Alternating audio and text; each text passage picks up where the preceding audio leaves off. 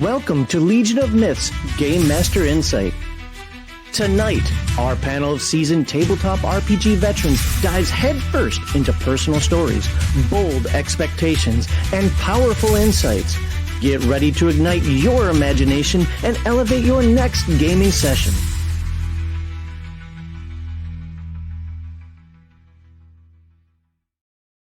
All right, welcome to Legion of Myths Game Master Insight. I am your host, John Max Liauschlo, and I am truly grateful you are with us for tonight's discussion.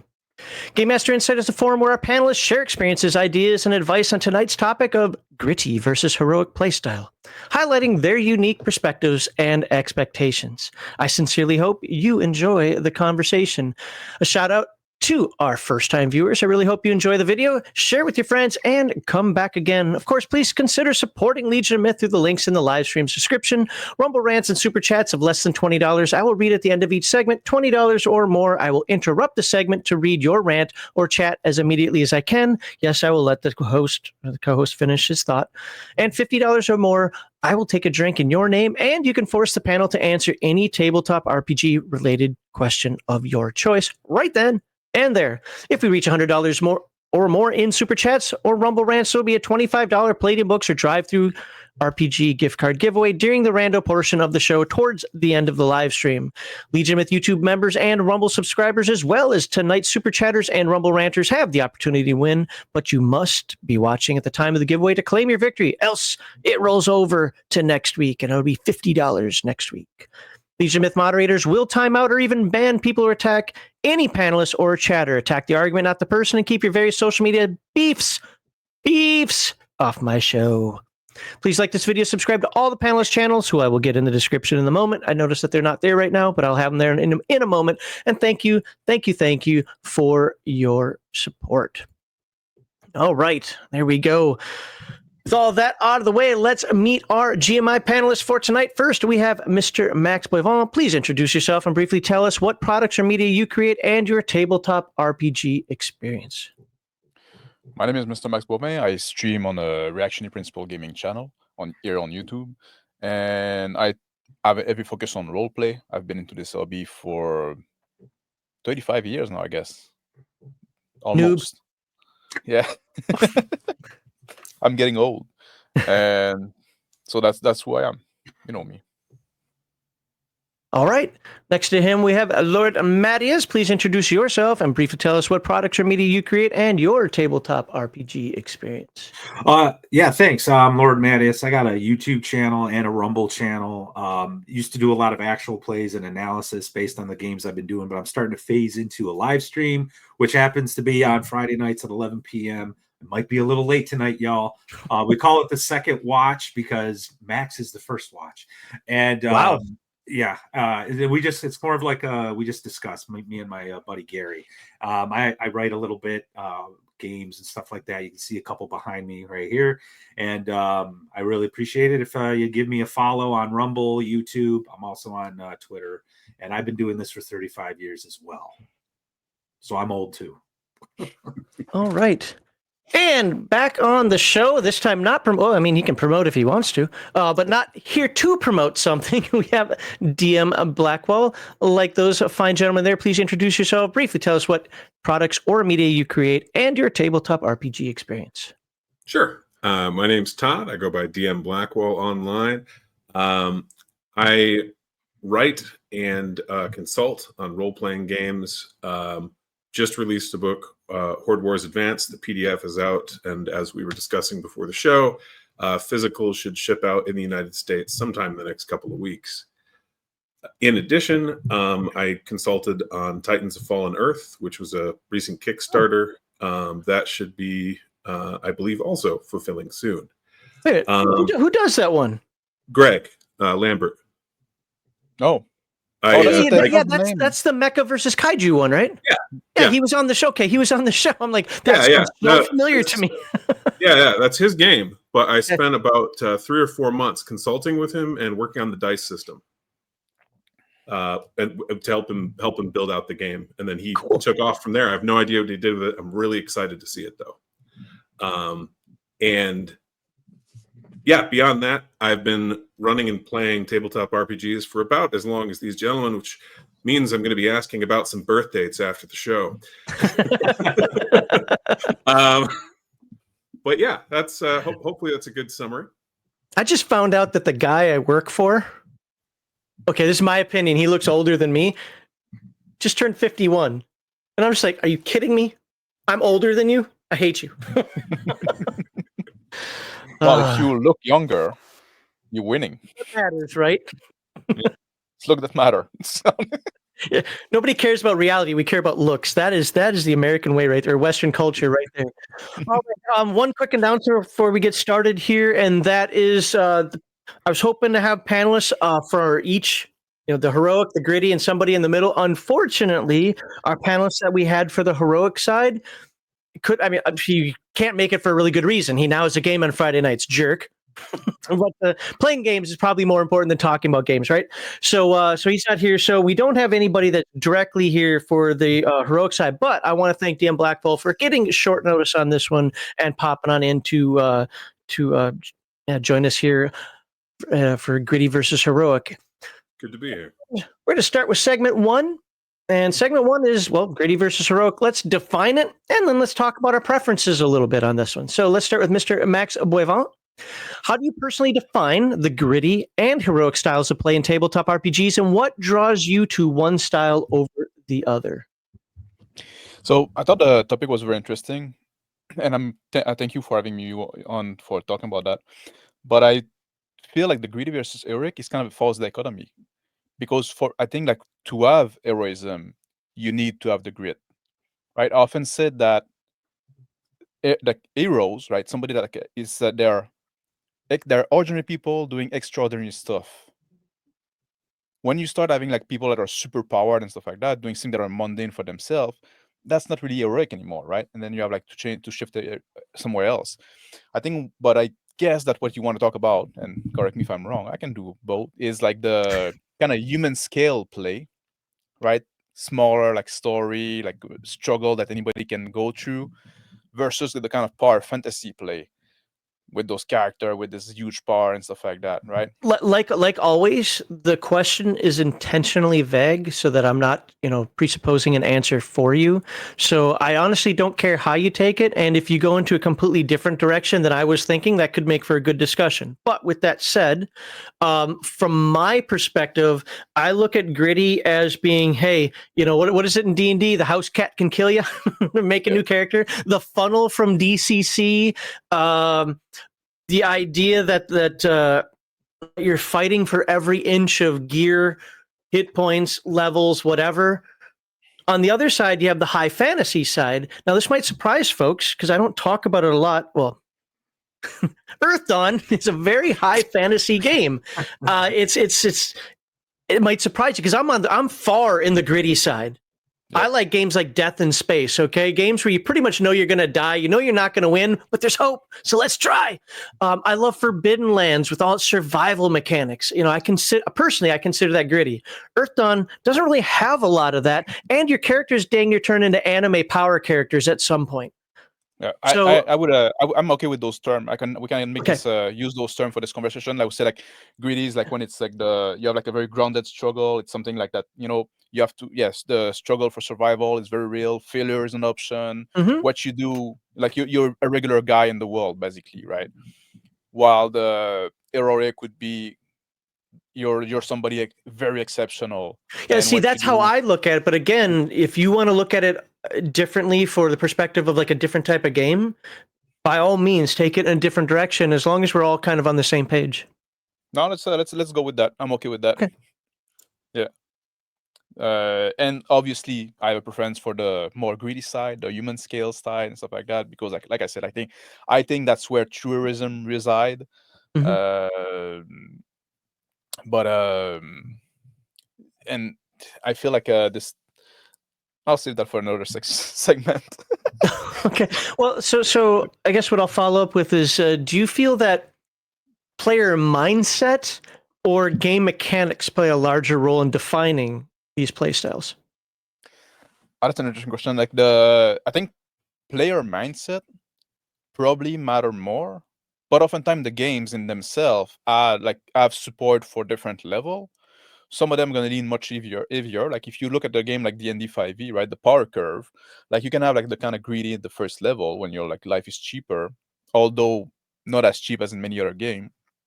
But then like the power level is very like the curve is very steep, right? So you go very up in power very fast. I like games where the power curve is shallower in a sense, or not as steep. When like yeah, you have some progression, but at the top of your game, you're gonna be like maybe significantly stronger, but not like 20 times stronger than the beginning, right? Sure. Yeah.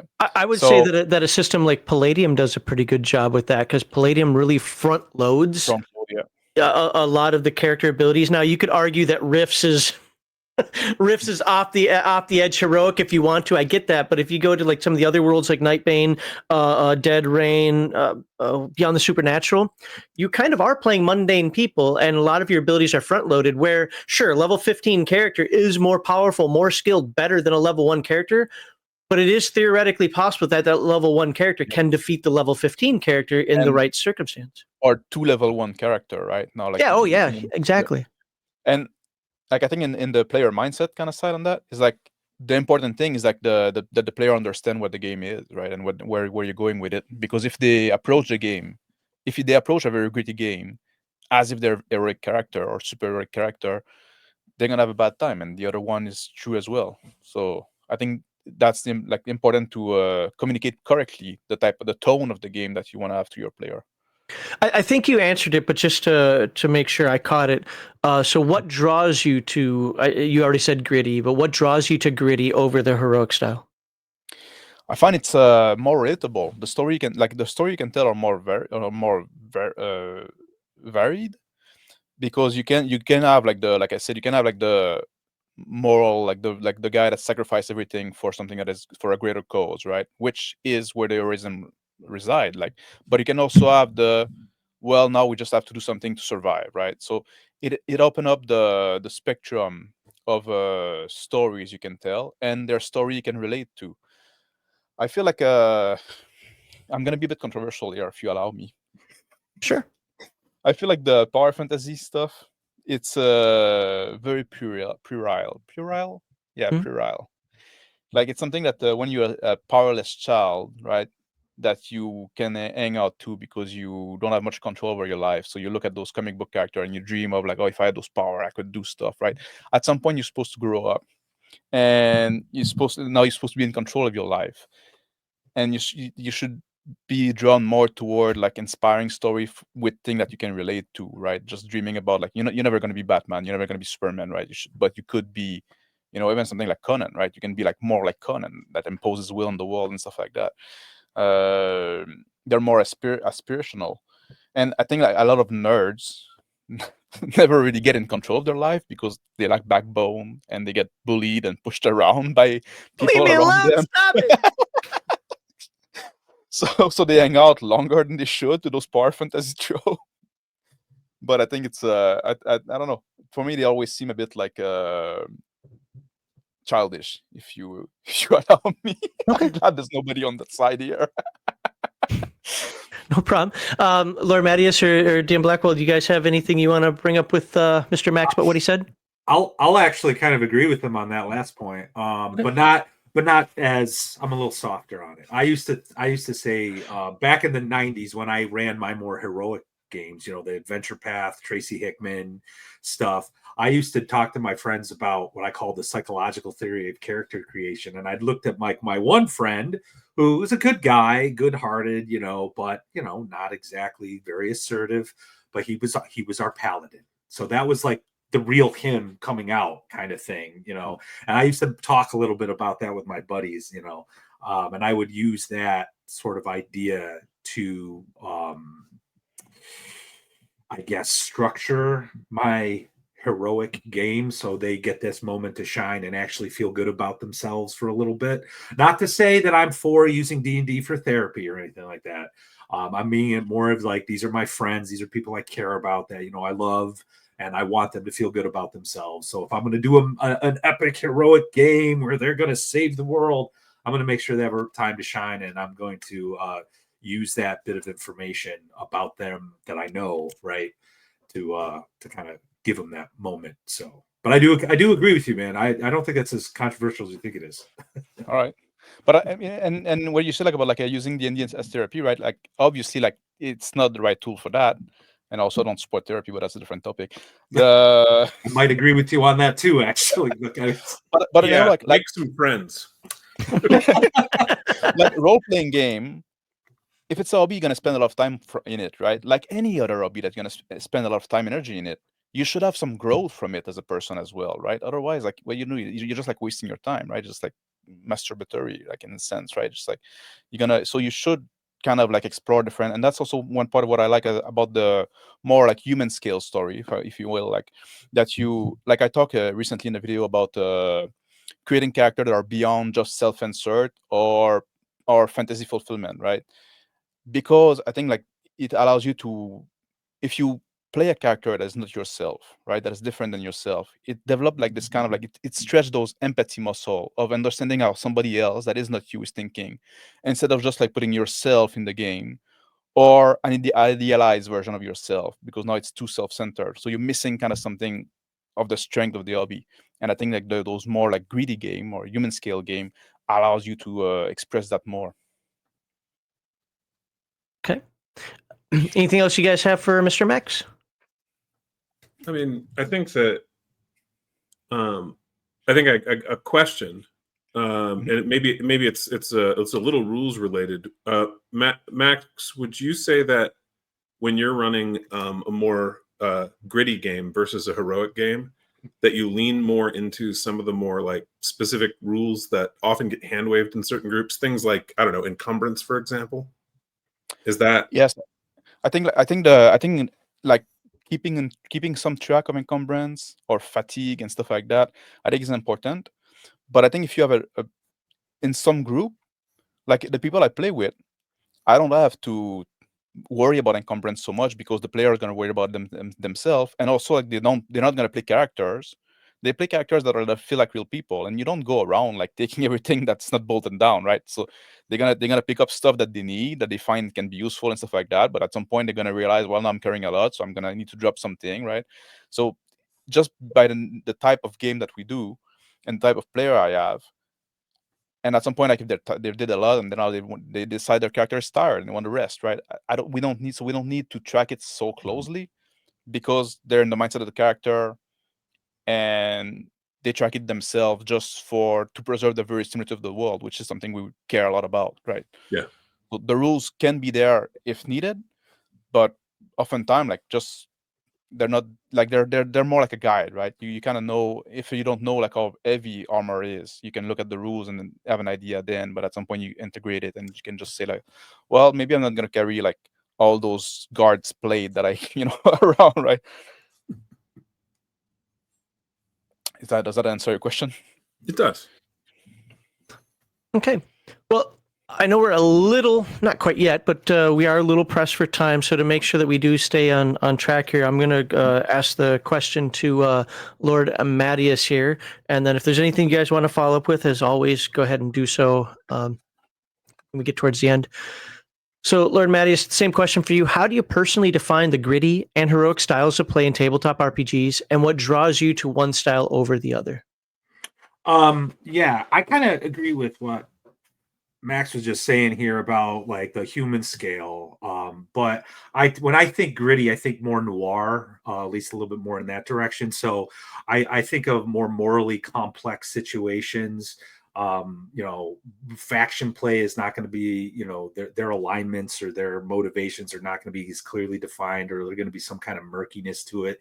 So players actually have a complex relationships to navigate, complex morality to kind of navigate. I'm not arguing for like a gray goo relativism thing, because you do need something heroic for them to strive for. I think a great example of how I look at it is the first season of True Detective. It really dark, like imperfect characters, but at the end, even the cynic was like, yeah, I think the light's winning. You know what I mean? And that's kind of how I look at gritty, and that's actually kind of what I prefer to play. but it doesn't necessarily have to be dark fantasy. I think sword and sorcery, just playing D&D rules as written, will give you grit, even if you're on your way to Mount Doom to throw the ring in the fire. You know what I mean? So you will get grit just by virtue of like what an OSR game will do, rules as written. But I do like the dark fantasy, the politics, like really getting into politics. Even my goodly religions have, their quote left hand of the church that takes care of the undesirables behind the scenes, because we're a fallen people, we're a fallen world, and I think that helps with the grit. Now I'm supposed to kind of really defend heroic kind of campaigns here, so I'm going to talk about Destiny a little bit. I think Destiny should be a theme. If you're going to play heroic, Destiny should be a theme that kind of is at the very least in the back of your mind as you're working on whatever it is that you're working on in the campaign. I think the players at this point, it's less about the campaign world and more about what the players are doing. They're front and center, and they have something to do, even if it means they die in this heroic way, this really awesome way. They were destined to do that, and it has some significance. This actually, in the 90s, I ran a 10-year campaign that was just this. As I mentioned before we got on, it was that Tracy Hickman Revolution style of game where they had agency, just not unlimited. And I kind of, I reacted to them, and I kept them kind of moving towards this goal. They were totally on board. They bought the ticket. They were on for the ride. They loved it. And when the de facto leader of the party, a cleric of Tyr, god of justice, was killed irrevocably, like it changed the tone of the game. Like they became like this like fulcrum, and it went from happy-go-lucky, we're heroes trying to save the world, to holy crap, this is serious, and it had impact because in a sense he was sort of destined. Now I didn't pick that. That's where the dice fell, but the way I kind of interpreted the dice, it was like, this is very important, and everything thereafter was like, it almost became kind of like, instead of like, what would Jesus do? It was, what would Thaddeus do? And everyone would ask that. What would Thaddeus do, man? What would Thaddeus do? So I think Destiny is like the number one thing, like, and putting your players front and center with respect to like that heroic game. And yes, probably should be world spanning. You're not going to have, a Daredevil style story. It's going to be more Avengers style. But I think that can be saved for the details of that can be saved for another segment. But that's kind of how I define heroic Destiny. And now I have to completely rewrite my game because I used Destiny in my game, and I didn't mean for it to be heroic. well, that's funny because like I'm messing around with Face Rip, just a little vanity project, and instead of calling it Karma, I'm calling it Destiny. So if get out of my brain. We'll talk later, plagiarizer. All right. All right. So my follow-up for you, I'm going to keep on this heroic trend for you. Unfortunately, you're going to have to be that guy today. What aspects are essential for creating a heroic play experience? Well, I think there has to be high stakes, number one. Like the players have to have characters that are connected to the world in some way, which might mean indulging the backstory a little bit, not 5 pages, but just talk to them. Like, who is this character that you're making? Like, how are they connected? And whatever those stakes are is going to have an effect on them. It's like that call to adventure, the call to be a hero and go on this journey. I get, the hero's journey, everyone talks about that. I think that's key. I think leaning into some of these, as Mr. Max would say, puerile gameplay is fine. Let players go nuclear from time to time and be like crazy awesome as they're like hurling mountains at dudes or whatever when they get the right level. But I think making it like an epic scale, but I do think you should build up to it. You shouldn't just come out of the gate. I mean, let them struggle, because then it does have like this sense of reward, like kind of what Mr. Max was saying about like what he likes about the realism. Like, I think and this is one of the reasons why I really don't like playing 5e anymore, especially with all the bloat. I really don't think there's any danger at all, even at first level. If you got a player who really knows how to work the system, So I think it does need to be dangerous, but let them just kind of give them the spotlight and let them go nuts. So do you think that just being, I'm saying that accusatory, and I don't mean to be. I'm asking to probe. That a world-spanning campaign or adventure, or in and of itself, something that maybe I would term as epic in and of itself, is heroic also. I think so, because when I think of gritty, I think of like a high body count in terms of like deaths, and because it's real. Like, yeah, you may be this paladin or whatever, this like righteous police detective, right? You could be Ned Stark, everyone liked that guy, but off with his head, and that's it. His story's over. But like Thaddeus, people remembered Ned. But anyway, the North remembered. But yeah, I think you want to start thinking in terms of epic. I don't think I don't think you need to come right out of the gate. Like with my 10-year game, it kind of evolved. I knew I wanted to go in that direction, but I didn't know what.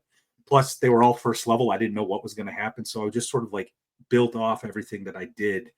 And eventually it turned into this, holy crap, they're going to release the Tarrasque and reshape the world. Holy crap, Elven bad guys from World War II. Yeah, this is serious, So I don't know if we're allowed to say that word on YouTube anymore. So. I don't play this. So I ask that people don't curse here as much as possible, but I'm not going to stop you from doing so. I don't, if the word is appropriate to the topic, use it. If YouTube wants to get angry with me, YouTube can get angry with me, but use the right word for the right job is the way I see it. So if you want to say Elven Nazis, I'm okay with it. All right, yeah. So Elven Nazis were going to take over Faerun, and they had this weapon, this ancient Elven weapon called the Tarrasque, that they were going to unleash, and the players had to stop it. We unfortunately never finished the campaign because we went to college, but it was fun. We had a lot of fun. Okay. Anything you guys want to address with Lord Matteus? Yes. Do you find like when you make the stakes so big, right? Do you find that you kind of lose player agency because now, like, if the threat is so humongous that you can't really like decide to ignore it, right? Which is... Oh yeah, no, that's fair, and that's why I'm. This is probably really going to be kind of controversial. I don't put player agency up on a pedestal like a lot of people do in the OSR and in some of these circles. I see it more as like a sliding scale. Like, what are you as a game master planning on doing with this campaign that you're putting together? Is it going to be an adventure path? Well, that reduces some of the player agency because there's this adventure path they have to go on, and you're going to be bumping them. So if they start to go off the track a little bit, you come up with an encounter to push them back on. I know a lot of people don't like that, but that's how the Hickman thing works. And so I think if that's what you're deciding to do, yeah, that's what's going to happen. But your players, and I know my in-person gaming crew, they look at hex crawls like, how is that fun? They like to be on the, I don't want to call it a railroad, but they like to be on the ride, and if there's a buy-in, I don't see any problem with it. I mean, but you are right, there is some limitation of agency, so it just comes with the territory, and I'm okay with it. Okay. DM Blackwell, anything for Lord Matteus? No, I think that was pretty straightforward. Other than at some point, if he's up for talking about that further, I'd be very interested to hear his thoughts on some game master style things relating to the player agency stuff. But that's kind of a different topic than we're mostly talking about today. I mean, if he can relate it to heroic and gritty, I'm cool with that to keep the conversation going. But other than that, we can move on to you, and then we'll have follow-up questions for other segments as well. So yeah. So I mean, basically, like, do you have you found in when you've run games, Lord Matteus, have you found that that you're unable to run heroic games with wide player agency, that you kind of need to have them on a path? So far, in my experience, I'm going to say yes. When I put together Lamentations of Elemental Evil, the campaign I'm running right now, I said to myself, this is what I want. I'm going to do sandbox. It's going to be rules as written. Lamentations of the Flame Princess is our, game engine. This is Temple of Elemental Evil is, the mega dungeon. I had a couple other things on the map, and I said, I'm going to let the players do whatever they want. The only thing that I restricted them on was like, this is the size of my map. If you go off the map, you'll be making a new character, and we can see what happens to Ragnar in another campaign. But this is essentially what I want to do. But like at no point did the players be like, initially anyway, oh man, the Temple of Elemental Evil, we got to go stop it because it's the right thing to do, man. No, they wanted to go grab gold to become the next level, and they got curious about some other stuff and this, that, and the other thing. And again, on that sliding scale, I was more on the player agency side, heavy on the player agency side. So I let them kind of pretty much do whatever they want. But eventually they were like, yeah, I think we're ready to go to the temple. You know what I mean? And even then they're doing what they want to do with the temple, and they're doing some wild things. They built an army, and they're like using a dungeon siege type way of tackling it, which is very different. I didn't expect that. You know what I mean? So, but going back to that campaign from the 90s, like that they were like, yeah, this is what we have to do. And at some point it clicked. Like everybody was bought in. Their characters had history. The characters knew what was at stake, and they just wanted to keep going. So I never really had any issues of someone being like, I don't want to do this anymore. You know what I mean? They were like, no, Faerun's in trouble, and it's up to us, especially after Thaddeus died. I mean, that became very personal for them. And, and then eventually some other characters died. So it became even more personal. So yeah, I think people put a little too much emphasis on player agency at times. Like, and that's why I don't put it on a pedestal. It's something to think about, obviously, but it's not the end all be all. Once you get going with a campaign. So. All right. Well, let's jump on over to DM Blackwall. We'll ask him the question, and then we'll handle our final follow-ups. Move on to the next segment. Sure. So, how do you personally define the gritty and heroic styles of play in tabletop RPGs, and what draws you to one style over the other? Sure. I think gritty life is cheap.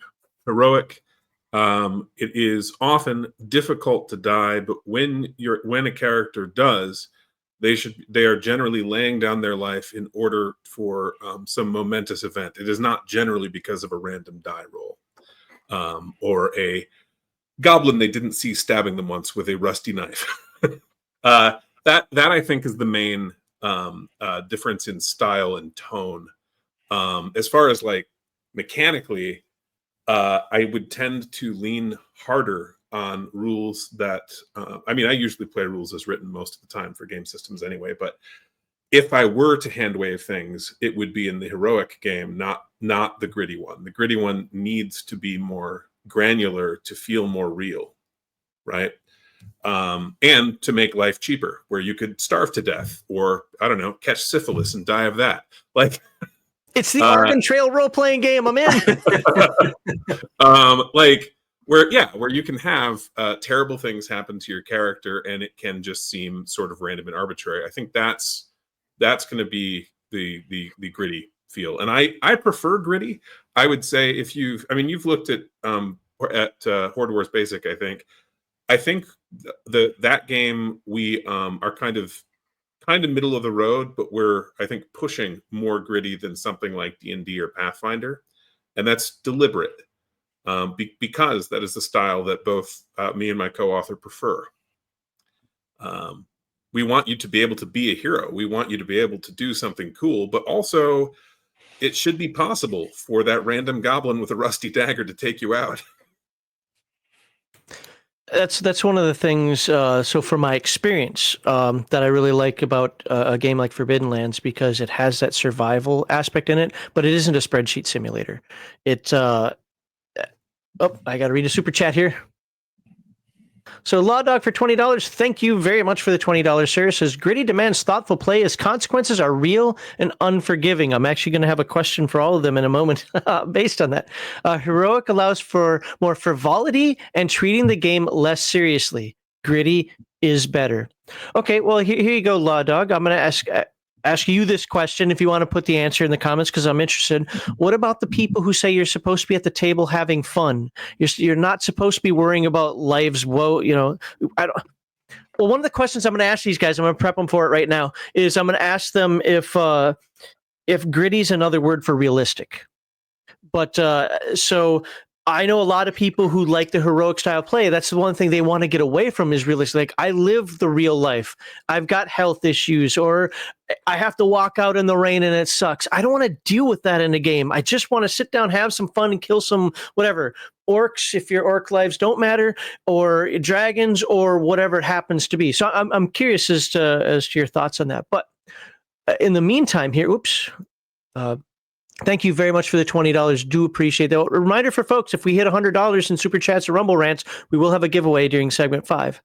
But for you, Mr. DM Blackwall, what elements, I'm going to ask you the opposite question that I asked Lord Matteus, so you're going to be on the gritty side. What elements are essential for you to establish a gritty atmosphere in a game? I think the game system needs to support it. I would have a very hard time without modifying the rules, running a gritty game in the newer versions of D&D, specifically the newest 2.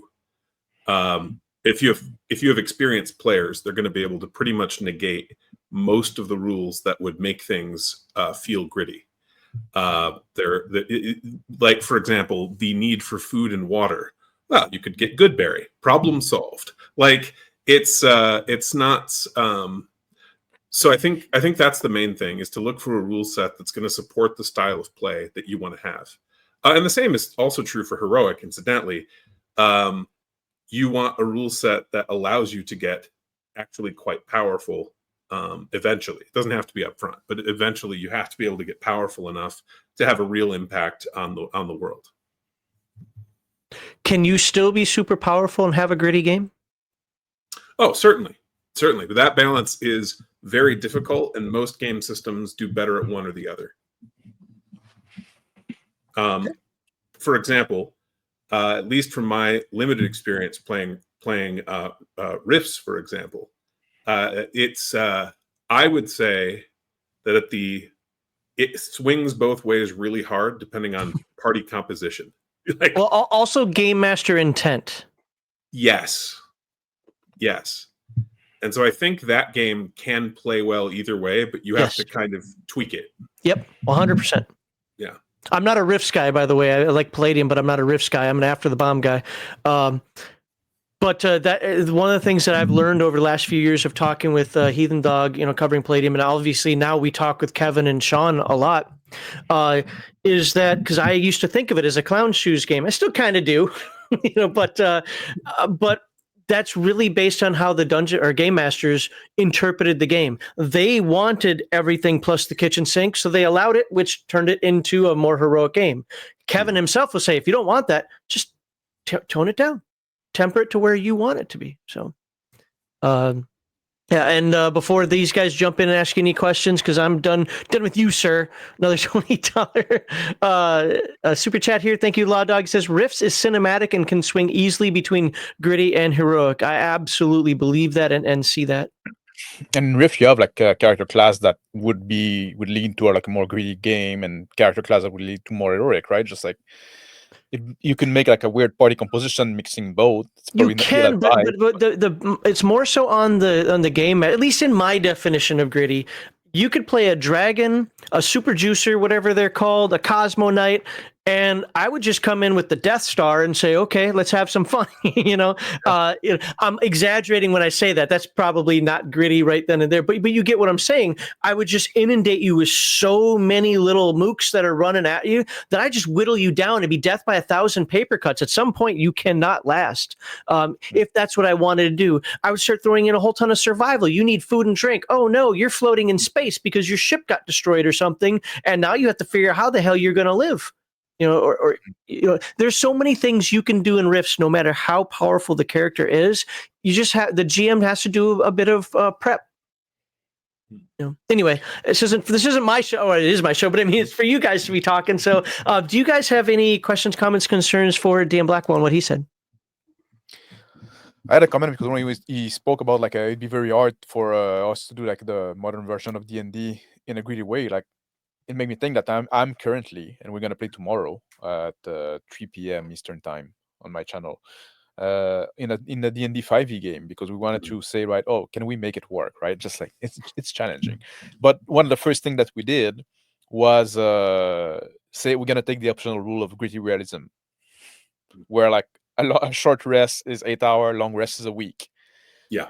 Because otherwise, like, yes, it's true, you're like very much overpowered from the get-go. And yeah, so like I think you're right that the rules do matter in that sense. And I kind of like brush it out when I was speaking. I kind of brushed it out because like we went so much straight away to that rule that I forgot that it's not the default. Be Well, curious. what about? Oh, go ahead. I was just going to say, Mr. Max, I'd be curious as to how that works out for your group, because I tried implementing it and it didn't really work well for us. Yeah. Some players like adapted, other players were just like, I can't do anything, and we're playing 5e. I should be able to do stuff, Yeah. So that's And when I was like, and that's when I came to the conclusion that like system matters. So I agree with Yeah. Blackwell on that. Yeah, I agree as well. But like that's also what I was saying earlier. Like it's important to set up the expectation of what the game is going to be about, right? Like I made a video about at some point, like I was trying to figure out how to get your players to take L's, right? Sometimes like don't expect to be able to defeat every encounter. Sometimes you have to run away, surrender, or bargain, or avoid the fight in some way, right? But a lot of players got with the mindset of like, oh, if the encounter is there, I can fight it. Right? Yeah. This kind of like a video game mentality almost, right? Just like, and no, that's not the world I want to present to you. So you have to judge it. Yeah, I agree. What? So there's I forget the name of it exactly, but it's something like Grim Dark for 5e or whatever. That book's a few years old, and isn't Shadow Dark basically 5e made gritty? I would say so. I mean, it's stripped down.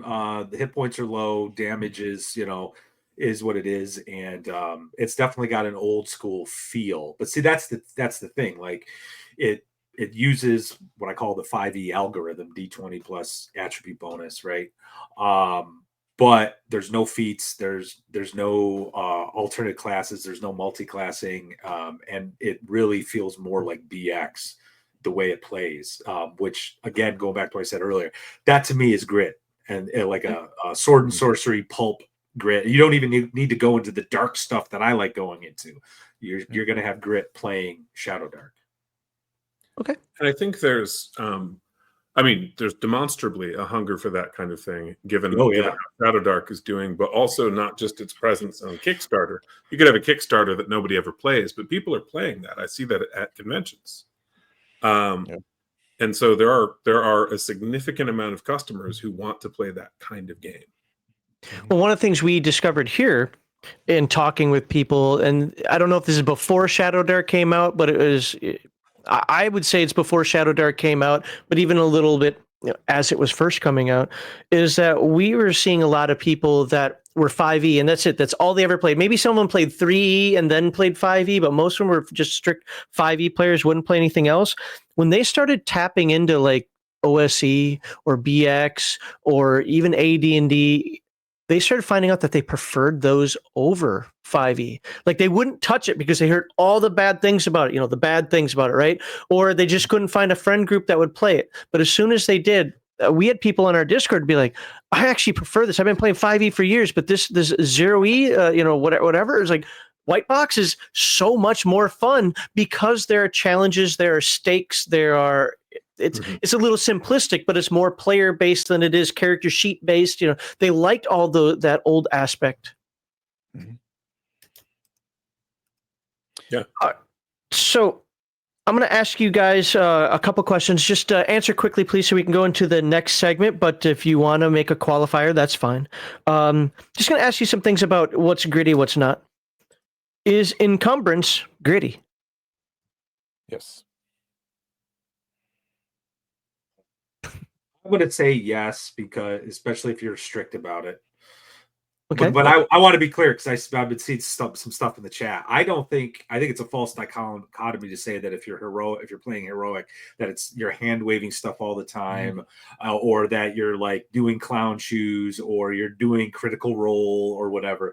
No, because like when my '90s game, while I may have not have been as strict with encumbrance, I used encumbrance. I rolled, on encounter tables. I measured out how far they were going on the map and how many days it would take. It was a different tone and different consideration. So I'm going to say, actually, you know what? I revised my answer. Neither. It's both at the same time. I'm a man of contradictions. Well, I believe you're middle road on the grit versus heroic, actually. Anyway, so like, yeah. But yes, I think encumbrance is probably something that you'll find more in gritty games than you will find it emphasized in heroic games.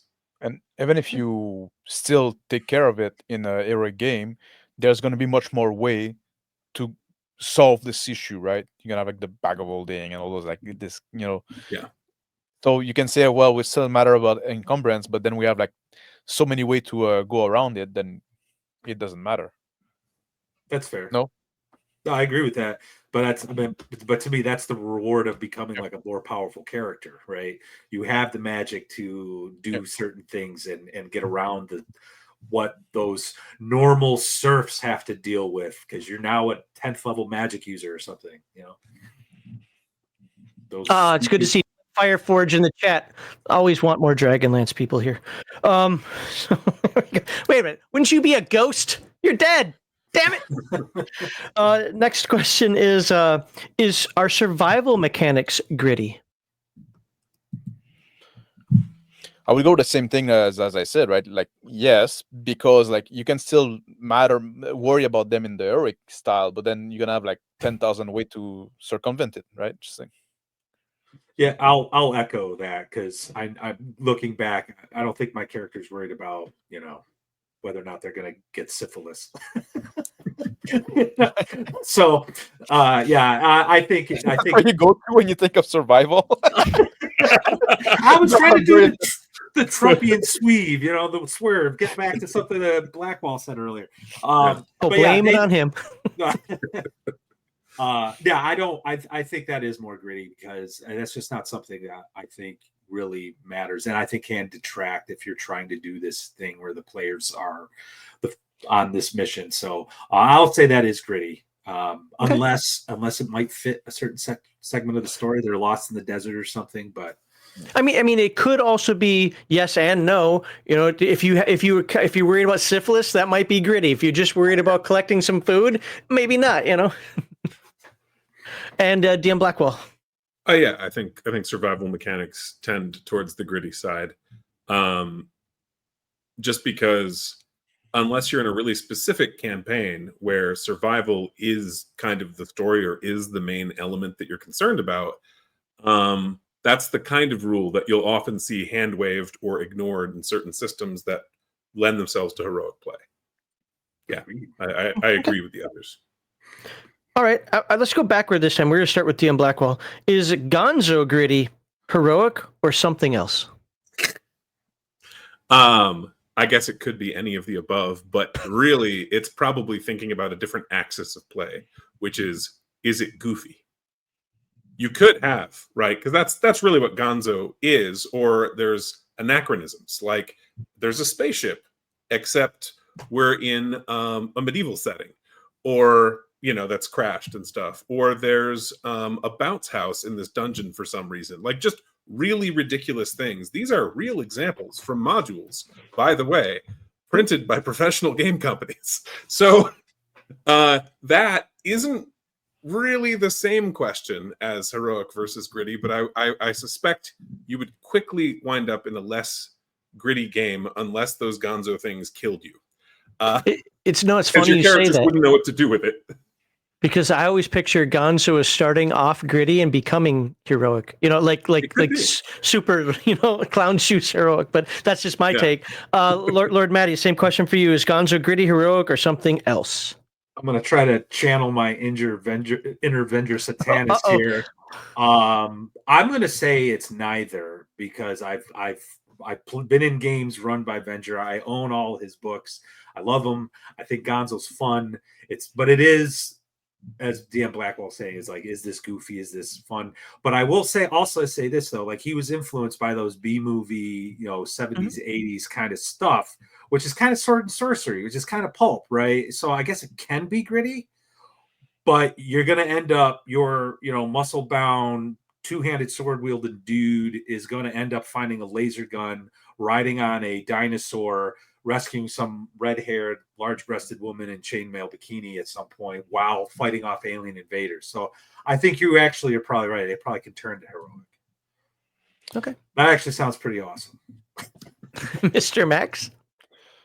I think those guys are pretty nails it, right? That it's kind of neither at all. I think like Okay. I would say that probably lean a bit more toward the greedy, at least like when you start a game, because like they're gonna add like all this goofy stuff in the game, right?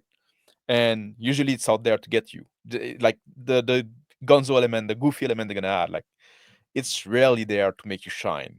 It's usually there to get you, right? So there's a bit of grit there that usually come in it, but it's not necessary. Okay. It's not Got necessarily two the more of case. these questions. The first one is gritty too reliant on dice, and is heroic not reliant enough on dice? I think that's going to be dependent on the system that you're using, but I would say if I'm running a gritty game, I am going to be a little bit more on the rules as written, let the dice fall where they may side of things. And I've been tap dancing around the issue of plot armor, but I think if you have a mechanic like luck points or karma points or something where you can spend to get yourself out of trouble, so your destiny, I think you're going to want something like that if you're or a system that does something like that. Which, interestingly enough, Shadow Dark does have options to include that, for example. But like then you got like the face rip games, right? Mm-hmm. Like Bears Heroic, the original Marvel, and some of these other clones that are out there. Karma, you spend karma to you turn a bad roll into a good one. So I think if you got mechanics that will allow you to get around it, you can avoid plot armor. So I'm going to answer your question by saying gritty is going to be a little bit more let the dice fall where they may. Let me address this one right now, real quickly. Beat Magnet. That's literally what we're doing in this first segment. This is all about defining it and talking about preferences. So, the intent of this. One of the things I do with the show, and some people know this, and sometimes it's more blatant than others, is the first segment is almost always defining terms or finding out where each of the individuals on the panel stand, if it's like a us versus them kind of thing. So I've already written down notes about this. I'll probably talk about it in my final comments, but I already know, like, I'm reading the chat. None of y'all agree. It's okay. We're doing this for the purposes of discussion. You don't, not necessarily do you not agree with us. You also don't agree with what you guys are saying in the chat as well. It's okay. That's why we're having this discussion. So, I'm glad you guys are discussing it, talking about what you think is gritty, what you think is heroic, and so forth. This is why we're here. So it's a good discussion you guys are having. Just want everybody out there to understand that if you don't agree with our definitions, that's fine. But that's why each panelist is on here kind of doing their own definition so that we can move forward with segments 2, 3, and 4 and know what everybody's talking about. Hope that makes sense for folks. And no, I don't think you were complaining, by the way, or anything. I just wanted to put that out there because if you feel that way, then other people probably feel that way. Let's just move to DM Blackwall. Is gritty too reliant on dice, and is heroic not reliant enough on dice? Well, I'll put it this way. You should always roll in front of your players. One, it'll drive engagement. They will sit up and watch your dice rolls. Two, it'll help keep you honest. Lying is a bad thing. And by being forced to acknowledge what the dice have said, you're going to have a much more fun game. That being said, in a heroic game, you might have some kind of plot armor mechanic. In fact, we're working on a superhero RPG, date unknown at this point because it's going to be pretty expensive to produce because of the art costs. But that actually includes an ability called plot armor.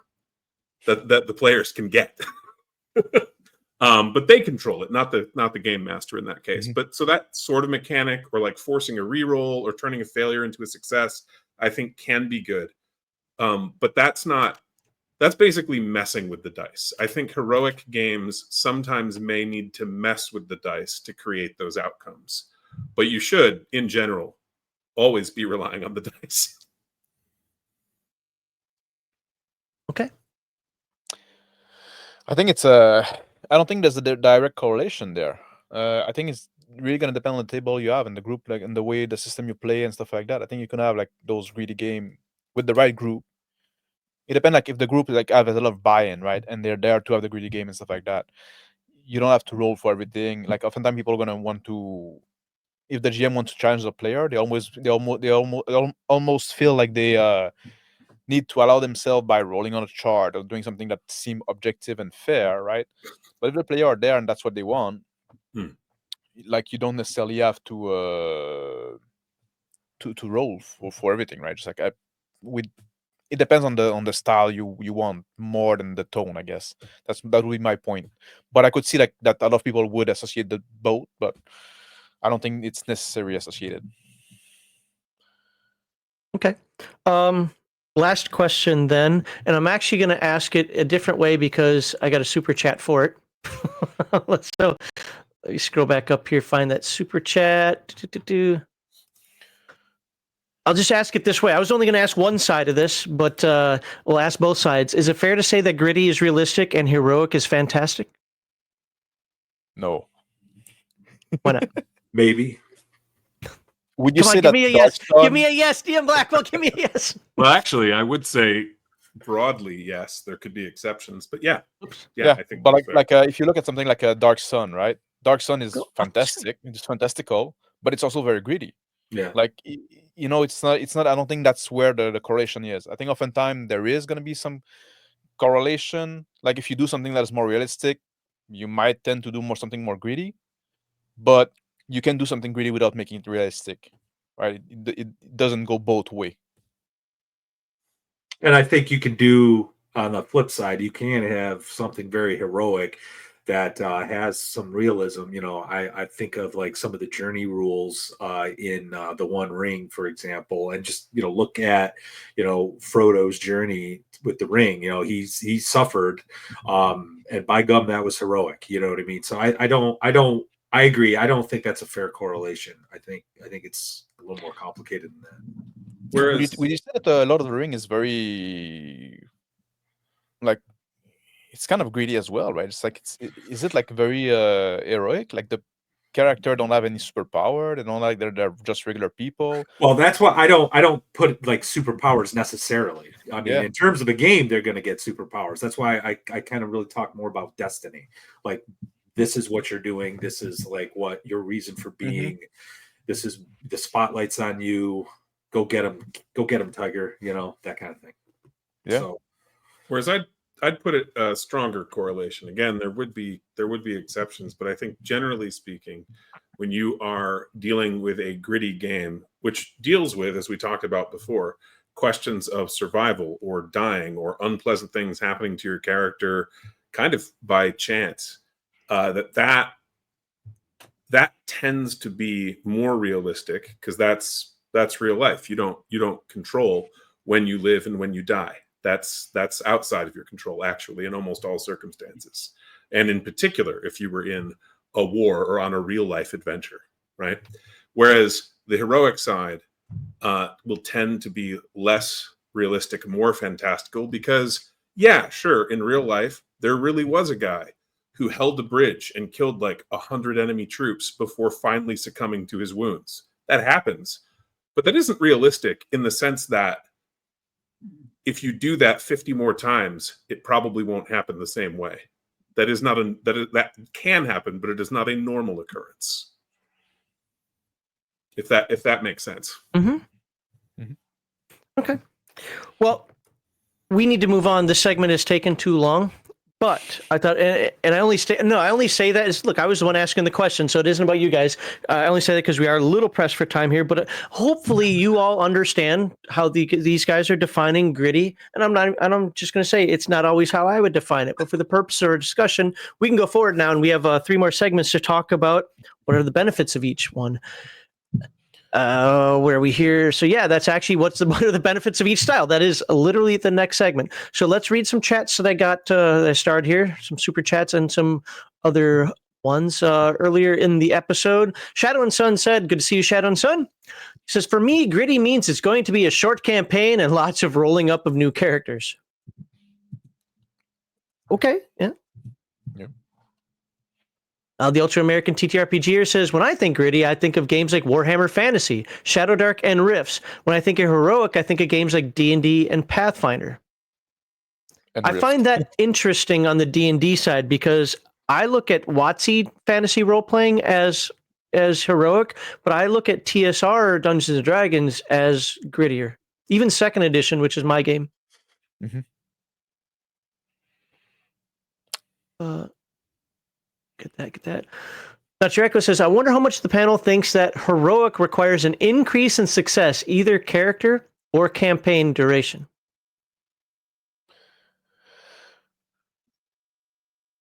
Oh, Go ahead. I think like I guess we're gonna talk about that in later segment, but I think like I'm not completely opposed to a heroic game if it comes at the end of a long campaign, right? You can earn your way to the heroic kind of a play, but I just don't like starting there. So that's about like the requirement for a longer campaign duration. As of success, I don't know. I think it's kind of assumed that people are gonna succeed more, right? Because a lot of the odds are. Would you facing are consider that like almost like, hey, we're here to, I don't want to use this word. I've got to do it. We're here to tell a story. That doesn't mean you can't die or whatever. And we're not saying it's just the GM writing a novel, but we're here to tell the story of you throwing the ring in the mountain. I think that's often gonna lead, like people that's often gonna lead to that, right? Because if you want to tell a story, like nobody's gonna go, or very few people I guess are gonna go like, oh, I'm here to tell a story of those guys that are just like nobodies and gonna die at any moment, right? Because then if they can die at any moment, they're gonna tell a story. So people that are like kind of storyteller, they probably gonna lean more toward the heroic kind of play, I would say.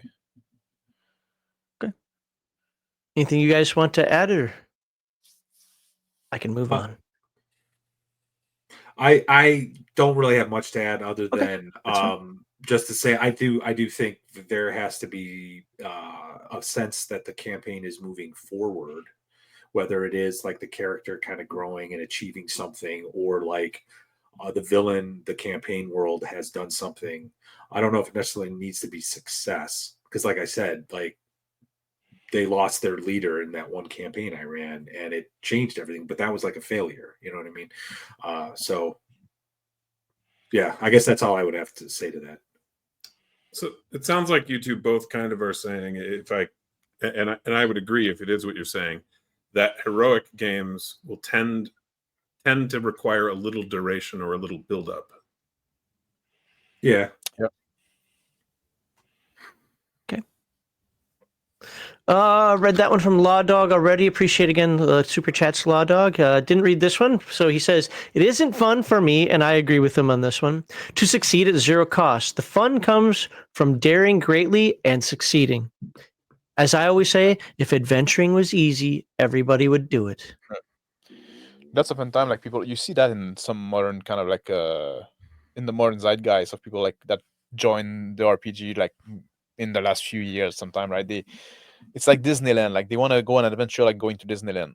That's the level of adventure they have, right? It's safe and they know they're not gonna die, and like, and it's like, well, you're missing the point. Yeah. Like people call I them agree. tourists. I think it's the right term for that reason. We Yeah. really need the fanatical heroic gamer on here because we all agree too much on this. Maybe it's because we're right, Max. Maybe there is no other view. You might just summon that other guy if you keep saying that. But I'll go with that because I like being told I'm right. Beat Magnet says, I've yet to hear why you cannot have both a heroic and gritty game. Why must it be one or the other and not a combination of both to some degree? I don't think now I want you guys, because you're the panelists and I'm the one that gave you the questions ahead of time. Did I write these questions in a manner that seemed like an us versus them, like a gritty versus heroic? Well, that's the title of the stream, gritty versus Well, heroic. Yeah. I mean, okay, no, I get that, but you get what I'm saying here. Well, yeah, but gritty versus heroic doesn't mean that you can only have one or the other. I mean, is there an implication here that you can only have one style? I assume No. that the Beat Magnet Okay. probably like. Sorry, Matteus, go ahead. No, I was just gonna say. I mean, like, I think psychologically, when especially just YouTube streamers and stuff, there's always this sort of like, Sure. us versus them kind of mentality. So I think that could be read like that. But no, I don't think your questions were like that at all. It's actually why I'm kind of like in the middle, because I'm like, yeah, I am actually working on and been thinking about heroic games, and I have to thank Bear the Gen X GM for that, because I've been reading heroic and I really like the face rip system, right? But the way to answer this particular question from Beat Magnet, for me, the way I just defined it, gritty and heroic, they are mutually exclusive. Because if you're in my gritty game, you don't have a destiny. But if you're in my heroic game, you do. So And we're going to be using game systems that are going to, help you meet your destiny with like karma points and advantage points and stuff like that. Whereas in my gritty game, it's going to be death is 0, have a stable of characters ready, save versus syphilis or whatever. Yeah. And I think like Beat Magnet might have missed the beginning of the stream, because like I literally started talking about like, oh, it's a false dichotomy, right? And like you can have like that, you to have real heroism, you need to have the grit. Otherwise, it's just like power fantasy and stuff like that, right? Just like, so there's that. Yeah, I think that's true. And as I mentioned also towards the beginning, there are games that will blend these kind of styles together to varying degrees. Rifts was one that we talked about. But most games will tend to lean one way or the other mechanically. Mm-hmm. Yep, I agree. All right, and then the last chat before we go into the next segment. Lawdog for $10. Thanks again for the $10, Lawdog. Yes, encumbrance is gritty. Anything that solidly grounds the character in the world is gritty. Encumbrance, not shrugging off a 100-foot fall, not surviving a point-blank pistol shot to the dome, etc. Yeah. I agree. Okay. Well, that was a long but well done first segment. I think it was important. We could have made it shorter, but then I was reading the chat, and I really felt that some of these things had to come out so we could get their perspectives a little deeper on some of the more nuanced topics. Just to put it out there for you guys. And no, just to be very clear, I don't think you can only have one or the other. I think that that there's a spectrum, but I don't even think it's on a line. I think it's on a triangle. Because I think, like, whether you call it gonzo or high fantasy, I was seeing the debate in chat between high fantasy and low fantasy. All of that kind of comes to, there's like a pyramid in there, right? There's no just one moral compass on there. It's almost like, the alignment chart used to have one moral compass. Well, then they made a 2-axis compass. I kind of think that that gritty versus gritty versus heroic, plus low fantasy, high fantasy, gonzo, pulp, whatever, kind of fits all in there amorphously. But all right, and I'm glad you just super chatted, Squirrel Hermit, because I wanted to do this as well. So super chat from Squirrel Hermit says, becoming hardened and polished by the grit, genuine heroes shine.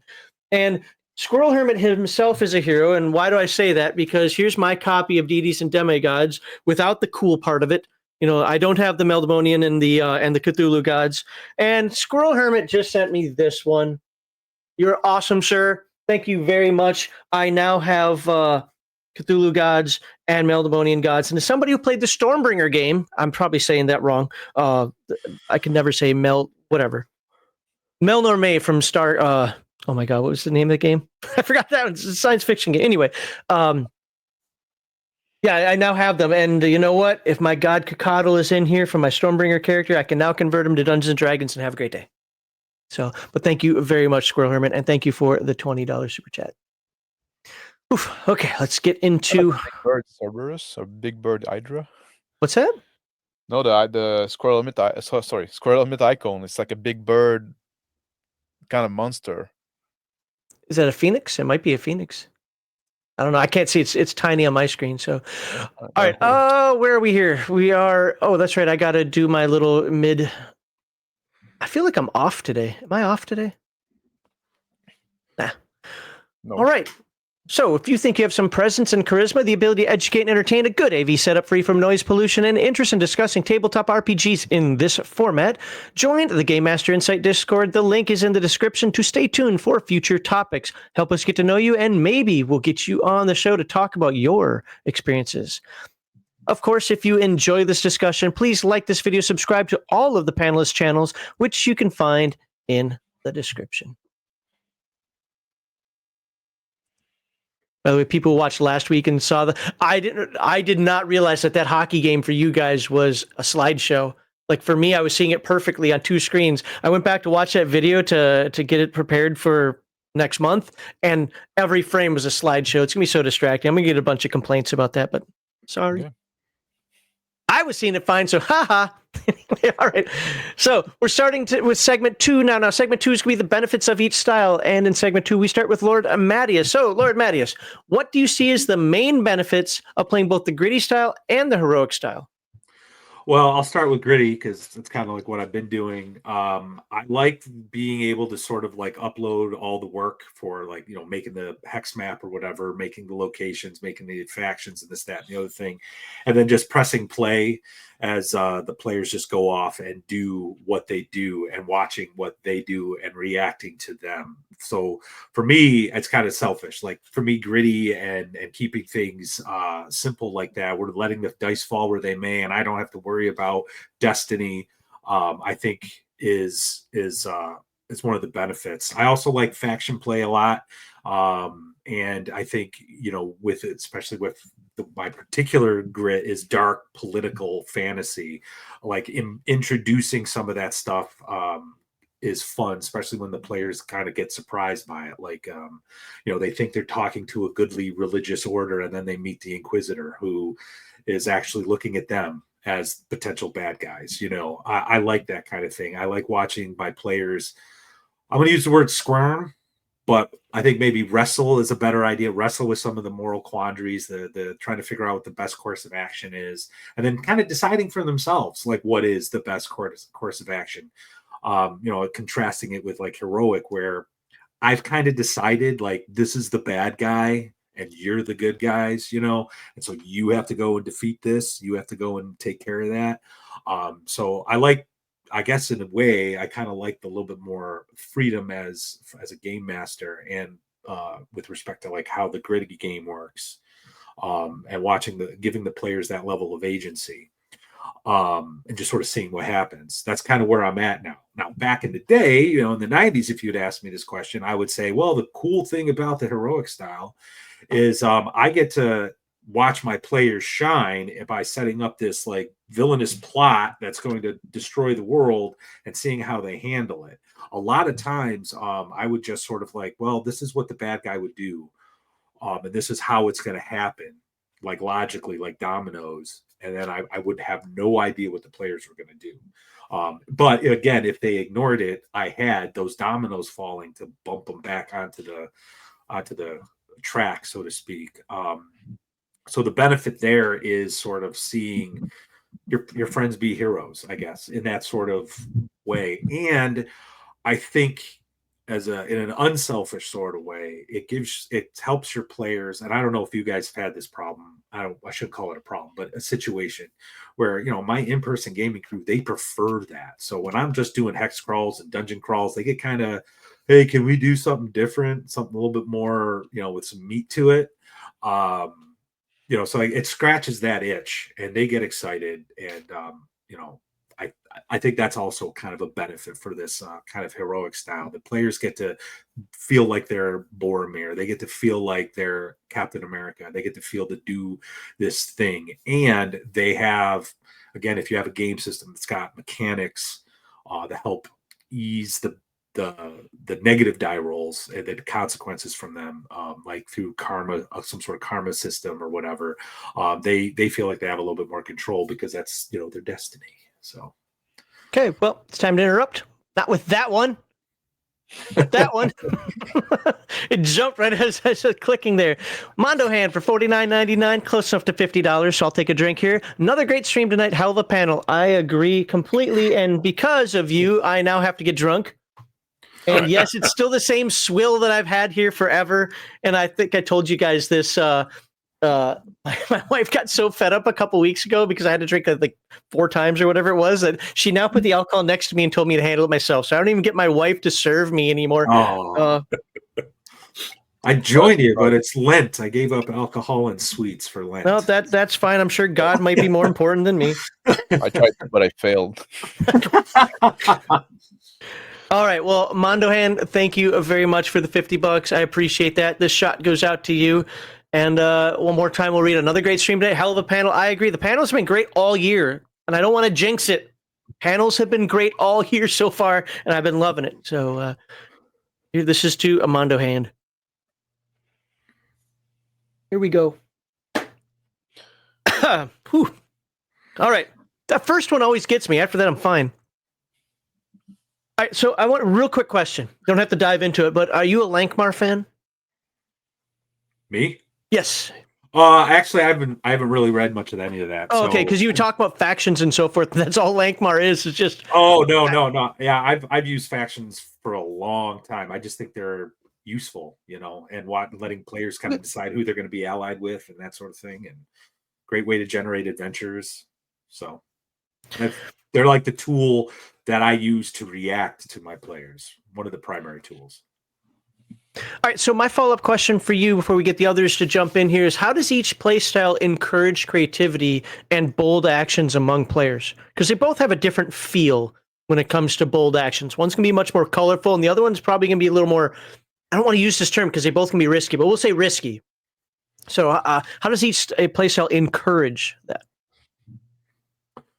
Well, I can tell you from the gritty side of things, my Lamentations crew got really creative with dealing with overland travel and how to deal with wounded characters because it was low level. Lamentations does not have a lot of healing magic or anything like that, and it's pretty unforgiving once you start getting wounded.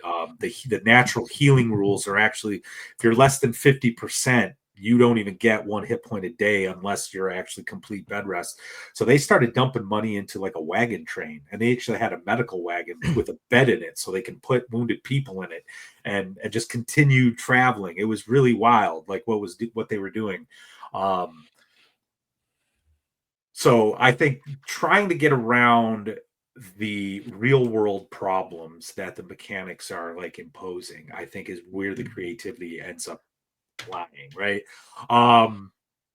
Heroic games, I find that to be less about the mechanics and more about their own contribution to the story and how they're sort of perceiving themselves on their destiny to do whatever it is that they're doing. No real clear example comes to mind other than how the players handled like that initial major death in the campaign. Like they used to squabble a lot like children, and the Thaddeus character was sort of like the father figure. Like he died, and all of a sudden they like worked together for the first time I had seen in like months, and then they defeated the vampire lord that killed him.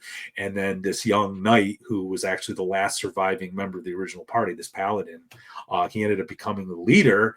And he would always tell me, like, after every session, he's like, I purposely did that because Darius doesn't have any faith in himself because he doesn't have Thaddeus to rely on, and so he was constantly thinking more in terms of characterization and less about the rules. So that's where I see, like, again, like the heroic seems to be more like story focused, and so I think that's where a lot of the creativity ends up coming from the players, if that makes sense. It does. Sorry, working on a chat here. Okay, you guys have any questions, comments, and concerns for Lord Matteus? No, I think it was a very good answer, but if I go into that, then I would have nothing to say afterward. When it comes my turn. Okay. I mean, it's okay that you guys don't. I just want to make sure you guys get time to discuss your top, so it's not just lecture mode here. But I can absolutely move on to a DM Blackwall here. DM Blackwall, what do you see as the main benefit of playing both the gritty style and the heroic style game? Well, weirdly, like Mr. Max mentioned near the beginning, I think the gritty style will result in more acts of heroism because the players will be risking their character more often. And to be heroic in real life or in a game, there has to be some risk, often to your life or at least your safety or health. And so, whereas the heroic style actually tends to, well, it may make more dramatic moments of heroism, tends to actually have less heroic moments, oddly, and as defined by actually risking your character to accomplish the goal or to potentially save an ally or whatever it might be. So I think the gritty one tends to also drive player engagement in the game world rather than being quite as focused around their particular character, which you're going to find with the heroic play. They're going to be a lot more engaged with that character rather than the world at large, I think. Do you think that the heroic style game needs more color, so to speak, more flash, more? Yeah. Okay, and where the grittier game is like the survival itself is pretty darn heroic. Yeah. Okay. Pretty much. Okay. Then I can't ask you that question. Hold on, let me find a different one here to ask you. Ooh, here's a good one because you're a game designer. Mm-hmm. How important is the balance of risk and reward in each of the play styles for you? Okay, so for gritty, by nature, you're risking to get any reward at all, because just the act of, say, in a medieval fantasy, going out, in a gritty medieval fantasy, just the act of going out into the wild could get you killed. Much less clearing out a dungeon or fighting a dark lord or whatever it is you might be doing. Just the fact that you're actually out there risks your character's life.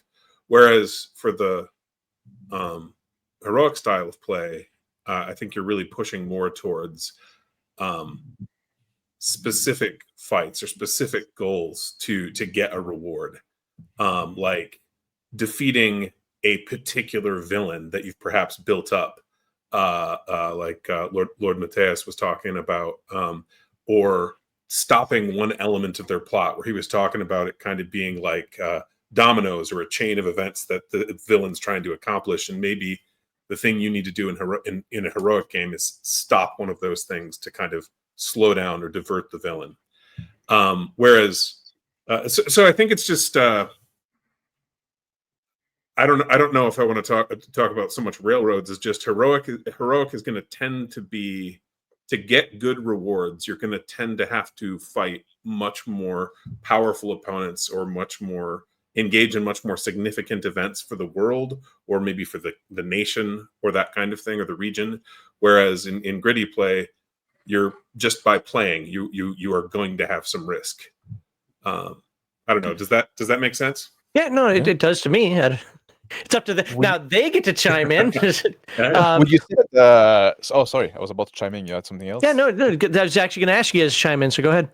Would you say that the greedy? I like what you said there last. Do you think that the greedy is more like moment to moment, while heroic is like more like big set piece, right? I guess that would be like the way I would put it. Yeah, I agree with you on that. So. Oh, that's it. I agree. I agree with that too. I mean, that's kind of like, the player, the stuff in between, like one big, chunk of whatever it is that they're trying to accomplish is almost. I can see why people have like a hankering to, or have an impulse to hand wave some of that stuff, because it's sort of like the boring travel piece or whatever. And certainly when I first started playing this game, there was a lot of hand waving right back in 1988, 89 when I started playing. So yeah, it is what matters is the domino. So I like how you put that, Blackwall, actually, like just going outside. And that actually happened in my Lamentations game. They got one hex away from Hamlet, and one of the characters got mauled by a black bear, so they went back. So they could have just gone there, but they decided to go all the way back. Yeah. Okay, fair. You know what? Fair enough. All right. I guess we'll move on to Mr. Max then. Mr. Max, what do you see as the main benefits of playing both the gritty style and the heroic style game? Like for the gritty style, what I like about it, like I mentioned a bit at the beginning, right? It's like how you can explore like a greater variety of like scenario, because it's not only about like saving the world and stuff like that. It's not always about like you don't only have to do also like the morality play, which I'm gonna talk a bit more later about. But you can do like well, now we just need to find some food. Now we just need to find some gas to get off this planet right now. Like, you can have like those very lower stake. And one thing what I like a lot about this hobby, it's like the immersion, right? I want to have those game. I want to have this world that feels real, and I want to have those character that feels real. Like for me, like preserving verisimilitude, like I want to be there and feel like I was there, right? And I think it's easier to achieve in the more gritty sense. So like it allows for greater immersion to me. Maybe it's because I'm of my own limitation, but I think it's a bit easier to reach there. So like more agency, greater variety, like the stakes feel more real as well, right? It's like you know your life is on the line every time you do something, so there's more tension, all this thing, right?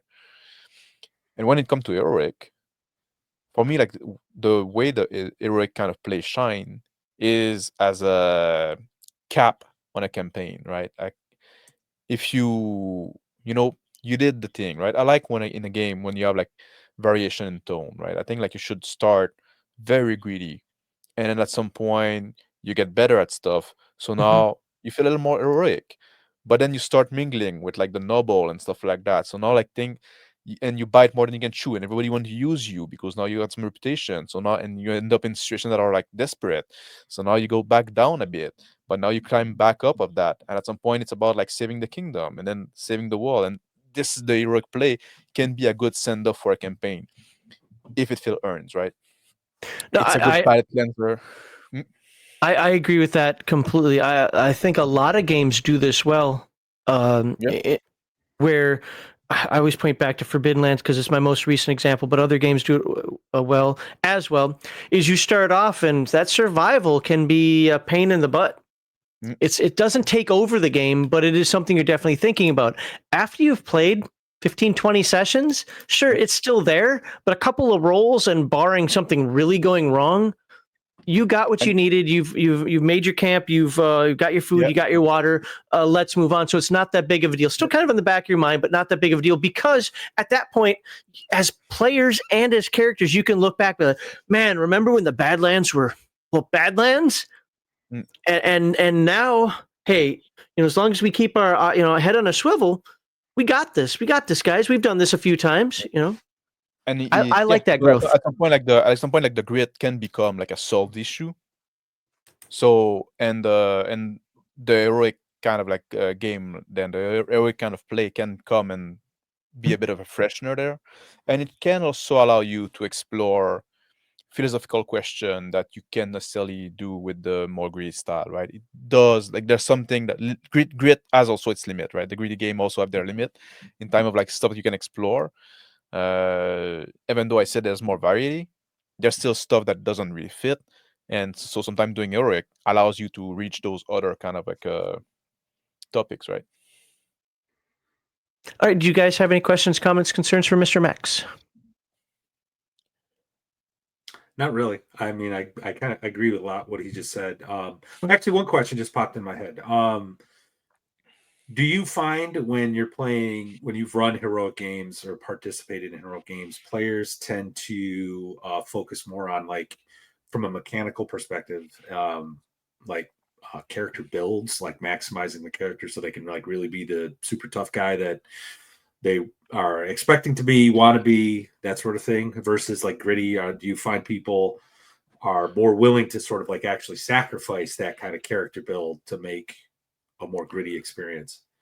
I'm asking because you're the 4D guy, so yeah, and to be honest, like I don't play with like people that do character build really, like, because like they're all about like making character realistic. And if we do reach a more like heroic level, usually it's gonna come from a more greedy, like, you know, we build up there, sure. right? We rarely, we did sometime, but we rarely start at a more heroic level. But even if we do, like, oftentimes we just like, it's more like about like, well, that's the guy I want to play, right? I'm interested in playing this guy and exploring how that would work in that situation, right? So I think that's more linked to it. I think it's a good question to ask, but personally for my group, it's just not the type of player that I have.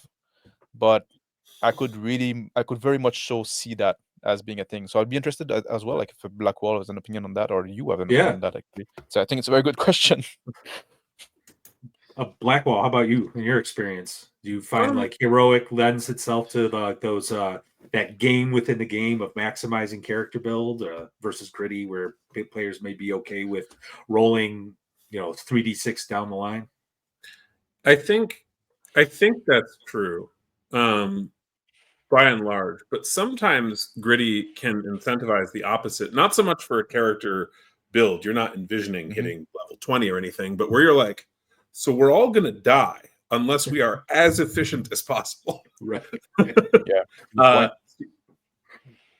I think so that's you could have that level of, I want to be as good as I can possibly be at level 1. right.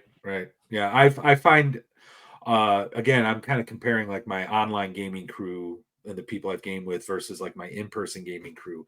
They are my in-person, they're very much character build, epic story. That's what they want. They want to be the superhero guy. I saw escapism pop up in the chat a lot, and I guess that's another benefit, right, of heroic. Yes. But a lot of the OSR players I game with online, they're kind of like what you just described. Like, well, what can we do? I have a 6 dexterity. How am I gonna?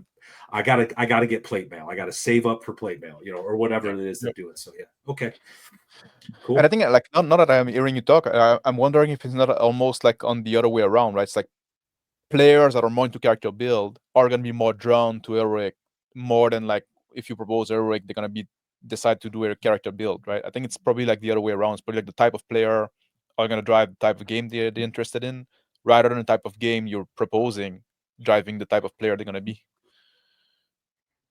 No? I can only speak from experience, but I think you got a point there. That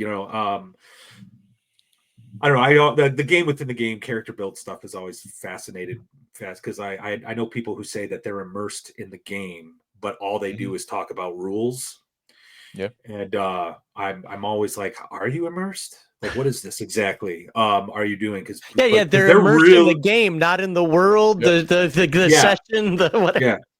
But like it has been in my experience though, like because they're the hero, that they have this destiny, they are going to try to maximize, min-max, do all this stuff so they can actually emulate the hero that they're supposed to be. But every time you say the word destiny, I keep wanting to rip it out of my game now. I'm sorry. Yeah, I think I don't know how much you guys run, but because of doing the game design stuff and going to conventions and this kind of thing, and also running a Gilded server where there's some gameplay, I think I run probably an average of about 200 to 250 games a year right now. And probably with something like 100, 150 unique individuals. I have a group of about 15 or 20 people I usually play with in person, like at home, but sometimes I have people drive up from other parts of the country to play, or we'll be going to play with them, me and my co-author. We've got 2 or 3 of those events coming up in the next few months, as well as some conventions, a couple public conventions and a couple private ones. But from what I've seen there, people just starting to play a game, perfectly happy to have a character who just functions.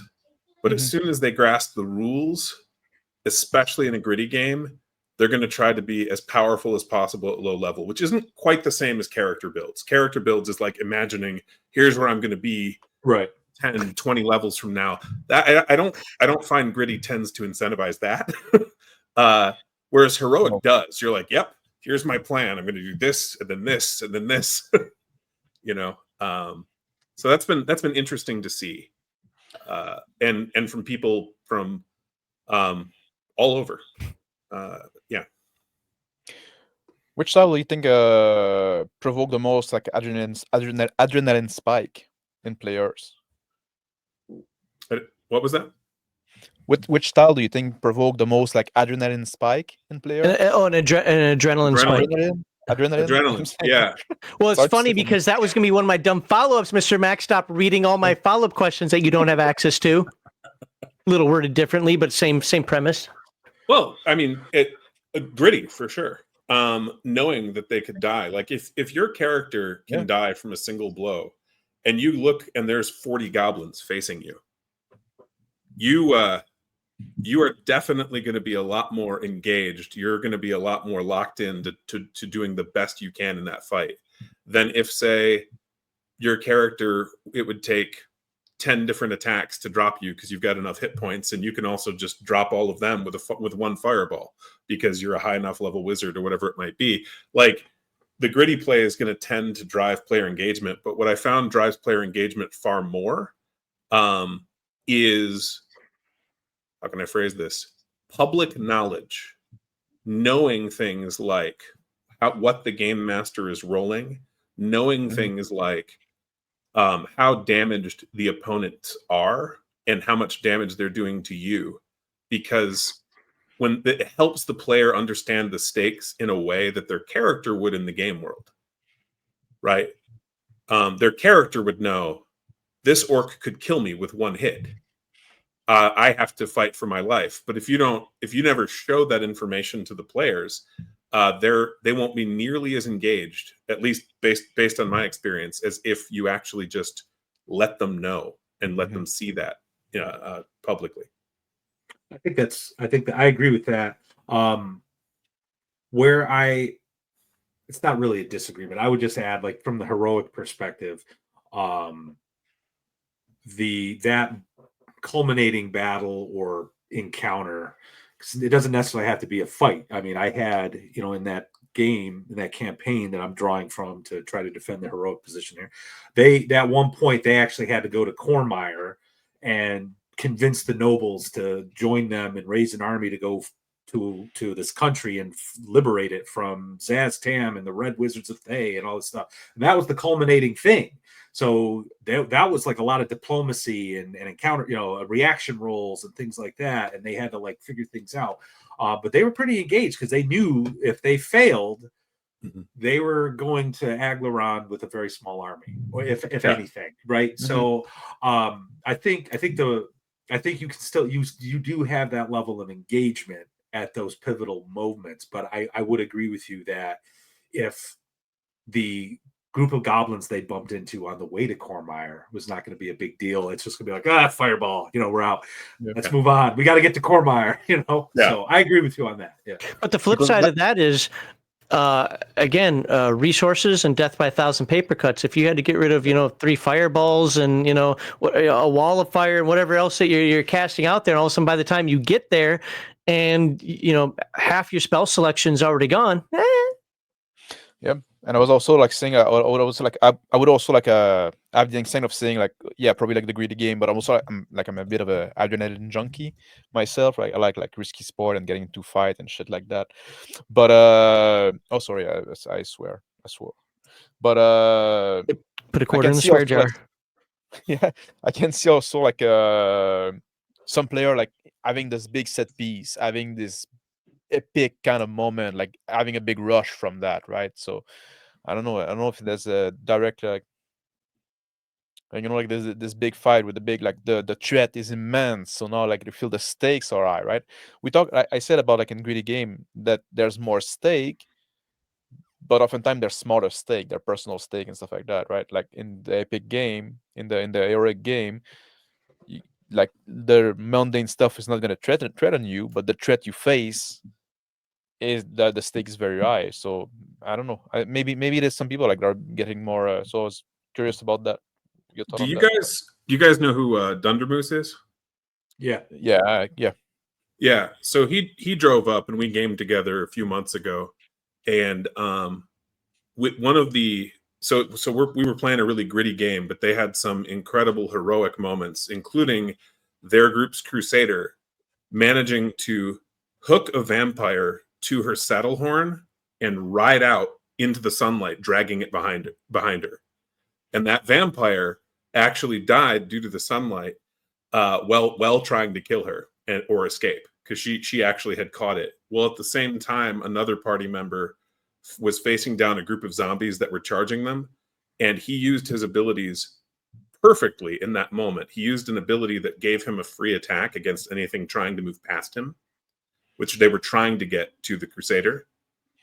And he killed something like 15 zombies in 5 seconds. Oh, wow. Like, this was really badass. And he was at, like, I don't know, 8 hit points or something. Like, so you can have really badass moments for characters that are really at risk. Any one of those zombies could have killed him, but it's not how it went.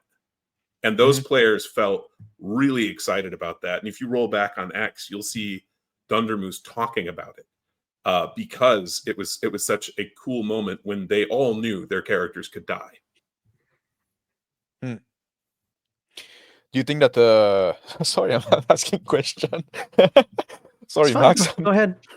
Do you think that and that's, I'm be curious of your opinion on that. Do you think that the dice mechanic have an impact on that, or more appropriate for one type or the other? Like, do you think a more swingy dice would be more appropriate for one type, and a more, like belt curvy die, I guess, would be more appropriate for the other? I mean, I think you guys know I favor the D12 for our games currently, in part because it nearly doubles the odds of critting compared to a D20. Now, I've played D6 based games, including dice pool style and so on, and a few other types. But I found that increasing the odds of a dangerous strike really helps the game feel gritty. And 8 or 9% odds is about the amount that will stick in the human mind, where you will be kind of gambling that might actually happen. The D20, 5% is not high enough for players to deliberately choose to plan their tactics around, maybe I'll crit and get this effect. And so we tried to play around with kind of how, and that's a feeling thing. That's just how people behave.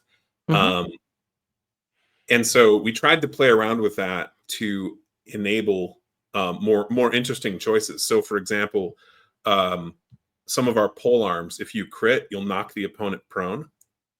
Well, we'll have players utilize that to like face off against cavalry, right? And try to either knock the horse prone or knock the guy off the horse.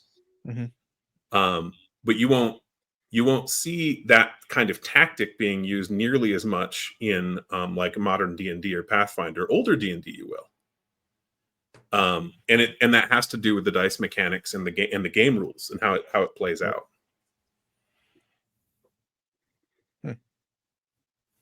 Matteus, All right. you have any Well, I was going to ask some follow-up questions for all of you, but Mr. Max decided to take over the show. So no, that's good. No, that's why. No, honestly, that's why you guys are here. I actually like it when you guys are talking to each other.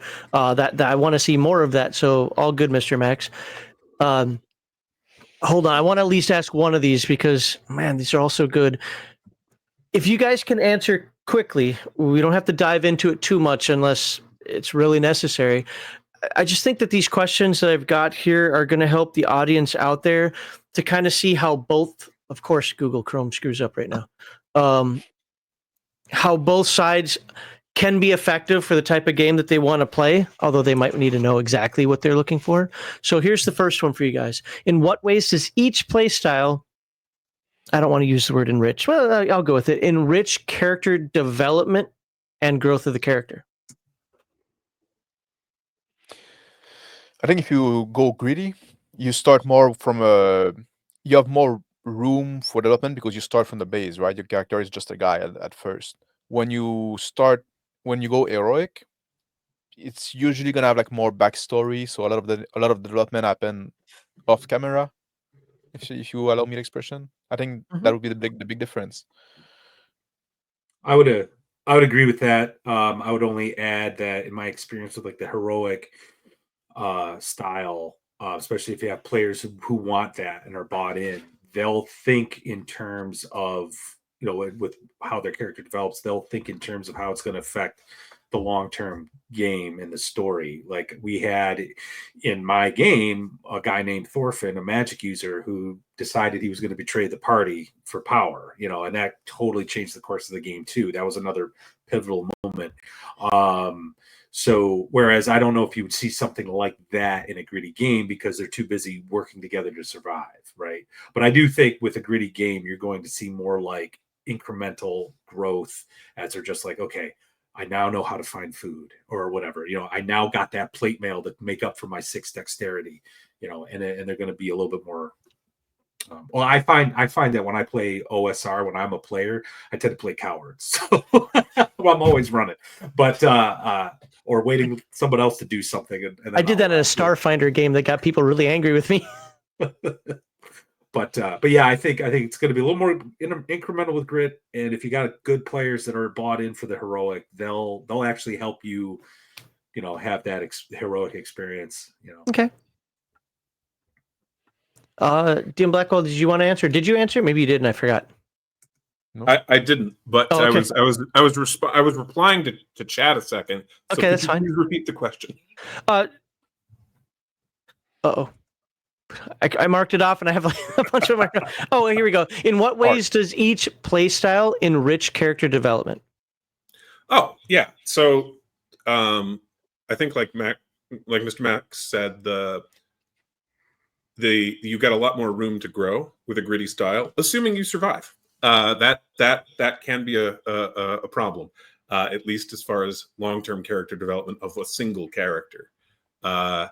The heroic, I think that the upside there is you can explore kind of more niche choices because you're often powerful enough to do that kind of thing. Well, a lot of the more mundane development choices, like maybe, I don't know, where you live or this kind of thing, are kind of not as important. Whereas a castle in a gritty game matters quite a lot. If you're playing a heroic modern game, your equivalent of the Fortress of Solitude may not really matter at all. It's just a plot device, right? That doesn't give you any direct benefit. So I think that's kind of,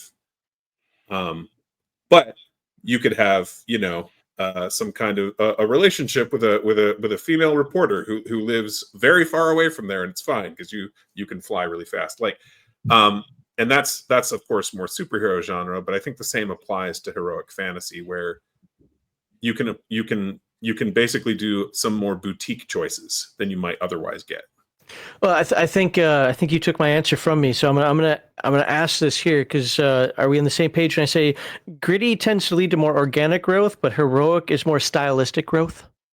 Yeah. Okay. All right. What's the next one here? So, how do each of the playstyles impact group cohesion and teamwork during sessions?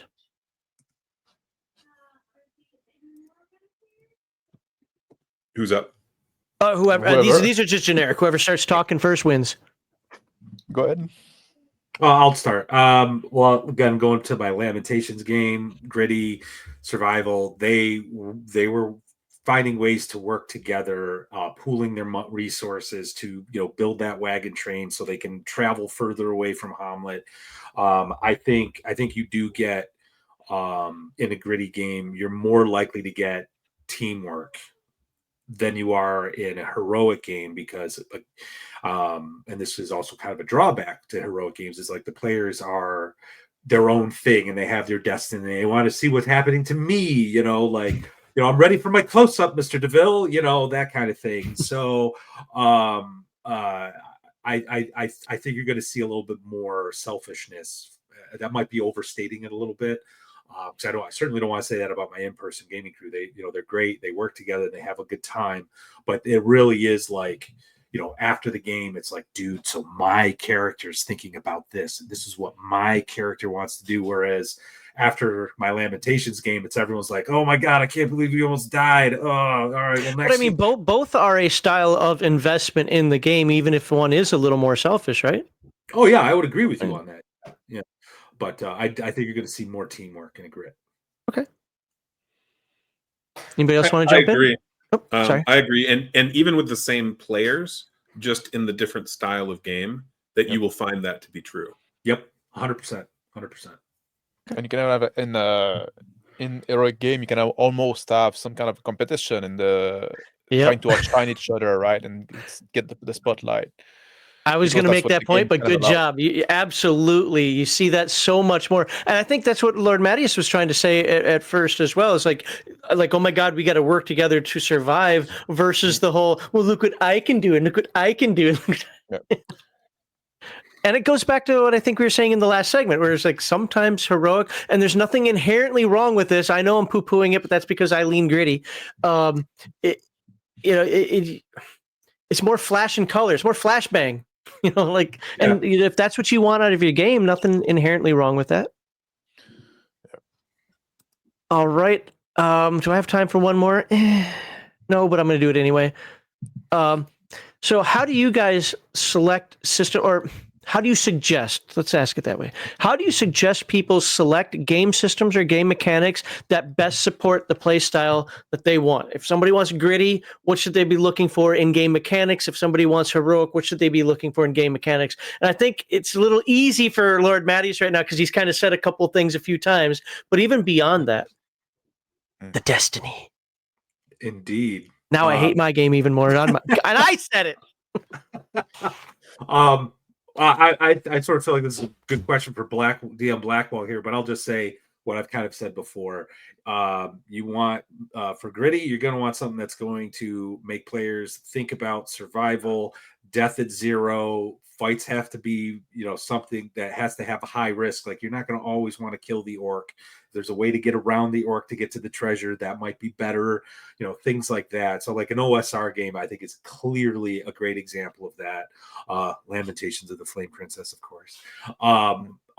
But with like a heroic game, find a game that's going to allow the players a little, have that death save or that karma mechanic so they can help, or advantage, disadvantage, some mechanic that's going to allow them to sort of like brunt a bad die roll, or 3 death saves. Well, that might be a little too much, but but yeah, something to that effect. That's kind of like where I land, and that's why I like Marvel, TSR Marvel. It's why I like Bear's game Heroic. Like, I can spend karma when I roll bad and still do that awesome thing. And I think that's a really great Face Rep is a great example of a system that can do heroic things. Okay. I think it's interesting that you talk about those manipulating dice, because we play a lot of Easy D6, which is a system I like, and you have this thing of this karma thing that you can modify your dice roll, like boost them up, and you have another hero dice that you can get a reroll, right? But the fact that you gain karma by failing on your roll, right? So you also have to, and that bring back the grit a bit, right? So sometimes once you spend your karma, and you don't have that much at first, right? And once you spend it, well, then you have to accept some failure at some point too, right? So it balance, and also you die, you get hit 3 times and you die. You just for most character, right? So yeah, even with those dice manipulation, you still, I think, have a lot of grit, and I think that's for me, like with the system, I'm gonna answer the question too. Like, since I'm there, a big thing in the system for a more greedy game, I think you have to have less button to push on your character, in a sense, right? Like when you start like all those power you can activate and stuff like that, you're already gonna feel more into the heroic kind of stuff. If you reduce that, then the character has to think more about like interacting with the environment and doing the best of what he can, and right, just like, and already like that's you feel more like a normal person. If I could just jump off what you just said there, one of my players in my Lamentations game in the early days, we were having this conversation. He says, the more heroic, we were actually talking more 5e. It's about looking at your character sheet and your powers and your abilities. Where OSR, it's about your gear. You know, like what do you have that's going to overcome whatever it is you're facing versus I'm going to use my second wind and then I'm going to cast this spell because I'm a blade dancer, you know, whatever the build is, right? So I completely agree with you on that. So yeah, I mean, I think game system is really important for either style, and and you can have a lot of fun. I don't know, Max, have you played much in the way of heroic games? I know you said you like gritty. Talking me, Max, or Mr. Max? You, Max. Yes, Is your first name actually John? Is that my first name is John. Yes, yes. Yeah. If you prefer John, for clarity. Either way, Yeah. everybody knows my real name. It's not a big deal. So, I've done both. Yeah, so yes, I mean, to answer the question simply, yes, I've done both. And have you found that the game system for you mattered a fair amount, or not? Oh yeah, game system. Game system. I'm one of those few people. I don't know if Shadow and Sun is still watching. I always call him out on this one because he and I are 100%, 180 degrees opposite on this one. You could be my best friend, but if you're running a Pathfinder game, I'm not going to sit at the table.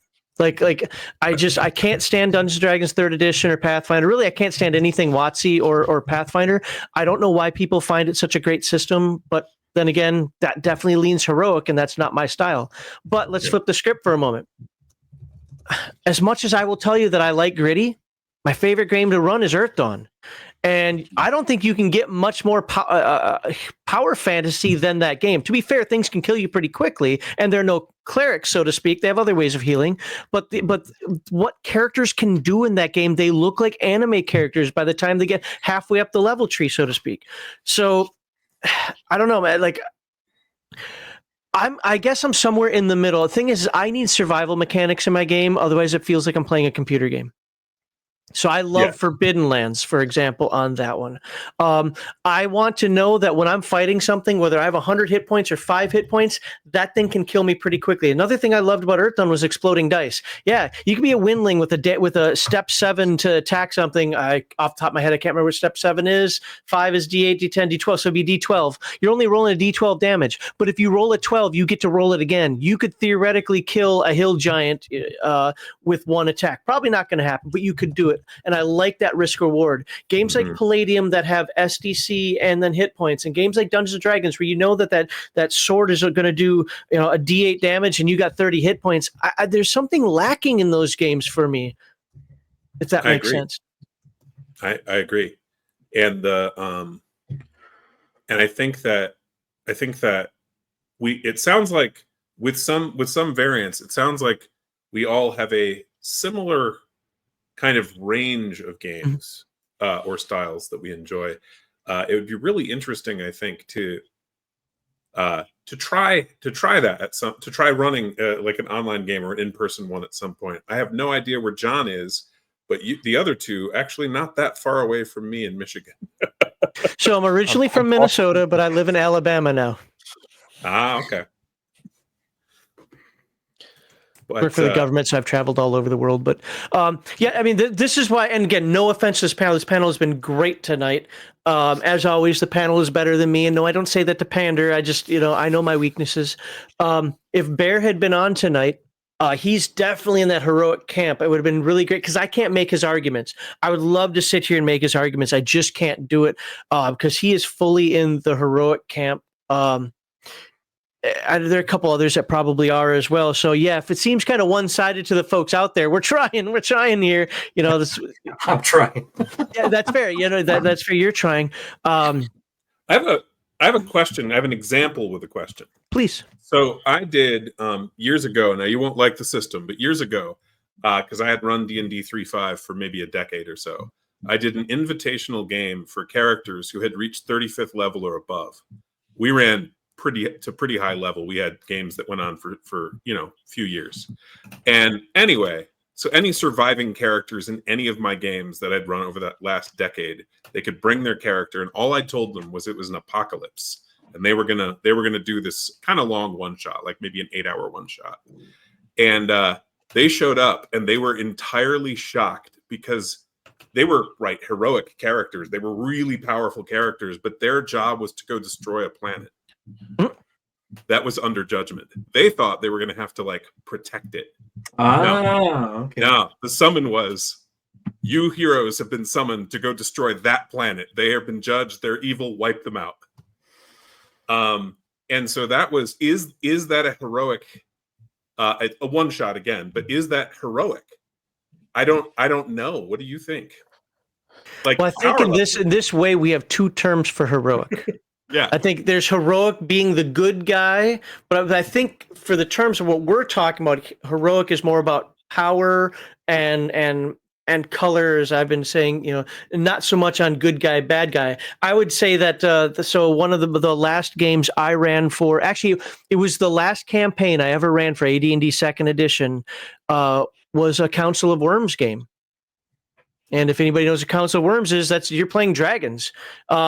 I would say that was pretty heroic power level. You know, they're playing dragons. They weren't heroic characters at all, and that came off the back of right before then. They were playing all evil characters, and it's where I learned. Actually, it's the second time I learned the lesson, but it's the second time I learned the same lesson that evil characters get along better than good characters.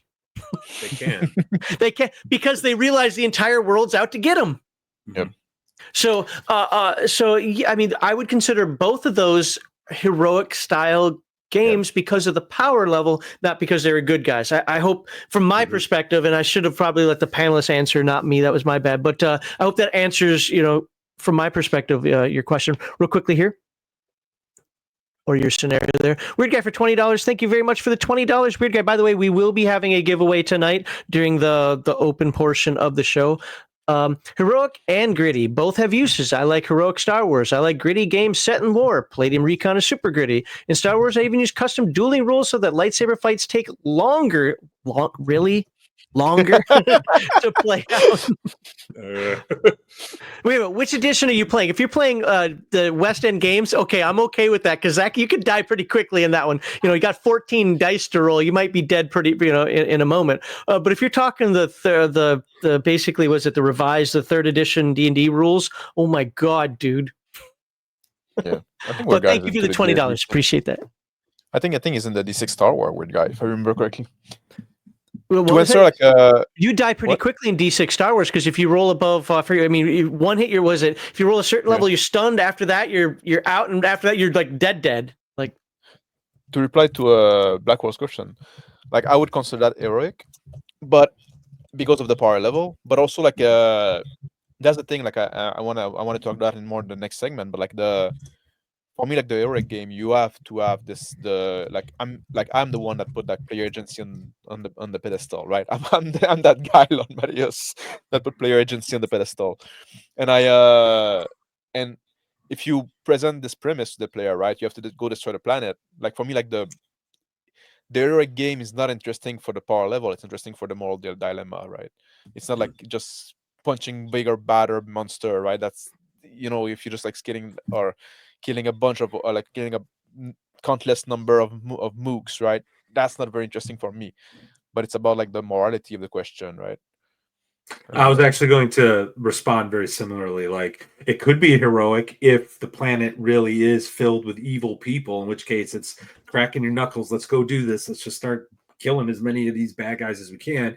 But if it's not, you know, if there's like, well, there's innocence. Well, now we're in my definition of gritty is like that morally complex issue, right? And that actually I think would be a really interesting game, because now you have these superpowered characters who are like, all right, the gods have asked us to do this thing, but we really don't want to do this thing because there are these innocents. How can we save the people and still navigate these factions, right? So and we go against gods, right? Can we, you know, it's like this, whatever, right? It's like can. What was really interesting to me was them trying to figure out how to use the game rules to destroy a planet. That was very interesting. Well, they knew the mission, right? They're like, "This is what we have to do." They showed up with the characters and then got the mission. Well, I mean, once they got the mission, they're like, they knew what the assignment was. Like, okay, let's try to do this. Yeah, gotcha.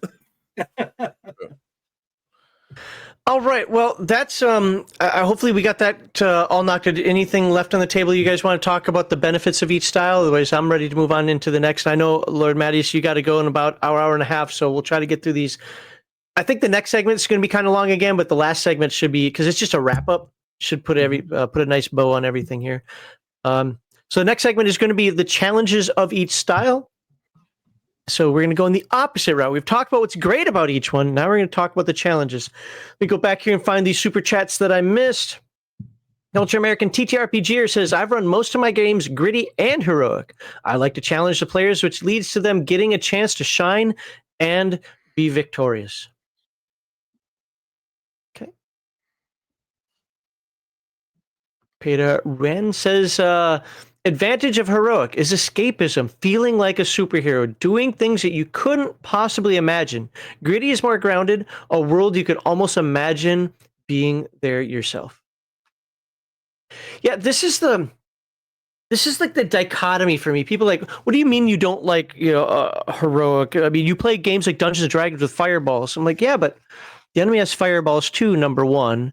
And fireball only goes so far and does so much. So, as long as the world has like rules on magic and so forth, I consider Dungeons and Dragons to be high fantasy but gritty. And this goes back to a conversation people were having in chat a long time ago. Because low fantasy to me is generally all human. Magic is more in the background than it is in the foreground. If somebody can do it, it's either slow or it's illusory, like as in, amorphous. You're not sure if it actually happened. Or just it's so rare that you wouldn't believe it existed. Right. Exactly. Kind of like Game of Thrones, I would consider is definitely, low fantasy. That's just my take on it. I don't know what the official take on it is. But a game like Earthdawn, I mean, it's designed around magic. Every ability you have is magical. Unlike 5e, they don't lie to you and say that these feats aren't magical, even though you're in full plate mail armor jumping 30 feet. Yeah, try that in real life. It goes straight out and says, you power this by magic. You're tied to the world through magical abilities, and they grow with you. And you can literally fly into the air, come down and crush somebody, do that heroic pose if you really wanted to. So what was my point in that? I forgot what my point in all of that was. I can sometimes ramble. We'll just leave it there because I really don't remember what my what my point was. I'm old, leave me alone. I'm going to go with heroism is fun. There you go. Yeah. Well, that you can also have both. So, I mean, I run my Earthdawn games pretty gritty. I don't throw a lot of survival in there because while there is like a wilderness handbook for it, survival isn't the name of the game. Plus, it has airships. You can get to wherever you want, but I keep them poor. Mm-hmm. I always have them. What's important to you today? What's the next thing you need to do to survive so that you're not laying in a gutter, so to speak? So I keep it gritty that way. The other way is I keep it gritty is when they, want to go to Death Sea. It isn't like, oh, look, I'm at Death Sea. The place is called Death Sea. Okay? It's lava. It isn't somewhere you just go hang out, cast your line. It's going to try to eat you, and everything around it is going to try to eat. So yeah, it's probably a more heroic game, but it's a very deadly game when I'm running it. Even with all the magic and so remember, all the magic that you have, guess what they've got? It's part of the world. So, I don't know if there's anything you guys wanted to say on that. I think you did, but well, yeah. I think I saw like a big difference. Like for me, how much, like if there's a lot of like fires and light and people floating in the air and stuff like that. Now you're going to the heroic style, right? Just like if there's a lot of mud and people like holding their gut together, you're in the greedy style. Okay. It's like I was raised as a poor orc child says, I don't agree with keeping them poor. No, I love doing that. It doesn't matter if I'm running Dungeons and Dragons or Earthdawn. It's just a trick I learned a long time ago. It isn't poor to the point that they're not effective. As a game master, a dungeon master, I have to make sure that the fights are challenging for them. Random rolls, I always make sure they have an out. If it's something I plan for them, I make sure it's challenging for them based on their level and what I've given them. The thing is you know how many low-level monsters, or you can't see them because they're on the row above that. I've got every single monsters compendium that ever came out for 2nd edition D&D. I could keep them at first level forever and still have a new monster every day for them to fight. There's like millions of them, it seems.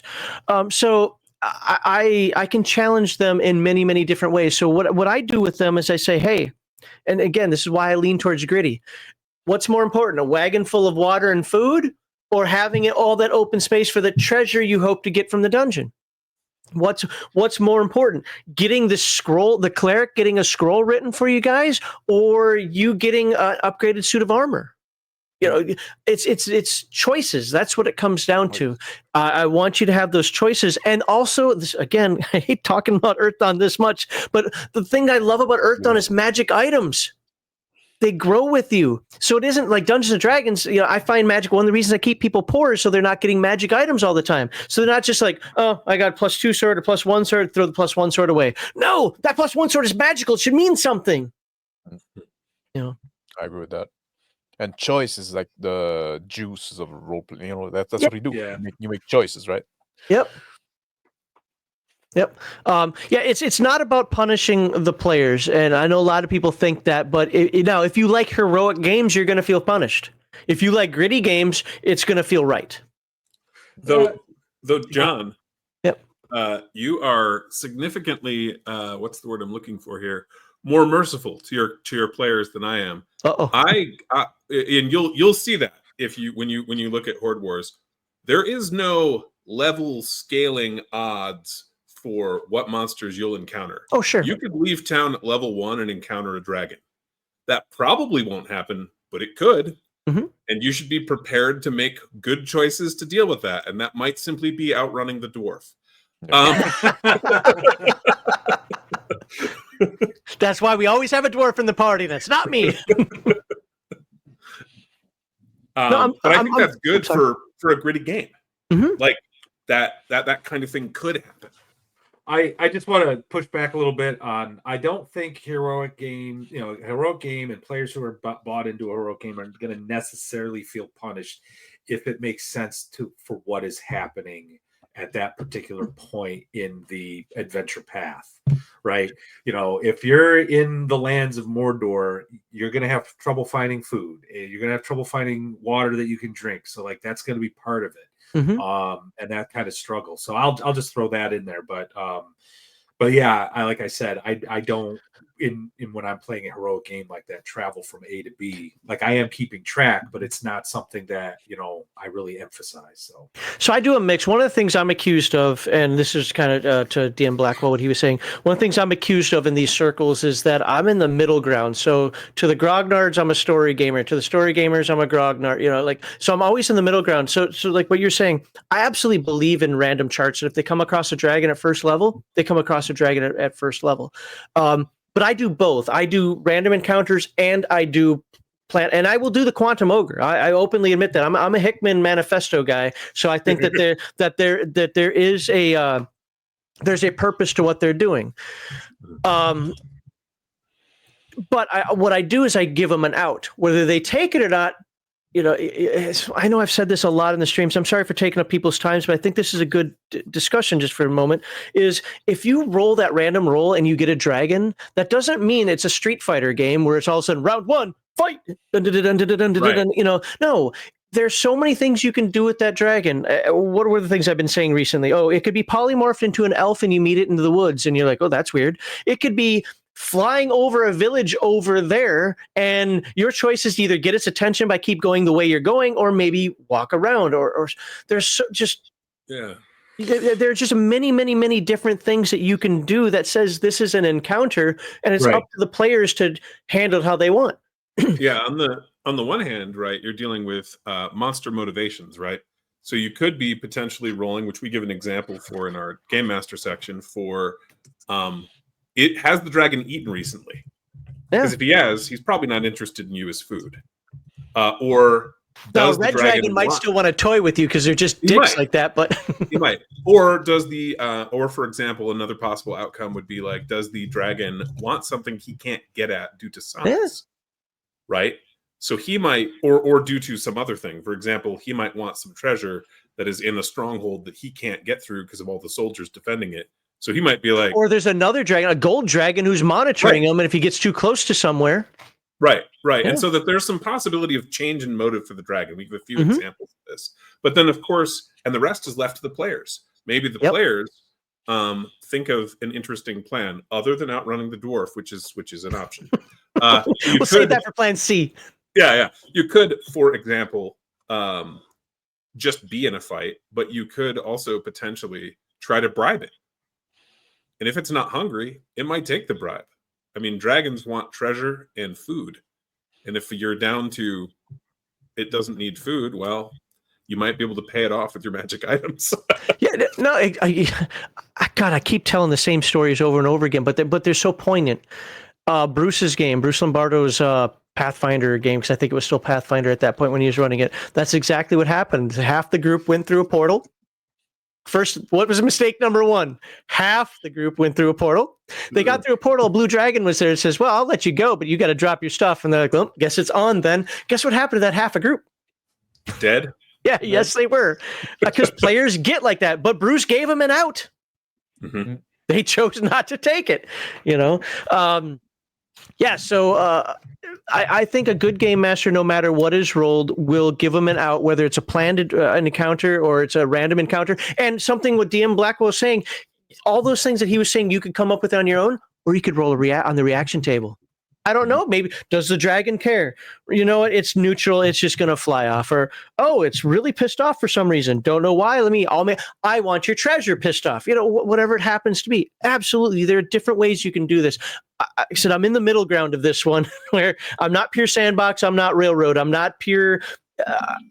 I'm not pure rolls. Everything has to be a random roll. But I'm also not pure. I have to prep everything. You know, it's just in the middle. Hearing you guys talk, I was about to say, like, hearing you guys talk, I think like a big thing that I would say for the greedy style or heroic style, like I think in the heroic style, the mundane problem often solved. I think that would be a big difference that maybe we didn't touch too much on, right? I think that would be like, you don't worry about the little stuff anymore, like little people and little daily trouble necessarily, right? I think we inferred it. I don't think anybody said it directly, but I think we inferred it by things like, it's more organic, when you're gritty, and more stylistic. If you're Blackwell had a really great discussion on that. I just don't remember the words he said. So I think we have in a roundabout way, but you pointing that out directly, yeah, I think you're right. Let's get through a couple more of these here. Agile Monk says, I'm very glad to see DM Blackwell. Am I saying, wait, it's Blackwall, isn't it? Blackwell or Black? It's Blackwall. People mistype things, me included. Okay. No, I just want to make sure. I have a pet peeve of getting people's names wrong. So, very glad to see Dan Blackwell on the panel. Solid and knowledgeable man he is. Yes, this is the first time he's been on a GMI panel, and I love the input that he's given so far. So, thanks. And then the last, I read that one. Last one is by the Ultra American TTRPG. Again, thank you for all the super chats, folks, tonight. We will have a giveaway during segment 5. It's over, Grogs and Clowns. I have the mid ground. There you go. I guess you can join me in the mid ground then. I don't consider myself in the mid ground. I just know it has to be true because I get beat up by both sides constantly. I'm not I'm puritanical in my mid-ground stance. All right. Not going to read all that. We got to move on to the next segment. Lord Matteus, we'll get you. One more long segment. We'll get you on your show. All right, so the charity we support is the Wounded Warrior Project, a national nonpartisan organization. Its mission is to honor and empower wounded warriors. Please refer to the video's description for the link to where you can make your hopefully tax-deductible donation. Second year in the row, we're doing really poorly. Last year, we did the worst that we've done in like 5 years, and this year is shaping up to be the same way. Would really like to get some donations for the Wounded Warrior Project. They really do help people out. I went to the gun range. Well, this is kind of an older story now, but I went to the gun range a couple years ago, and I was trying to go home, and this guy would not stop talking about how much the Wounded Warrior Project helped him out. So it is a really good benefit for folks.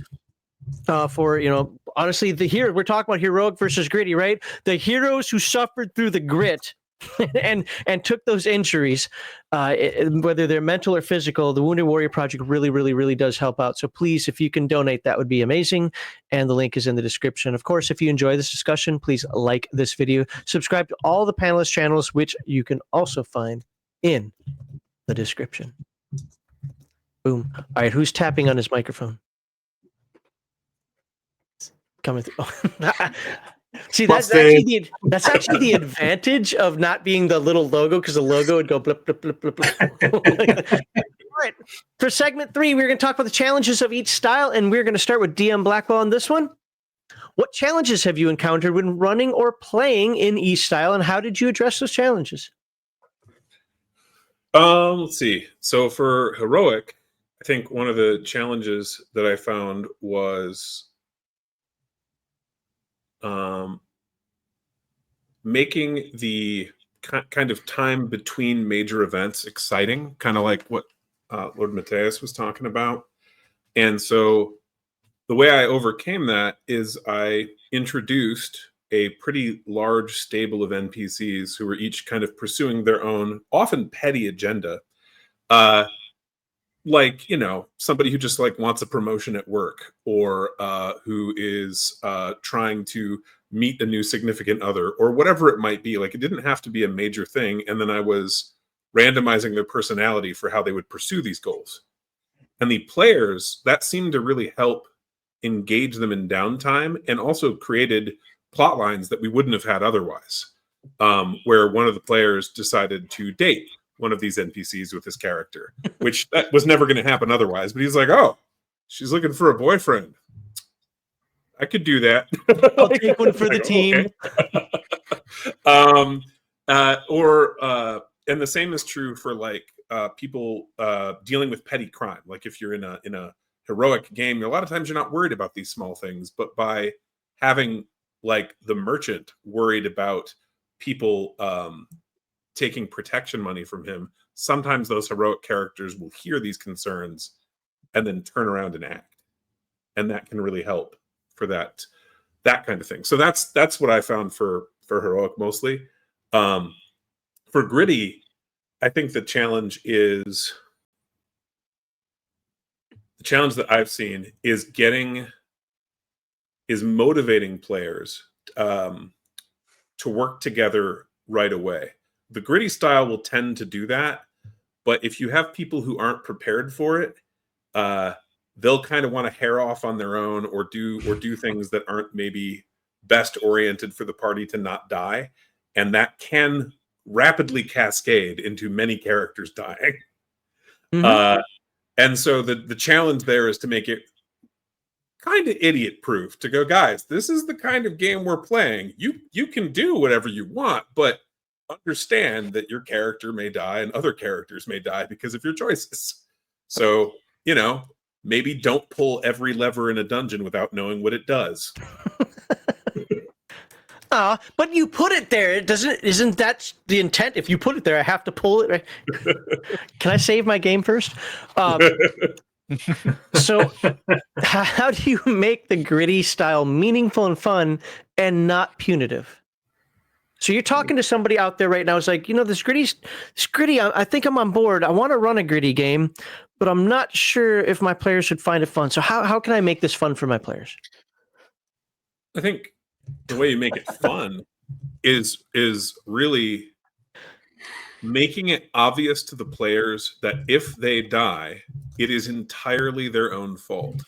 I know that's kind of weird to say. That's why kind of public information in a gritty game is useful. I mean, obviously, if there's a hidden trap, that it is that should be hidden until it's revealed, probably by being triggered, possibly by being located by careful characters searching. But in general, like, the players are going to have a lot of fun if they understand the stakes in a way that their characters would, and are going to be, generally speaking, from what I found, even interested in, for example, procedural generation for plots or motivations. So take we go out of town, dragon shows up, we're level 1, we're all going to die.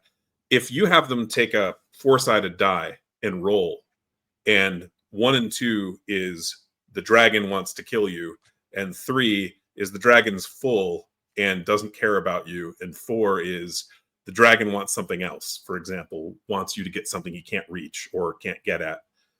And then you have the players roll, you will see them sit up at the table, because, I mean, people like to gamble. That's the reality, and that's what's happening. They are actually determining what's true right then.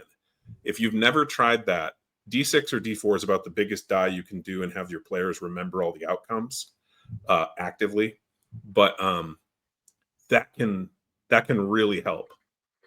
And if you've never tried that, do it. I know it can be a little scary if you're a DM who likes to kind of control everything, but it's a lot I'll just give you a little teaser and my final thoughts. I'm going to 100% disagree with you on that. But and I've talked about it before, so I'm not going to dive into it. But I really I have exact opposite, and based on my experience, I have the exact opposite takes. Now, why do I say that when it might not be pertinent to this? Because I want everybody to know out there that our experiences also shape how we play the games. So you might not agree with everything DM Blackwell says, but that doesn't mean that everything he's saying is wrong, and you should probably listen to what he's saying. Everybody disagrees with everything Mr. Max says, so that's no big deal. No, but you should listen to what they're all saying, pick and choose what works at your table. This is why we're having this discussion. Absolutely. And if you want a more like granular example of what I was talking about, we do provide a couple in our DM section. And for anyone who's interested and like just wants to ask about that specific thing, I'm happy to just take a screenshot and send it to you. It's not a problem. Just send me a direct message on Twitter or whatever. And you can check it out, try it in your home games, but it will definitely increase player engagement when they understand what's happening. Now, whether or not you find that fun is a very different question.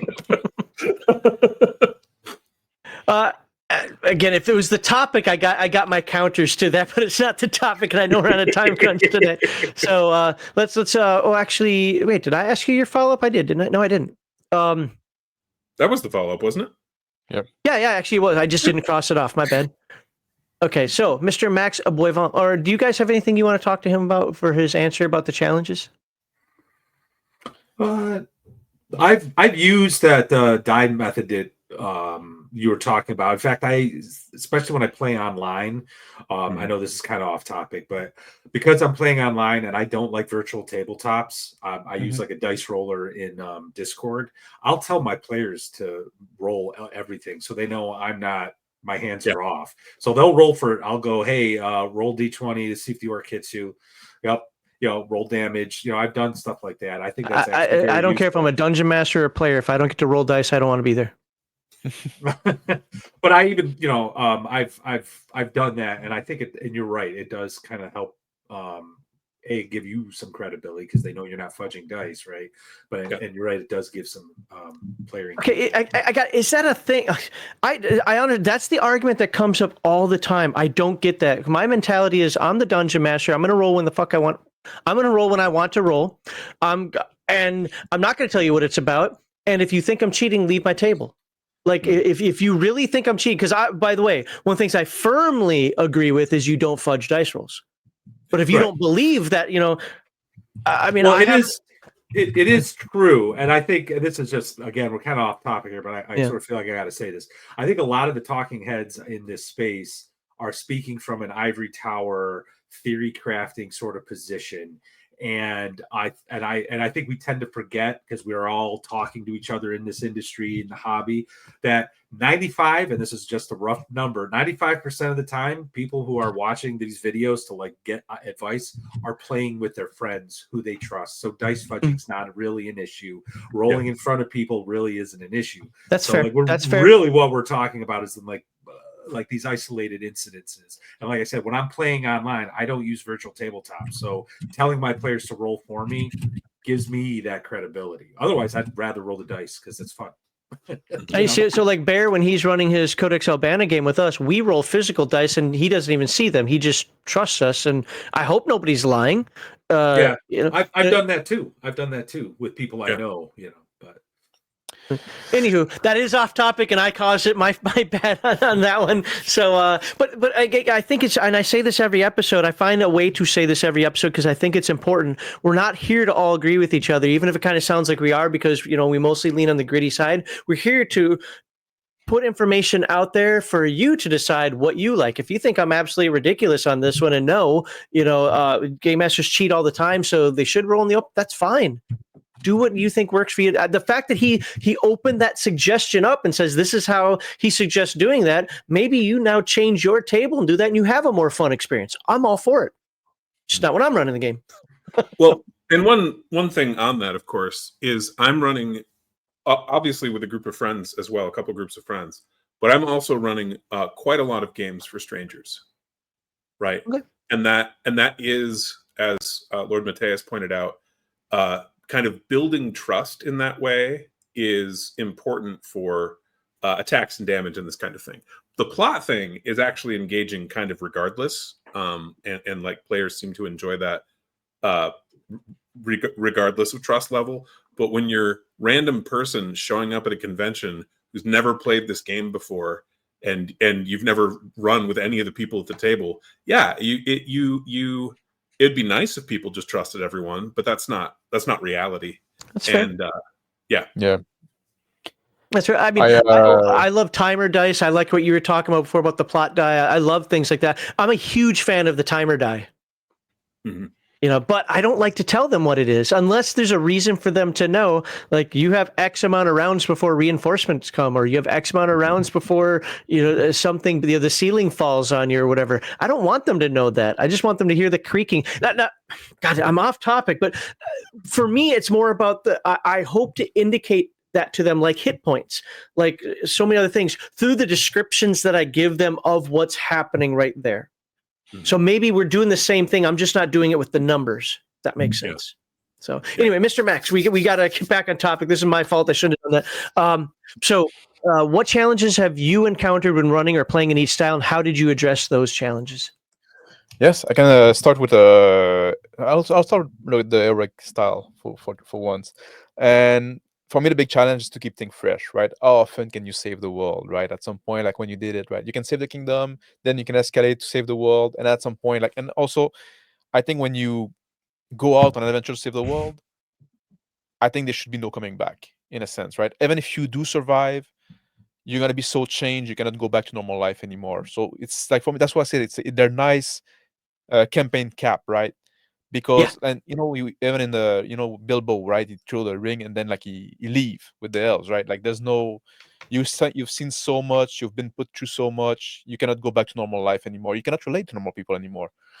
So that's why I say like this style, like for me, it's very limited in scope, right? In time. Like I'm not able to keep it going, keep it fresh and stuff like that for repeat adventure, let's say. And another big challenge with this style too, let's be honest, when you start like players start having a lot of power and a lot of ability they can do, rule bloats, right? You're gonna have like, and combat's gonna take a long time, and then the player have all those abilities to know, and then like there's always this, like it's gonna be hard to avoid this negotiation about like a little detail. So that's also a big challenge with the heroic style. And because of that also, like, it can lead to some detachment, right? If everybody's turn takes so long because there's all those things popping up, right? At some point the people checked out during combat, stuff like that. That's not great either. And I mentioned earlier also like player agency, right? When the stakes so high that you can't really ignore it, you can decide to go do something else. You cannot just say like, well, I'm not interested in that. So those would be like the big challenge for this heroic style. For the greedy style, it can be demoralizing when you're always and that's why, like, that's also something when you do greedy, you need to give some win to the player as well. You need to let them have some resolution at some point, right? You cannot always push and, oh, here's a problem, and before you have time to solve it, here's another problem and another one, right? At some point you have to give them a break. That's important. Like, people oftentimes, like, I've been in greedy game, people forget to do that, but it is like at some point you need to sometime win, and you need to sometime have a moment of levity. One thing I mentioned earlier before as well, it's hard sometime to have the player, have the character value their own life, right? If you want to have the greedy game, or a game that is going to be deadly, most people want to survive. Most people wants to live, right? You can sometimes play like a guy with a dead wish, but not everybody can always have a dead wish, right? They're kind of the exception. So they should, but player don't have this mentality because they don't feel like attached. They don't feel like they are their character, right? In a sense, right? They're not in the mindset of the character. So just throwing the life away, they have a backup character ready, right? Just like, but then it breaks the verisimilitude of the world. Your character should want to survive by any mean, oftentimes, right? Which means like if he needs to surrender, if he needs to run away, if he needs to bargain, if you need My character would to, never do that. yeah, if you need to sell his ass, right? People are gonna do stuff Wow. to survive. Well, when you need to survive, No. The thing is, no, I get exactly what you're saying, but you get so many people, and games are expensive. my character would never do that. My character, no, I stay true to my laurels. There's love him or hate him. I'm not trying to get political here, but there's a great video. Dr. Jordan Peterson has had that. You would have been a Nazi. I think that's the title of the video, Yeah. and it talks about, but it talks. Stop it!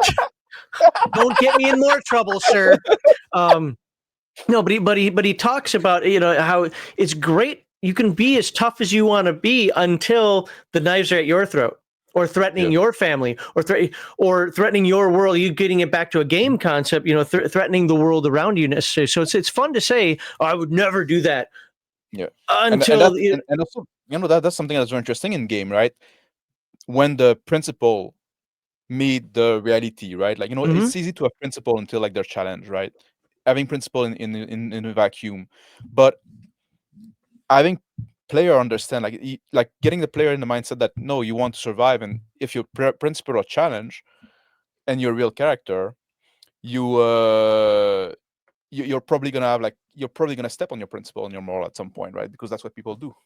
But getting this reality, like, I don't know, it's for me, that's a challenge. even going biblical, what Peter stepped on his Yeah. I would never forsake you, and look what he did. So the strong, and he's considered the first pope for you Catholics, right? Yeah. So I mean that's almost like the Bible is like almost everybody in the Bible like that have a story, right? It's about them like getting mad at God or disappointing God or stuff like that. Yeah. Like, even though they're very, it's central theme, right?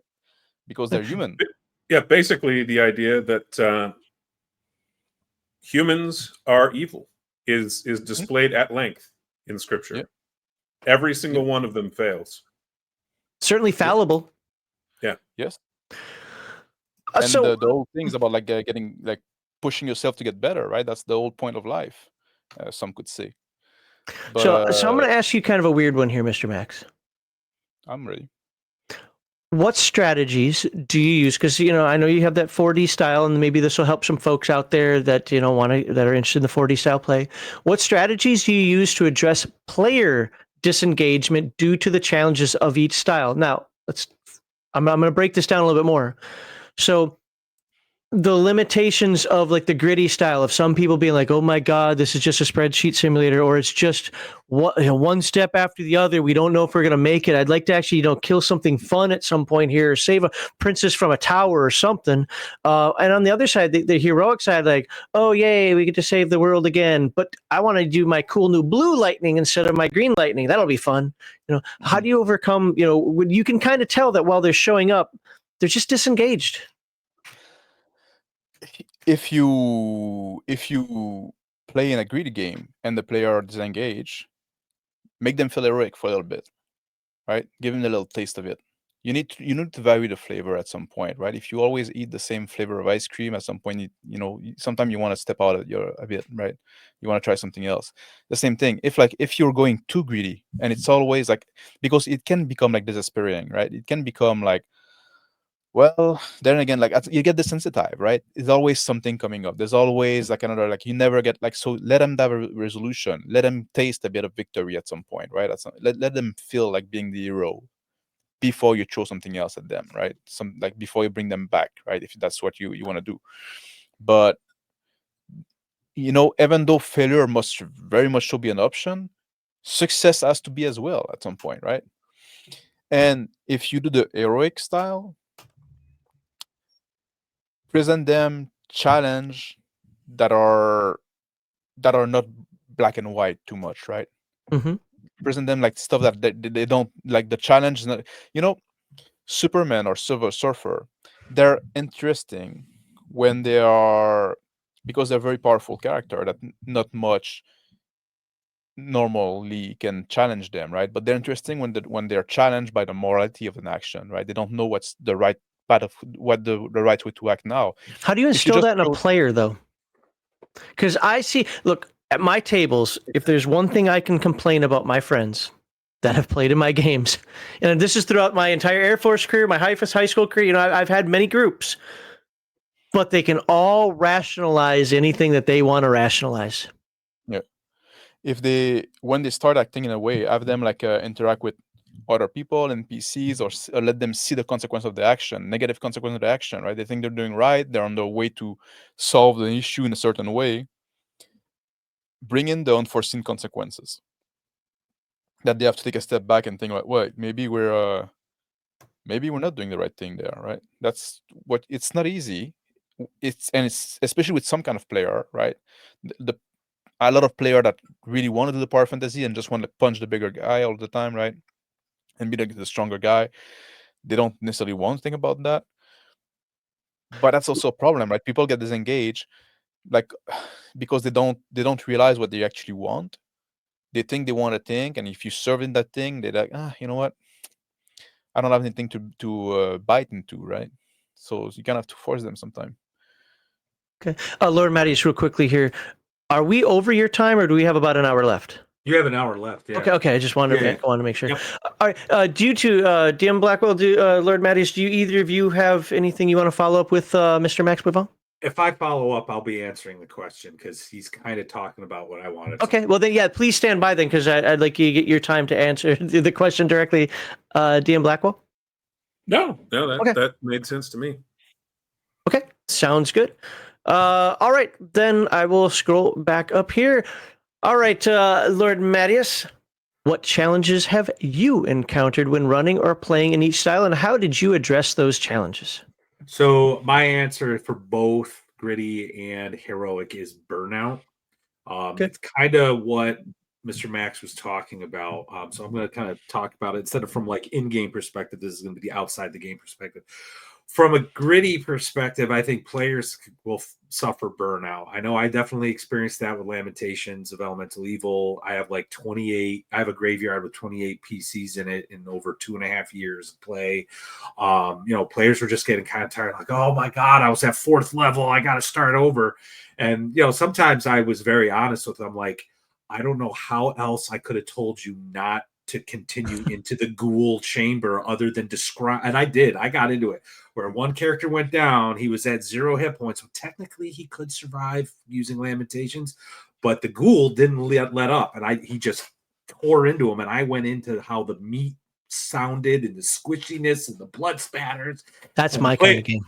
And the players are like, well, we're going to go into the next room. I'm like, this is you guys really should be run, but I didn't say that. But I'm like, how else am I going to, So TPK, right? So I think there is player burnout in a game like that when they're constantly having to remake characters. And I think Mr. Max kind of already said it. Success is also a possibility. So can we stay on that for just a second here? Sure. Before you go, because this literally is a different question that I had, and I think this piggybacks on that perfectly. So, how does frequent character turnover in gritty games impact long-term planning? Well, this is what I did with Lamentations. Is I did kind of Venture Satanis had talked about this on one of his videos like a couple years ago, picking 3 things that are like your theme for the campaign. And like I said, this was like a hex crawl sandbox game, but there was a mega dungeon, and my theme was the mega dungeon is the source of evil in the Borderlands. So there was sort of like, I don't want to use the term story element, but there was this element of a story there, like epic thing or some kind of, they could ignore it if they wanted, right? But there was this thing that was ever present, and the players would eventually, from a player perspective, need to address it. So what ended up happening was the players eventually realized, oh, hey, retainers are great to have because when my character dies, I can use my retainer. And so they kind of take on the mantle, and that actually happened where a cleric character died and his retainer was also a cleric, and he just became the next cleric that was representing the group or the religion for the group, and continued on this crusade to push the character. So you can put those elements in there, and I actually encourage people to do it because even if you're like like I'm more like you. I'm more in the middle with like story game and OSR, hex crawls type stuff.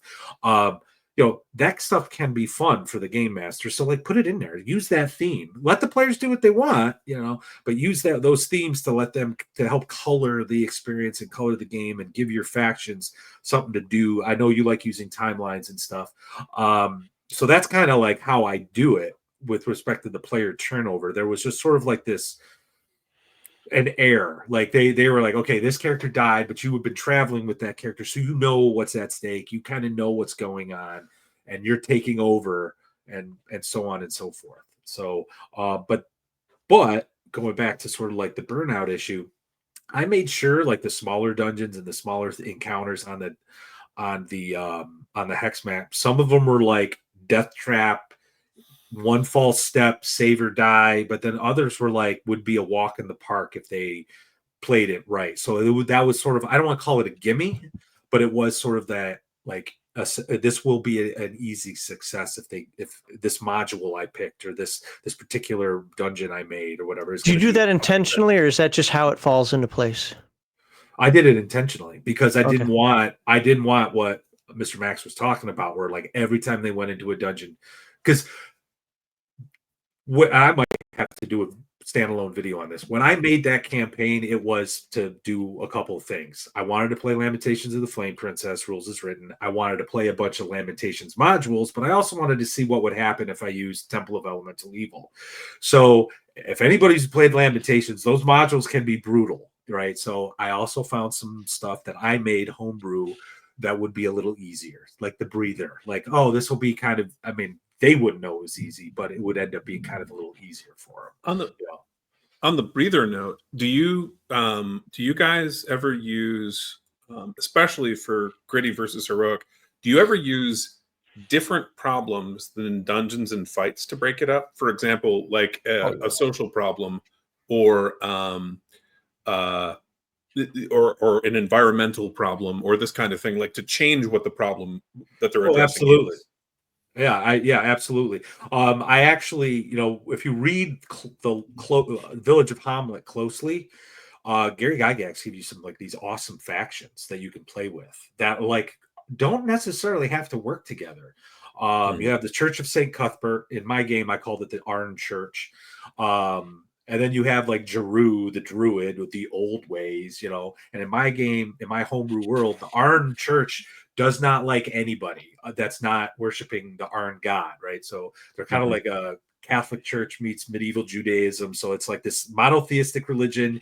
You're converting, or we're going to help you convert, So there you have these factions already playing in Hamlet. Then you have the Badgers, which are this mercenary group. They're kind of the neutral faction. And then, of course, there's the cultists. There's cultists there, right? So all of that was there. And I actually turned the Brewmeister into a dwarf just so I can throw in some racial stuff, right?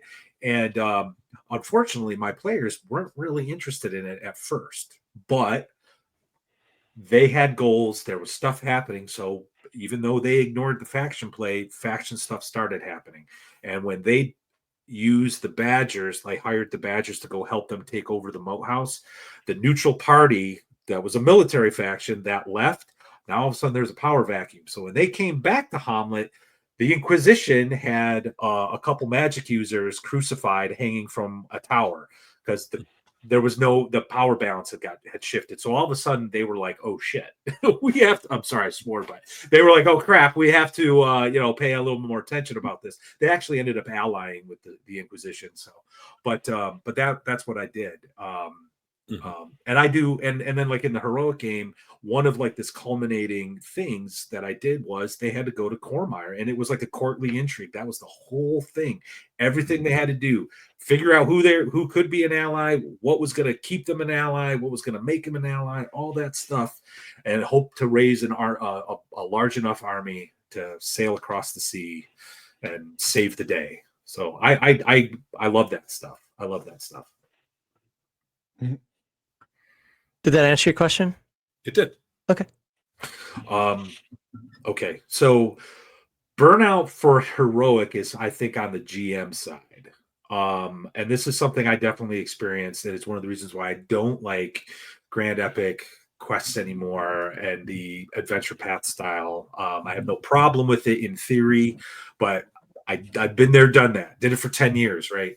There's burnout because you're constantly tweaking, like, based on player action, you're reacting to the players, you're trying to write this thing to keep players going down this way to defeat the bad guy. And as Max was saying, they get powerful, and so your encounter, especially when it's like the big fight or the big thing that has to happen to move on to the next like domino, it's got to challenge them. So that's a lot of work. I remember at one point, this was like we converted the second edition game to third edition game. I had the Book of Vile Darkness open, the DM's guide open, the Faerun guide open, the player's guide open, and a couple other supplements open on my floor with like notes everywhere. And I was pacing back and forth around for like a good couple of hours just to create a good enough villain that was going to, challenge the players. Came up with something that was pretty, min-maxed, awesome. But like that was a lot of work just to create an NPC that was going to be mechanically challenging for the encounter. And I know during that 10-year period, I don't want people to think it was like always on. We would take breaks because I was like, guys, someone else want to play for a bit, run a game. And so for like a couple months, someone would run something and then we'd be like, hey, can we get back to your thing? And like, yeah, let's get back to to this thing. It's funny you say that. I've always struggled with high level play, and it's not that I don't enjoy it and it's not that I can't do it, but I've always found it doesn't really matter what game that I do it in. The two most notable ones for me, because they're really the only ones I got to high level as a game master, are AD&D second edition and Earth Dawn, and I just come to find out that it's more work than fun. Like mid levels are my favorite. It's like, okay, low levels, I gotta be careful, and it's kind of boring. You got limited skills. When they hit those mid levels, I'm excited. They're excited. Everybody's excited. And then it gets to that kind of epic play, because we don't do domain. But most of the groups, actually, none of the groups I've ever been in like domain play. They all wanted to just keep, being the adventurers, and I'm cool with that. I agree with that. But it just became tedious to try to remember everything that they had, try to remember what they could do. I need to make this challenging for them, but not wipe them out. And then still end up either they got wiped out or they wiped the thing out like that quickly, and it was kind of unfun. Like I've always struggled with that. And somebody out there is gonna be like, that's because you're a bad game master. Well, maybe I am, but I don't think your experience is unique at all. That's actually another reason why I stopped playing 5th edition, because once they got to like 9th level, 10th level, it's just like, oh my god, they have so much stuff, and there's like another 10 levels to go. Oh my god, so and that's part of like the burnout feeling with like the heroic, because the players too, there is this expectation, I think, when you say, hey guys, I got this epic story we're gonna do, story quote unquote, adventure path, right? You're gonna fight you're gonna fight Strahd, right? And there's this expectation they're gonna hit 15th level or 20th level or whatever.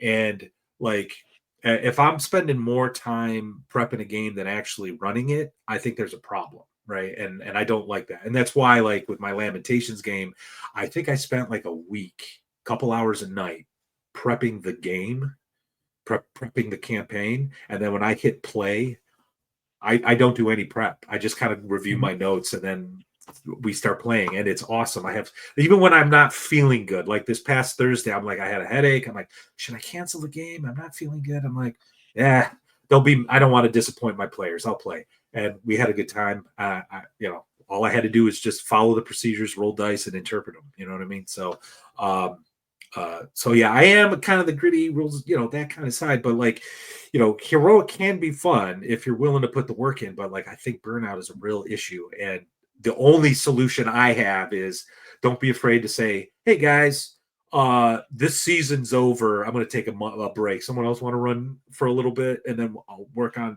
season 2 of this epic game or whatever. So when you talk about that, what's the, I mean, obviously game system affects things. I think with what John was saying too, that D&D in particular doesn't handle the transition to high level well, especially if you ignore domain play in older versions. I certainly found it challenging. I've run 2 like long-term campaigns in D&D 3.5, and that can be daunting if you do not know the rules very well. Yeah. Where I think the lowest level character in one of the parties was 35th level. That took a while for them to get there, but I certainly found that to be the case with 5th edition. It's one of the reasons Nate and I started working on our own games. Was I lacked the tools in that game that I had in 3.5 to be able to kind of keep up with the players in terms of power level or threats or interesting new things to engage, just content wise. And yeah, I could have made a bunch of stuff myself, but that's really increasing the load on the game master quite a bit. Yeah. And frankly, what you described is how I usually run Horde Wars, unless I've got like a scenario in particular, like for a one shot. I'm usually reacting to what the players did based on the previous session. Like we're just continuing on. And then usually there are set piece like dungeons or NPCs with different agendas that they can encounter and kind of cause to occur or to interact with. But often player driven works very well, especially if you have multiple parties in the same world. Yeah. Yeah. I agree. I agree actually, and I think that's what has attracted me to the OSR a lot. Like 5 years ago, when I really like dipped my toe into this side of the industry and the hobby, because while that, like I said earlier, like the heroic style, like puts the spotlight on the players, and your players are most likely your friends. You know, they're going to feel good and they're going to be, yay, I'm doing this thing. Man, is it a lot of work. I think you just need to be prepared for that. And like, I don't want to, and dovetailing into that too, you run the risk of a railroad, because this epic thing is a story. We've used that horrible word a couple times tonight. And you got to not railroad them. You got to be able to let them solve the problems and address the issues on their own terms. But that then creates more work for you as you're reacting to them and making sure the next big thing is like this next big thing. You get that adrenaline rush, as Mr. Max was talking about earlier, you know? So I think that's a big issue. I wish I had a better answer than take a break. But I think that just kind of shows you one of the weaknesses of like the adventure path, heroic, epic story game. So unless you find something where the rule set system, to kind of dovetail off of DM Blackwall here, is a little easier to use, like the face rip system, for example. But even then, I suspect at some point you're going to be like, ugh, what do I do now? You know? Also, like I guess also like I said, like oftentimes, like I don't like a heroic game if you're heroic from the get go. But I guess like superhero game, which is very not my genre, but I guess like that would be like kind of excusable because that's kind of like part of the whole team, right? That's kind of like I'm just not a superhero guy at all. But I guess in that case, I could see it that yes, you start the game as whoever superhero people like, right? Yeah. Well, I think you just lean into it and just accept it, right? Like what I'm messing around with is actually to try to use face rip to do like a kind of like a medieval fantasy game. But because you're doing like super heroic abilities, I just said, you know what, this really feels like a Saturday morning cartoon. So F it. This is going to be about Saturday morning cartoons. So you're going to make He-Man. You're going to make, you know, Lion-O from the Thundercats and stuff. You're going to have like a fortress.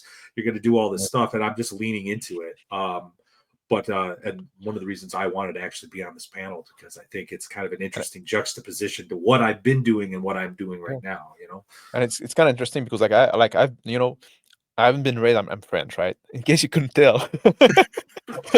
Well, I thought you were pseudo German. French. I don't know. Italian? I don't know. No, I'm just kidding. I haven't been raised on on like comic book character. I've been raised like on Tintin, right? And stuff like so. Maybe there's also a cultural thing there, right? It's like of a yeah. And I also don't, I want to say like I was hearing you guys talks, right? And I'm not a fan of those long drawn out campaign. Like I don't want to do like a you know, I don't want to do like a 5-year campaign. For me, like I don't know, maybe I have like some kind of like campaign ADHD at some point. Like, well, we kind of like drawn the juice out of that premise, right? Out of those characters. I want to see something else, right? I don't Like we explored this world, we lived it. It was interesting. We solved the question. Now I want to do something else. I want to, I don't know. I'm literally the opposite of that. I've Yeah, always no. jealous because I was in the military, and I've even after the military, I've always been traveling around. So I've never lived in a place. I mean, Germany's kind of an exception to this, but even that's a little different. I haven't lived in a place long enough for more than 2 or 3 years, so I'm always moving on. So my longest campaign was 2.5 years that I ran. Had a couple others that were a year and a half. I'd love to be in a fight. When I hear people like, I've been running this game for 30 years, I'm like, I hate you because I will never have that in my life. I love it. But here's the thing. Heathen Dog gets mad at me about this one because I use the term campaign wrong, though. Mhm. I don't see a campaign as just point A to point B. I know that's kind of technically the definition of it. I see a campaign as long as I'm running these characters in this world or this group or whatever in this world, that's my campaign. Mhm. Like it might start off rescuing the kitten from the tree and then move on to killing the big bad zombie to, hey, let's go get the dragon horde to let's go defeat the because again, that timelines thing, which by the way, that's a term I use, loosely. Really, the idea is that there's a lot going on in the world. You get to pick and choose what it is you're doing, and you'd either defeat it or you don't. Whatever. The world's going to react to what you guys do and don't do. Then keep moving. Yeah, and keep moving on. Absolutely. So even if you lose the campaign, there's still other stuff that you can do. Now you have to figure out okay, you didn't defeat the evil cult. What now? Well, the world's going to change because of it. Now you have to go into hiding, but you're still playing, to me, in the same campaign. So sorry, again, I'm derailing crap again because I forgot what my point was one more time. But the idea that I'm just trying to get across there is like I absolutely like I'm the opposite of that, Mr. Max, where it's like whether it's the same characters or the same, well, it should be the same game master.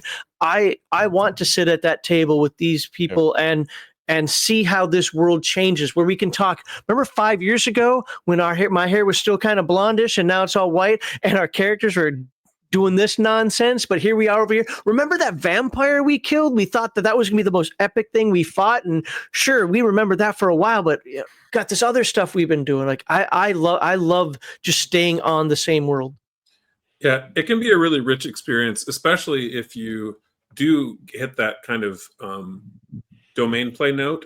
So for example, one of the longer campaigns I ran, it started out with a pretty basic save the town from a threat, but it became we're going to build our own kingdom. We're going to just carve out a kingdom out of this existing territory and make it a thing.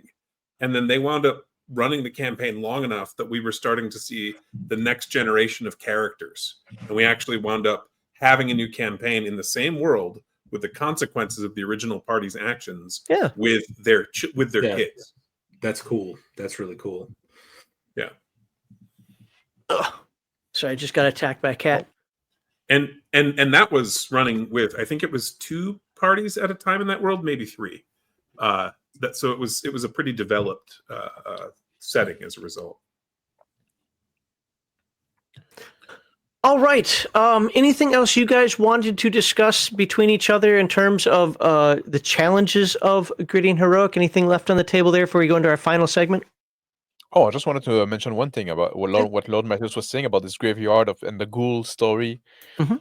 That really seemed like what I was talking about like player like throwing their life away because like their character's life away, right? Just like that's so hard to get them to understand. Like, no, you can't back off. Right. Yeah, well, that was the surprising thing, because these guys are like veteran OSR players, and I just did not understand it. In fact, in the Discord chat, I used that disappointed GIF of that guy going, turning away. I was like, "What are you guys doing?" Like, they're like, "Yeah, I guess we're making new characters." But it is what it is.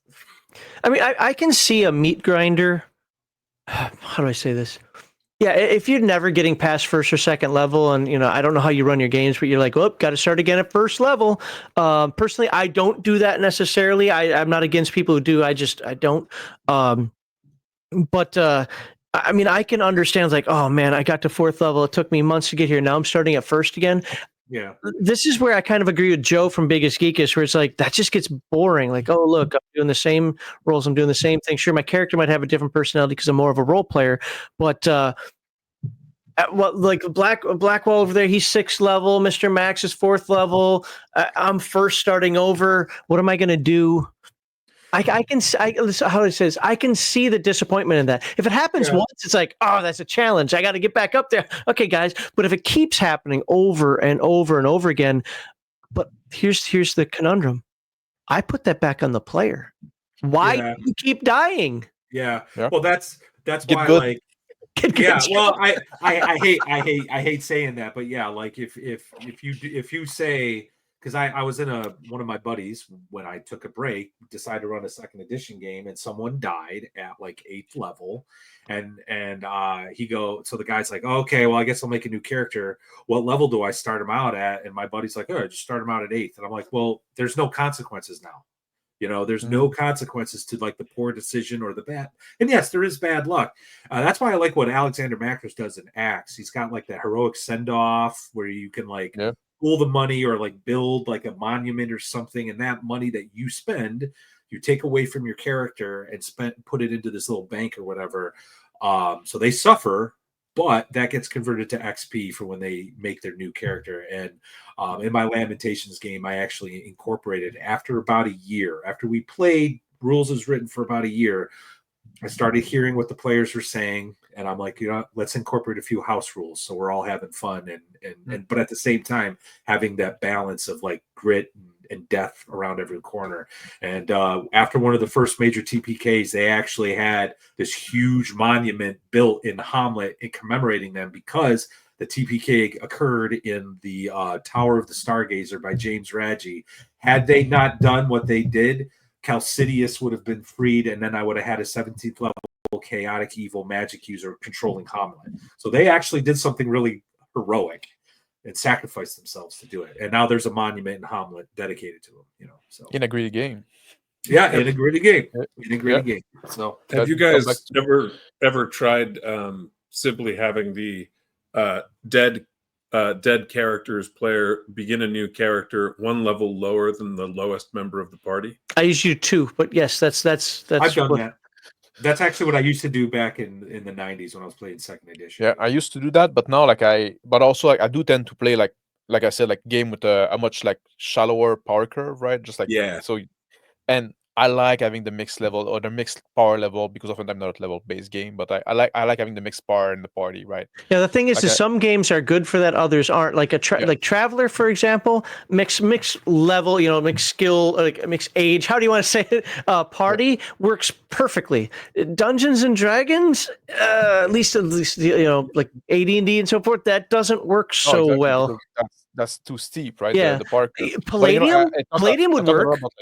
I talk a lot about Pendragon, right? And in Pendragon, it's generational game. It's expected that at some point your character is gonna die or retire, and then you're gonna play Son and stuff like that. That's gonna start as a squire, as a low-level knight, right?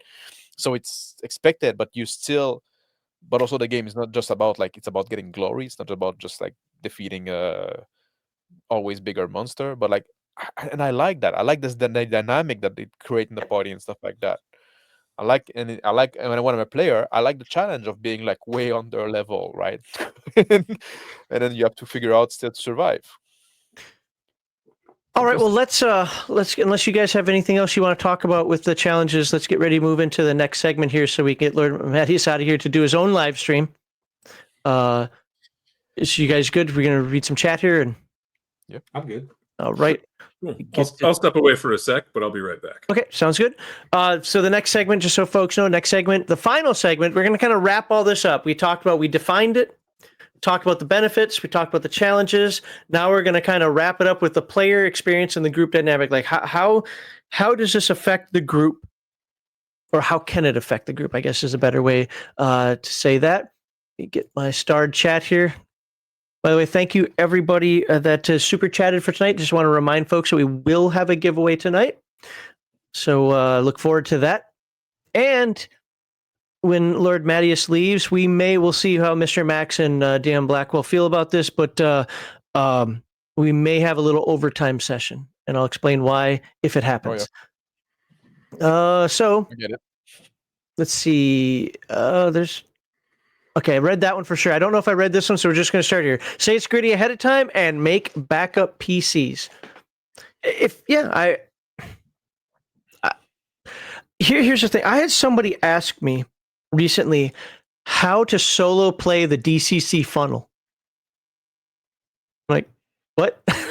Like, wait, like that doesn't make any sense to me. The whole I don't know. Have 16 character sheets, have 30 character sheets in front of you, and treat it like bingo cards. I don't know, like how you do that. I can't even fathom doing that. Would I want to do the DCC funnel? Hell yes. Would I want to do it for every first level character I ever make? Hell no. Like, it's one of those things I'd love to do at the beginning of a campaign. I don't want to do it after that.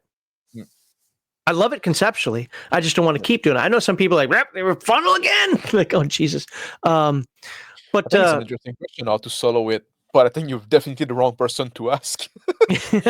But the idea of backup characters, depending on the game, I think, yeah, especially if you've got a game, let's say like Palladium, any of the Palladium games where it takes like 9 hours to make a character, you might want to have a backup or two just in case, because I'm not going to spare your life. And I go one step further. I use the Compendium of Modern Weapons, or Contemporary, whatever it's called, which adds in very deadly firearms. One bullet can kill you. It's just a D6 damage. Well, not when it's a D6 damage and you're stunned for 4 rounds, and I get to go, how many actions is this? 1 shot per action. You're stunned for, what, 3 rounds? So that's 12 actions. Boom. You dead yet? No. Boom. You dead yet? No. Boom. I'm exaggerating a little bit, but you get the idea. So that's how I add grit to like my Palladium games. Anyway, what do you guys think quickly about if you, as long as you tell them it's gritty and have them making backup characters, we're good to go? Yeah.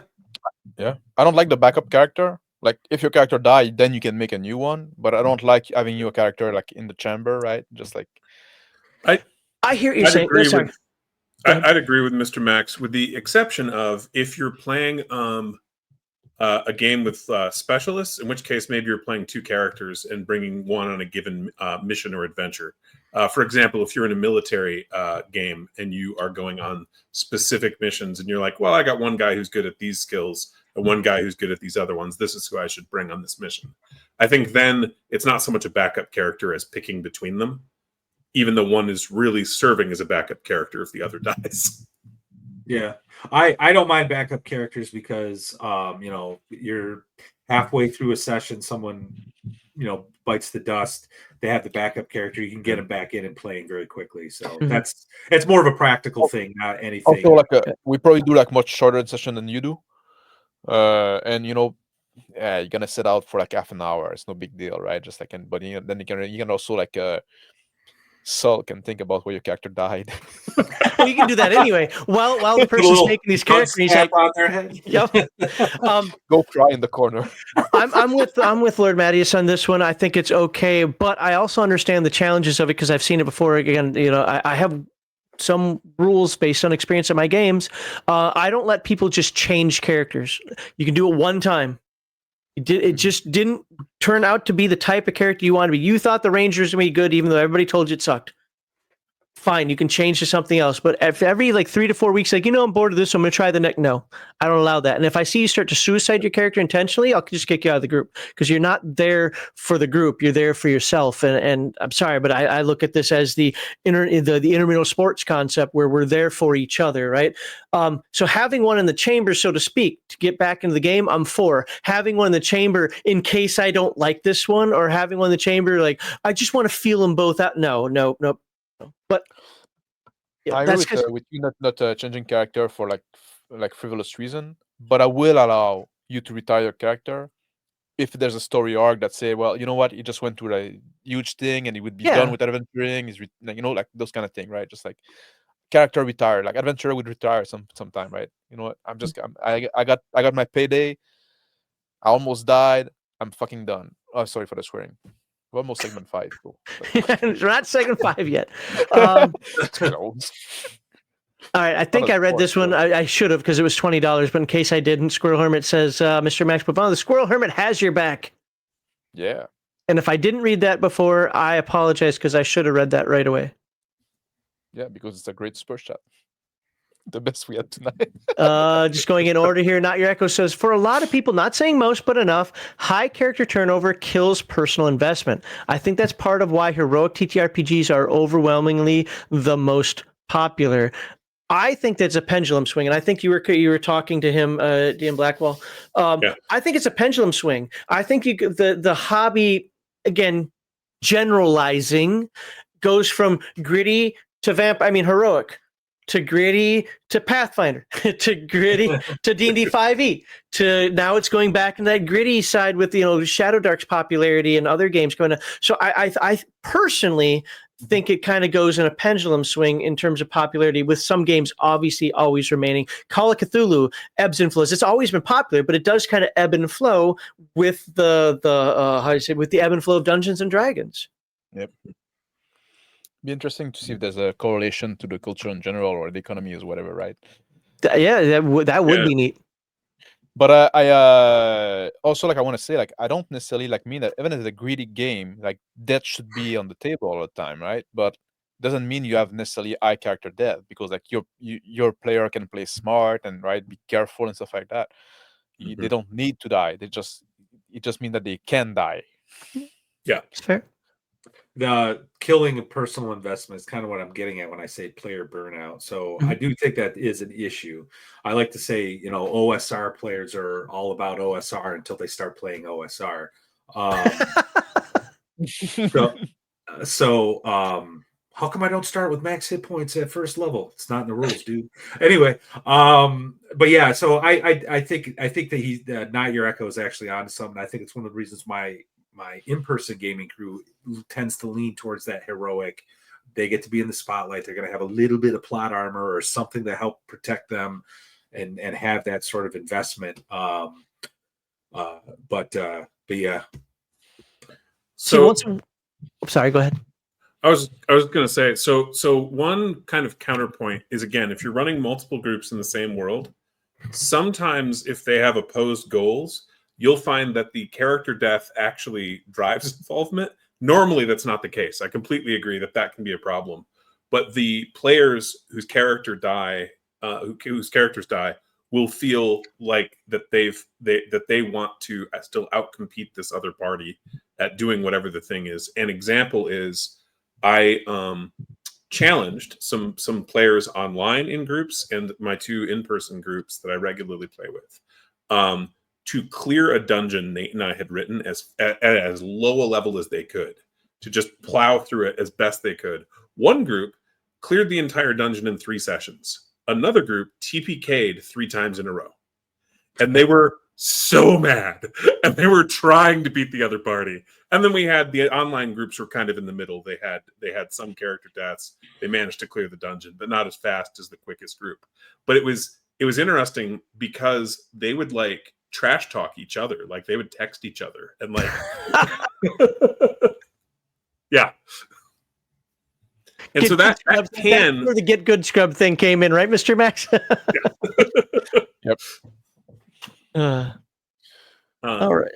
Sorry, go on. Anyway, so that can drive engagement if there's a thing they're competing over, I guess is what I'm saying. Or not kill it anyway, not kill engagement. Yeah, I understand the idea of high turnover. I would probably, if I lost 3 characters in 6 sessions, I'd probably be like, look, I'm not even going to give this. I would do it, but I can understand people I'm not giving him a name until he's 3rd level, that nonsense or whatever. The thing is I'm a role player. I lean more. I'm not 4D, I'm 3D, but I lean more to that side. So I want to be invested in my character, and I try to be in my character's headspace. But I guess it depends on how it is. If it's I did something dumb, or we won't say I did something dumb, but I did something risky and the die wasn't in my favor. C'est la vie, that none of that bothers me. It's when it's things that are kind of out of my control, and it's really I died because of some nonsense that we well, you didn't look around the left corner. It's like how we say give the player should always have an out. Yeah, whether they take it or not, it's on them. What's that? I think that's something I talk a lot about. I think death should be fair, right? So it should be the result of a choice that you made as a player, right? Yeah. Just if you say well, it's the morning and I step out of my apartment and then roll a d20, 9, a bus drive by and hit you, you died, right? Just then, like, well, that's stupid, right? Just like it's not only like it's a meaningless death, but it's like it's not fair. Like I didn't have any That's choice. not gritty. That's clown shoes on the stupid side. Absolutely. Yes. But yeah, like if I my character die and then I can look and say, well, yeah, there are things I could have done differently. Like I'm not gonna be mad about it, right? Right, Yeah, right. maybe or sometimes like, well, I died due to bad dice roll, but I knew I was taking a risk, Right. right? That's fair, right? Yeah, it's a risk I chose to take. So real quickly, how many of you guys know Grimtooth's traps? Yeah. I love Grim Tooth. Okay, I hate you. That's for sure. I hate Grimtooth's traps. I think they're retarded. I don't like that's the nonsensical stuff that really ruins the experience for me. Like, oh, the pyramid flips upside down and everybody's teleported to it. I use them. Stop. I use them for inspiration for something that and it's not like I think every dungeon should have a death trap set up, But if you got a mad wizard, it's protecting his magical treasures and creations. I get it as like a one-off or something, but I guess that's what I'm saying. If that's the type of stuff that's murdering us all the time, that would I'd be like, I'm out. I'm not going to deal with this nonsense anymore. It's got to make some semblance of sense. And to be fair, yeah, a mad mage might do something like that, but hopefully not at low levels. And you can have like telegraph. We have the ability to see through some of that. What's up, Mr. Max? You can have telegraph as well, right? Like yeah. Well, if not telegraph. Depends on how meaningful you mean by that. Not telegraph exactly, but Lord Matteus talked about earlier about I gave you the clues. I've talked about the whole idea when I was running my Earthdawn campaign. This dude just lost a character, so he decided to come in with a Nethermancer, and I literally described. So there's an ability called oh crap, I forgot what it's called. Basically, you see how I can't remember what it's called.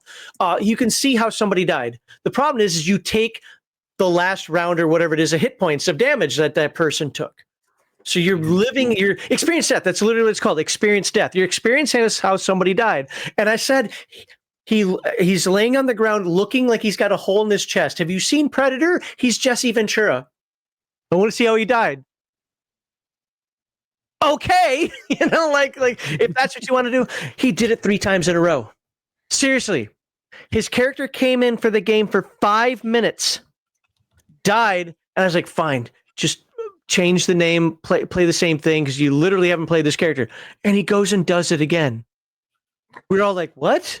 Okay, whatever. He dies again. He does it a 3rd time, and people are screaming at him. What are you? I want to know how this guy died. He's got a big ass hole in his chest. Something like that. Look, the tells were there, right, Mr. Max? Yep. No, it's fair. At some point, like like what else can you do? Like, yeah. But all right. So, okay, let's move on to the next one. I'm Lord Matteus. I do have a backup if you've got to go. I can go another 20 minutes if that's cool. Okay, I don't want to hold you, and I apologize. So let me get through these. Law Dog says, if you're enjoying the discussion, hit that thumbs up and support the channel. I really do appreciate that. Remember, this is on the live stream. It'd be awesome if you could even do that when the video pops in a month. And if you don't, that's fine. It's the life of a YouTuber, man. Weird guy. The more I hear about 5e, I've never played it, the more it's beyond heroic. It's just easy button the game. No thanks. Give me any other game. Agreed. Yeah, that's kind of how it goes at a certain level in that game. Yeah. Okay. That's all you can really say. And then Bear, the Gen X GM, says, for $2 Canadian, be heroic. See? Bear, I've been doing the best I can, man. He's been trying. He's been trying, but so this is what I mean when I say there might be an overtime. DM Blackwell, if you can stay after Lord Matteus has to go, I would like to bring in Bear. We won't do the entire show over again, but I'd like to have him come in and let's just have a discussion about how he sees Gritty. Mm-hmm. And then we'll compare Gritty versus Heroic, because I think he's certainly going to be better than me. And while Lord Matteus is really trying, since we're all kind of leaning on that side, I think that'd be beneficial. My eyes are stinging. I need to drink more water. Is that Dolly Pop? Oh, hey, Dolly Pop. Dolly Rocket now. Wow, she's upgraded from a pop to a rocket. My eyes are burning. Okay, let's get to segment 4 here. It's good to see you. Haven't seen you in a long time. So glad to see you here. All right, and let's get up there. My word. So the next segment we're going to be talking about, like I said before, we're going to be talking about player experiences and group dynamics. So just as a reminder, Game Master Insight airs live on Fridays at 6 p.m. Central Time, except for the last Friday of the month, because that's our members-only live stream. We don't do a lot for our members, so we got to give back something, and that's what we do. Although the last members-only live stream was streamed publicly because I was an idiot. Although it's members only now. So a few extra people did get to watch it. That shouldn't have. But hey, you know what? Those folks got a sneak preview as to what we do on our members only live streams. But once this live stream ends, the full live stream will be available only to YouTube members, while these 4 panel discussions and segments, and probably the little 5th one we'll bring Bear in to talk heroic for, we'll post a month later. And of course, if you enjoy this discussion, my God, my eye is burning like hell right now. Oh. I need to drink more water. If you enjoy this discussion, please like this video and subscribe to all of the panelist channels, which you can find in the description. Boom. I'm tearing up here like mad, so if I look like I'm crying, it's because these guys punched me when you couldn't see. See, what you don't realize, we're all in the same room, and they were like, just be a better host. It was a very emotional conversation. It's a very emotional conversation. So, in segment 4... yeah, I think I will, Mr. Max. I'll start with Lord Matteus for segment 4, so he can definitely get his points across first here. We're going to talk about player experience and group dynamics. However, before we do that, I'm actually going to start with DM Blackwall in this part. Before we go into our last segment, we'll have our panel briefly remind us who they are, what content they create, and where you can find them on the internet. And if you want to, in like 30 seconds or so, DM Blackwall, if you want to talk about Horde Wars. Sure. So I'm DM Blackwall, or Todd. I write and design role-playing games. I also consult on some games. Horde Wars Advanced is the newest game that we released. PDF is out now. You can get it on DriveThruRPG. You can also get it on blackwallgames.com.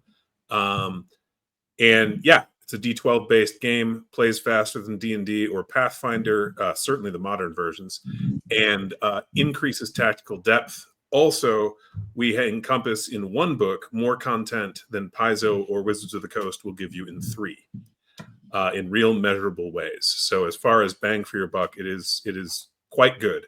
And that was by design. It took us quite a while to pack that amount, but it's a 300-page book.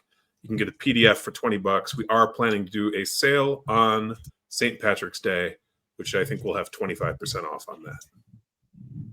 And if you, we had Dan Blackwell on, I don't know how many, couple months ago, back on the old Some Rando RPG live stream. You can find it out of that video out there. Maybe I'll even try to remember to link it in the description here. He was on, you talked for like 4, 5, 6, I don't know how many hours you were on, but we talked for a long time about what Horde Wars is. And look, I don't need any more games. I don't want any more games. And somehow he convinced me to get it. So, you know. Well, I want to get you to play with me too at some point, man. We got to arrange that in some way, online or in person. Good luck with that. I can barely do Bear's game. In fact, I almost caused the dissolution. I'm taking blame for it, whether Bear wants me to or not, of Bear's game when I couldn't show up last week. But another one. I know, right? That'd be no. I got kicked out of the other one. Not fully true, but it's fun to say. Anyway, Mr. Max, before we go, briefly to remind us who you are, what content you create, and where people can find you on the internet. Yes, so my name is Mr. Max Boivin. I stream on Reactionary Principle Gaming on YouTube, and I've been doing lately like a series of short video for role-playing advice, and I mostly focus on role-play. You can go there, like I think they're fun, right? To be honest, if I can say myself, like they're shorter video. Usually, like the content is 15 minutes. Sometimes the video is a bit longer because then I talk to chat because I do those live. But there's like slide video for like about 15 minutes. And I go about like some advice for role-playing that you won't necessarily hear elsewhere. So I would invite you to go check those out. All right. And finally, Lord Matteus, briefly remind us who you are, what content you create, and where people can find you on the interwebs. Well, Lord Matteus, I got a YouTube and Rumble channel, Lord Matteus. You can just search and you'll get there. Did a lot of actual plays, but I might be phasing those out. I was using those to like play games, review games, talk about those games. I'm now moving into like a live stream, which I'm going to have to leave in about 20 minutes for. It's called The Second Watch, Friday nights, 11 p.m. Me and Gary just talk about getting deep dive into some topic. Tonight we're going to be talking about Shadow Dark and the changes that are coming in the industry that we think are coming in the industry. I also do a little writing. Nothing as awesome as what Blackwell's doing, but you can see some of my books right there. I write a lot for the Red Room. I have a blog. I love this hobby, so I like to do whatever I can with it. Check me out if you feel so inclined. I would appreciate it. All right, now just for the folks out there, because I get accused of the fourth segment always being like, they already answered these questions. Well, that's kind of true. Remember, segment 1 we mentioned was pretty long, and that's because we were usually defining something or really getting perspectives there before we kind of dive into the meat of the second 2. Well, the fourth segment is a bit of a wrap up.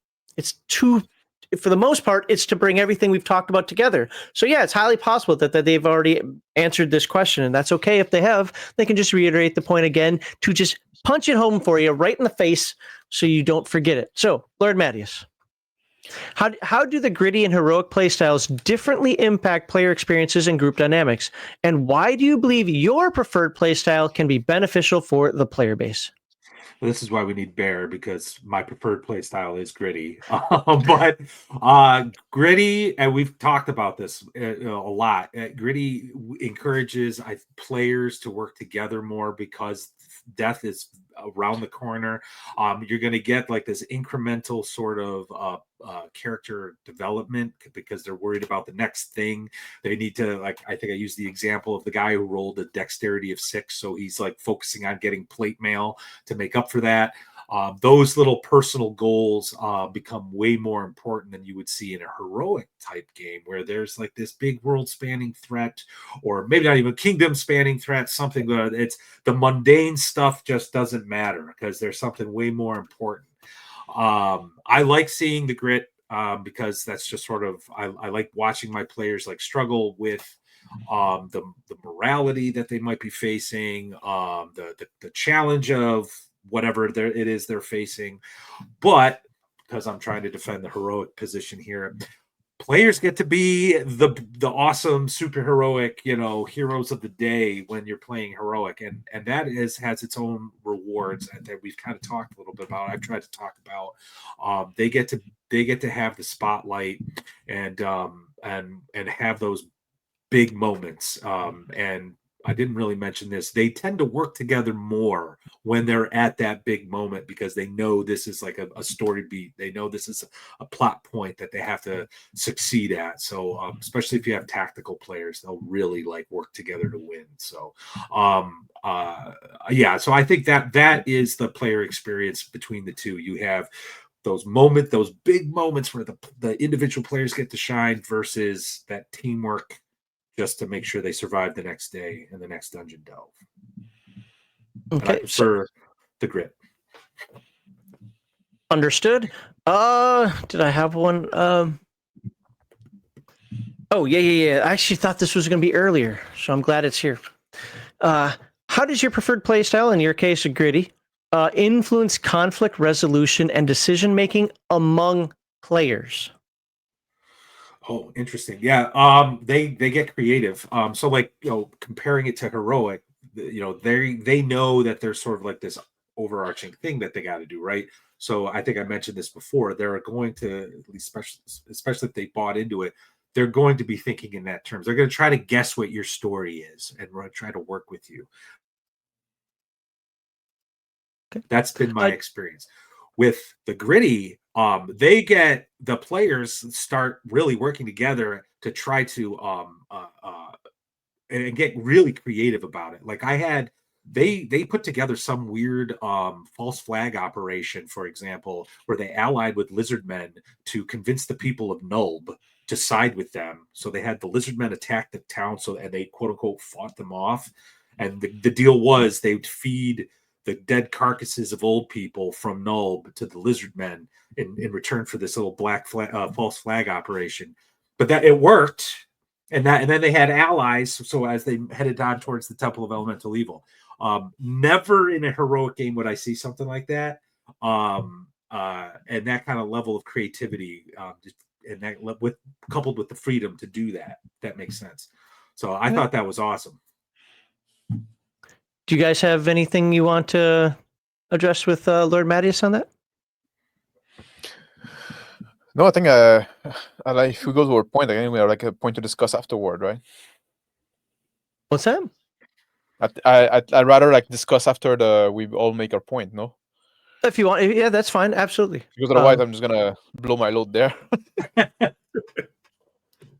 think he's saying you want him to ask. He wants you to ask him the question. Didn't want that visual. All right, okay, fine, Mr. Max. We'll just bounce back to you then. How do the gritty and heroic playstyles differently impact player experience and group dynamics? And what do you believe why do you believe your preferred playstyle can be beneficial for the player base? Yeah, I think Matteus like made a very good point there. Like on the like when you do like the heroic style, like they're like gonna be like more player buy-in in the just also because of the stake are so high, like more player buy-in in the story. If you want to tell, right, you can like drive them more. What I like about the greedy style is that it leave a lot more room for player agency, and they can decide to go in different direction. Like you do need to have more proactive player, I think, for this style to work. And we talk a lot about encourage teamwork because life is cheap, but also because you don't have the big stake, and the character can be more goal driven, right? They can be more driven by their own goal, and they can pull the blanket on. They can try to pull the blanket on each on their side, right? And I love having character versus character, right? Not player versus player, but character versus character. I'm a big fan of that. I like when there's tension in the party. They end up working together because they need to, but then sometimes they each try to pull on their own side. They have disagreement that they have to resolve. For me, those are great roleplay moments when, as a GM, I can just sit back and enjoy as well. Give me a break. So, like for this tension with the world and this tension among the party and this freedom that they have, I love that a lot. In the heroic style, you got those big shiny moments, right? You got those big those big set piece, and you have those thing that you would never see else, that that you won't see in real life, right? You get to be like the big badass, and you can have like those big moral question and those philosophical question more than moral even. You can go like one step higher, right? That question like the nature of the universe in a sense. But so they both have their strength. Obviously, I do prefer the greedy because of what I'm looking for in this hobby. But yeah, that's.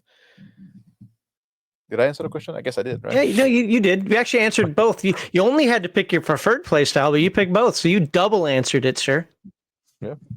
And since you said you want to have a little discussion afterward, let me ask DM Blackwall, and then you guys can have the discussion. So same question for you.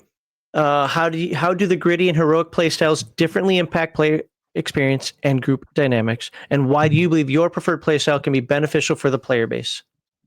Sure. So I think what these guys have mentioned earlier is correct in terms of, and what we mentioned earlier in the stream as well, as far as the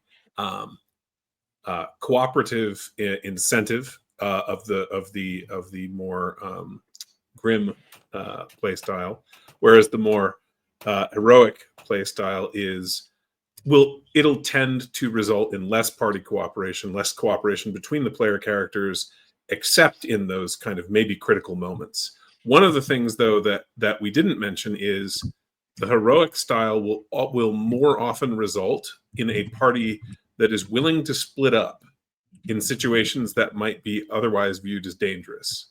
Because they feel more powerful, they'll take what a more gritty game would view as too risky. They'll take risks like that, which is interesting to see in play. But otherwise, yeah, I think what we've said so far, it really covers that pretty well.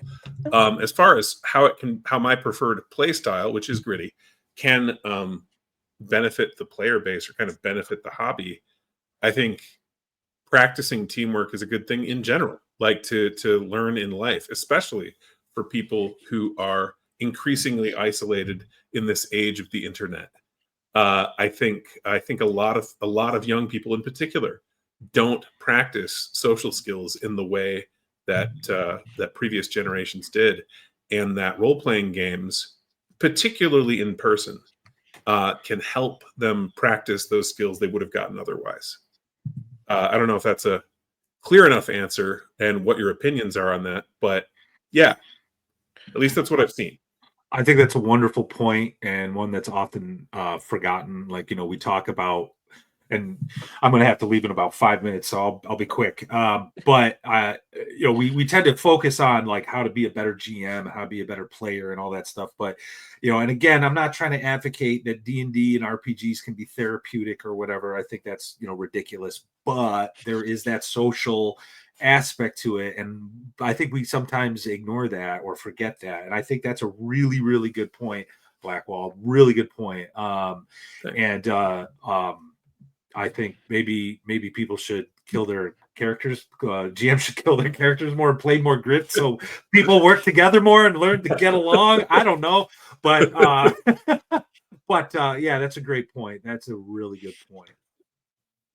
The only thing I wanted to add, and I was saving this one for my final comments, but I'm not going to do a final comments tonight because I'm going to swap out Lord Matteus with Bear when that happens. Is one of my Forbidden Land games when I was teaching people how to play when I was in Germany. One of the players threw a temper tantrum. So I'm not expecting everybody to know the system, but generally speaking, the system is this. If you try to go mano a mano against something big, it's rolling this many dice, you're rolling this many dice. Like comparatively speaking, you're not going to win.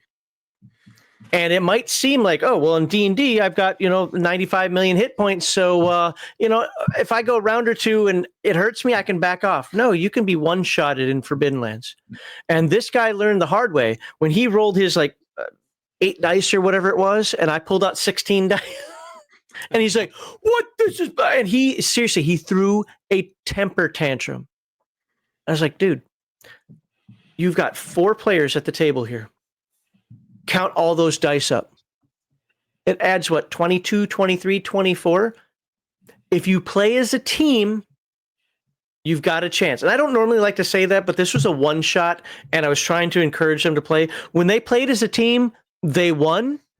And somebody went and grabbed him, pulled him back, started working on him for healing and so forth, because it's a death spiral game. When you take damage, you lose dice, and you're not doing as well. But I think the archer ended up getting the kill, if I remember correctly. Well, the other ones were kind of holding the Minotaur off. It was doing everything. They got into a great position, so it couldn't do some of its special maneuvers because it was in a tight space, so it couldn't do whirlwind attacks and so forth that could clean up and stuff.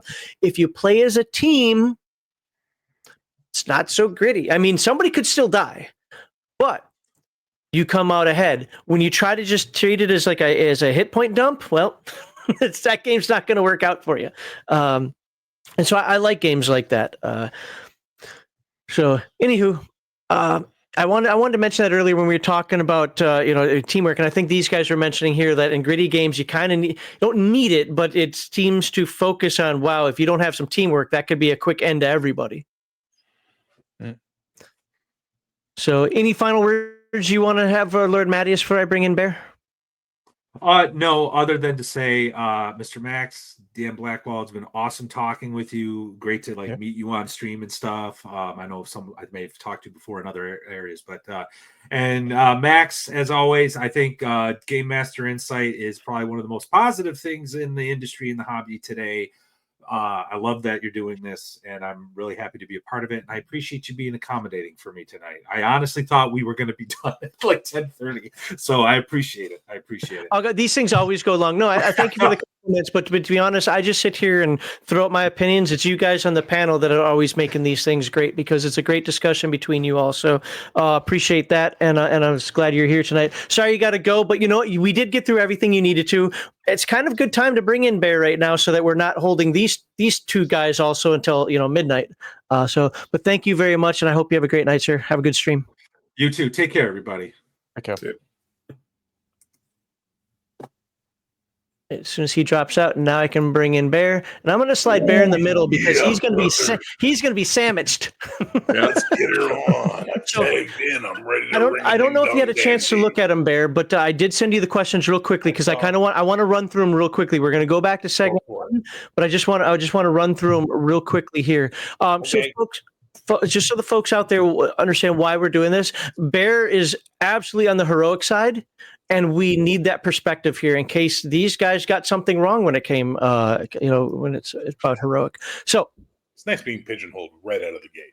well, I mean that was the role, and let's be honest, you've said it before that you like heroic. I am. Making a game called Heroic would sort of seem to suggest that I might be on the There you heroic go. side of things. Yes. So how we're going to do this part here is I'm going to quickly do not the outro, but my thank you, just so I know that the segment ended there to bring in Bear. So bear with me, everybody. But we're going to ask Bear each of the 4 questions that we asked these guys in the segments, and then Bear's going to give the answer, and then they're gonna question him or address whatever Bear says, and then we're gonna just move on to the next question because they've already gave their spiels. So. Yeah, bear with me just one moment. I'm saying the word bear a lot, apparently. Because you're in love with me. So, why can't I find... So, which one do I want to do? I want to do... Well, I'll just do the thank you right now. Actually, yeah, we'll do the thank you, because when they're done, then we can just do the outro. That'll work for me, so bear with me just one moment. Again, now I can't say that word without... So, like I said, we're going to be... So, I already said that. Don't need to say that. Great. We can just move on.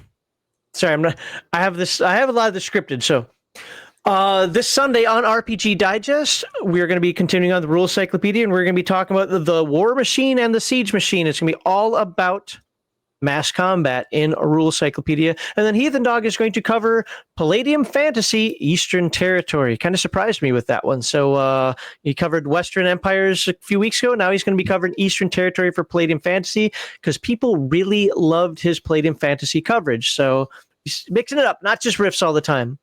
Next Friday on Game Master Insight is kind of where I start some of the more interesting and weird topics. And we're starting off with innovative magic items. Now, it's supposed to generally be about Dungeons and Dragons, but to be fair, you could talk about any game system with the way the questions are asked.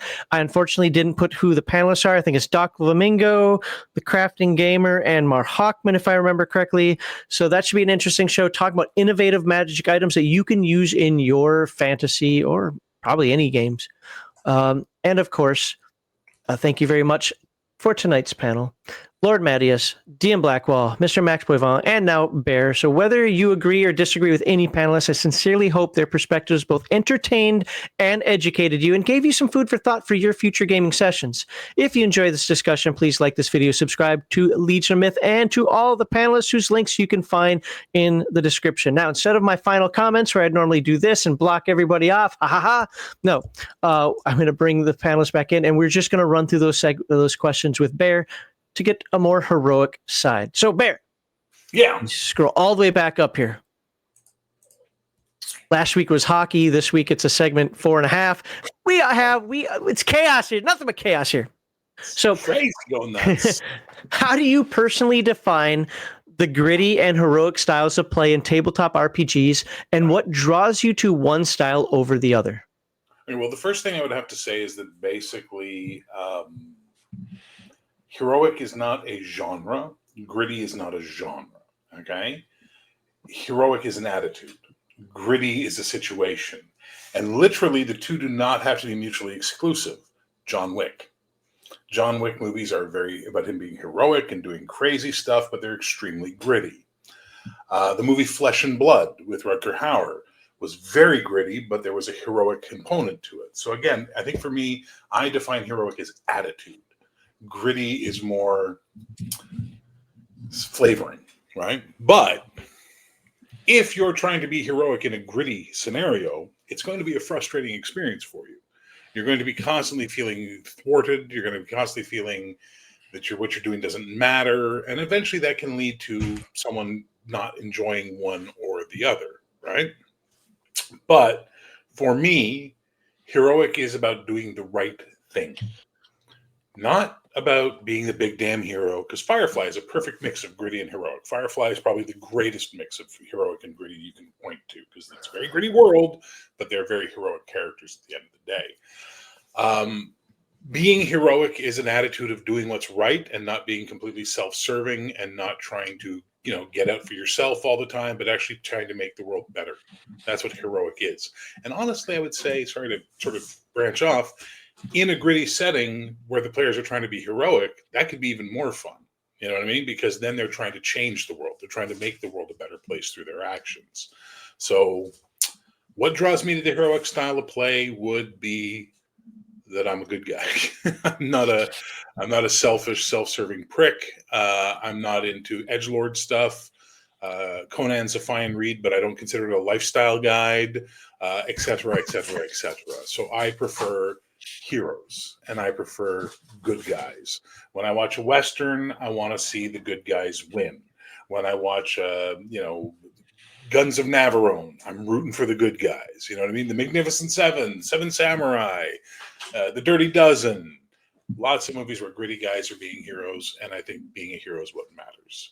So one of the things that came out in the original segment one that we did was that a lot of people didn't like the terms and so forth, and even in the chat they were disagreeing with the terms and whatnot. And ultimately, the idea of heroic, I get what you're saying, and I don't disagree with you. With the idea of heroic in a tabletop RPG, maybe a better term would have been high fantasy versus low fantasy. High power. High power. You can have gritty high power too. Right. So that's kind of generically, and by the way, Blackwell and Mr. Max, if you think I'm wrong on this, but how we took the discussion was more in that vein. It was more in a vein of, 5e, hero to superhero versus the OSR, zero to hero type stuff. So while I don't want to refute anything you said, because I think that's actually perfect, for the point of discussion, we're talking more about sparkle ponies versus, I die every session. Let me tell you something, brother. Every time you step into the ring, you're going to face defeat. And what you're going to have to do is decide if the rules are there. Is the referee on your side, or is this a no DQ match? And from there, you know what you got to do, brother. No, you're right. Yeah. And in the beginning of the string, I did mention that. Sorry, Bear, I stepped on you. No, it's okay. Go ahead, Max. I love you. I didn't mention at the beginning of the string what Bear was saying that about this being a false dichotomy and stuff like that. So yes, I agree, but it's true. We did take it more like into the power fantasy versus the mud core, some people would call, right? Okay, so do you remember Cyberpunk? Remember the game Cyberpunk? Yeah, it's gritty as fuck. Mm-hmm. I was listening to you guys earlier saying, no, you shouldn't make extra characters because then you're not going to invest in your real character. Given the fact that one bullet's going to take your character out in Cyberpunk, 5 minutes into the session if a gunfight breaks out, maybe having a couple of backup characters is a good way to go, just in case. Sure. That's gritty. That's really gritty. Mm-hmm. Where's Shadowrun? But no. Stay with Cyberpunk for a second. What is the catchphrase for Cyberpunk? Now I just had it in my head and I lost it. It was it's about dying in style. I forget what it is. They always say style over substance, but style or substance. But there's a catchphrase and there's something about doesn't matter how long you live or whatever. It's how you died. I forget. Fast, die young, and leave a good-looking corpse. Yeah, there you go. The point of this Shadowrun is the opposite. Shadowrun is much easier on characters. Yes, it can still be deadly, but it's not as deadly as Cyberpunk by a long shot. So therefore, it's a more of that what you guys are terming heroic. Sure, absolutely. BX is deadly as fuck. I kill characters every session of BX I run now. Every session of OSE that I've been running, one person dies. Do you fucking mind? Jesus. But 5e, you kind of got to go out of your way to kill a character. But you can do it. Trust me. You can kill a character in 5e, but it's not as easy. It's not as assumed. It's not as evident. It's not as constant. Which do I prefer? Well, it depends what I'm looking for. If I'm looking for a campaign, then I don't want characters dying left, right, and center because I want them to invest in their characters. I want them to grow. I want them to have experiences. I want them to have that thing you were talking about earlier about, we've all got white hair and talked about that great adventure we went on. Who dies in Lord of the Rings? Boromir. and Gollum, I guess. But that's it, right? Everybody else lives. I think expecting to live is a mistake, but I think expecting to die is defeatist. So heroic, gritty, what kind of game are you trying to run? And that'll determine what you prefer at that point in time. When you do a heroic game, if I can ask a question, when you do heroic game, how like you said that it's about being the good guy and stuff like that. Like, how black and white do you like your morality to be in that case? Oh, I like my morality to have 50 Shades of Grey, sir. Wow. I think Grey, 256 Shades of Grey is important. Okay. Absolutely. Because nothing is funnier than watching a heroic character realize they just got fucked over by a little feather level character. And they thought they were black and white morality. Mm-hmm. Morality doesn't enter into heroic. Action enters into heroic, from my point of heroic. But if you're using your point of heroic as character survival versus gritty, which is the meat grinder, or fancy fucking Vietnam, as they used to say back in the day, doesn't matter about your morality at that point in time. You can do fantasy Vietnam where they're completely black and white, upstanding people, and you can do heroic where their characters live forever, but they're all pieces of garbage. You know what I mean? The morality will not affect, or should not directly affect, what you're talking about. I do agree, by the way, with the people that said heroic was the wrong term for the high end, because it's heroic implies a lot of different things. But we're using it in that term, so I will try my best to keep my I actually, so when I came up with the segment, I used ChatGPT to make sure that my term was out there, and apparently that's what it says. It's on forums and Twitter and all that other nonsense. So that's what I went with. Well, given that the entirety of Western civilization was swept up by the achy breaky heart and land dancing, I don't care what other people think. But I got to make a video that people watch and understand what's going on. So you can be like me, make videos no one watches and don't care if they do. You'll feel much better. Let me try that. You said something that I wanted to piggyback on. So I don't think we went. And I'm not trying to be pedantic. I just want to open up the discussion more. I don't think we went just as in meat grinder versus total survival. I mean, there are a lot of other things were included in there, like as in just survival mechanics. The idea that, hey, you have to deal with food and water, or do you just hand wave that stuff? Is travel dangerous, or do you just get from point to point to point? A lot of different things kind of go into the difference between gritty versus heroic. I mean, I don't know if Codex Albana is a good example. So I'm not going to use it. Gritty, but Cody keeps fucking it up. Cody's gritting the game for us. Thank you, Cody.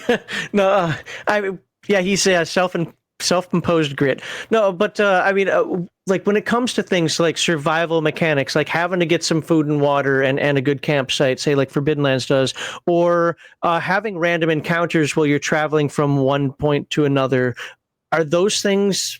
I don't want to say important. Are those things beneficial to the game? So you've put two things together that don't have to be together there. I'm just giving examples. I'm putting worrying about food and water, super gritty. Right? Super. Oh wow. Okay. Okay. Like, oh my God, you didn't hunt successfully, and now it's been 3 days since you've eaten, so you've got disadvantage on every roll. Like, holy Jesus Christ! Why don't we just go fucking play Oregon Trail and be done with it at that fucking point? Oh, you died of dysentery. Sorry. That's tromas. Encounters are great. Encounters will remind the characters that the world is alive and exists beyond their quest. I like encounters, but I'm not a big fan of making people have to hunt and look for water unless it's relevant to the plot and the moment at hand. Otherwise, boy, that's exciting. What'd you do for the session? Well, we played for 4 hours. What'd you do for 4 hours? Well, we tried to find dry wood. That didn't work out so good. And then the ranger went hunting and fell off a cliff. And who's got a lot of air going into there? It's like a dog breathing into the microphone. I don't know. I think it was Mr. Max because he did something with his hand and it stopped. I don't think it's me. Anyway, the point is that I don't think that level of grit is necessary. I think it gets in the way of enjoyable role playing for me.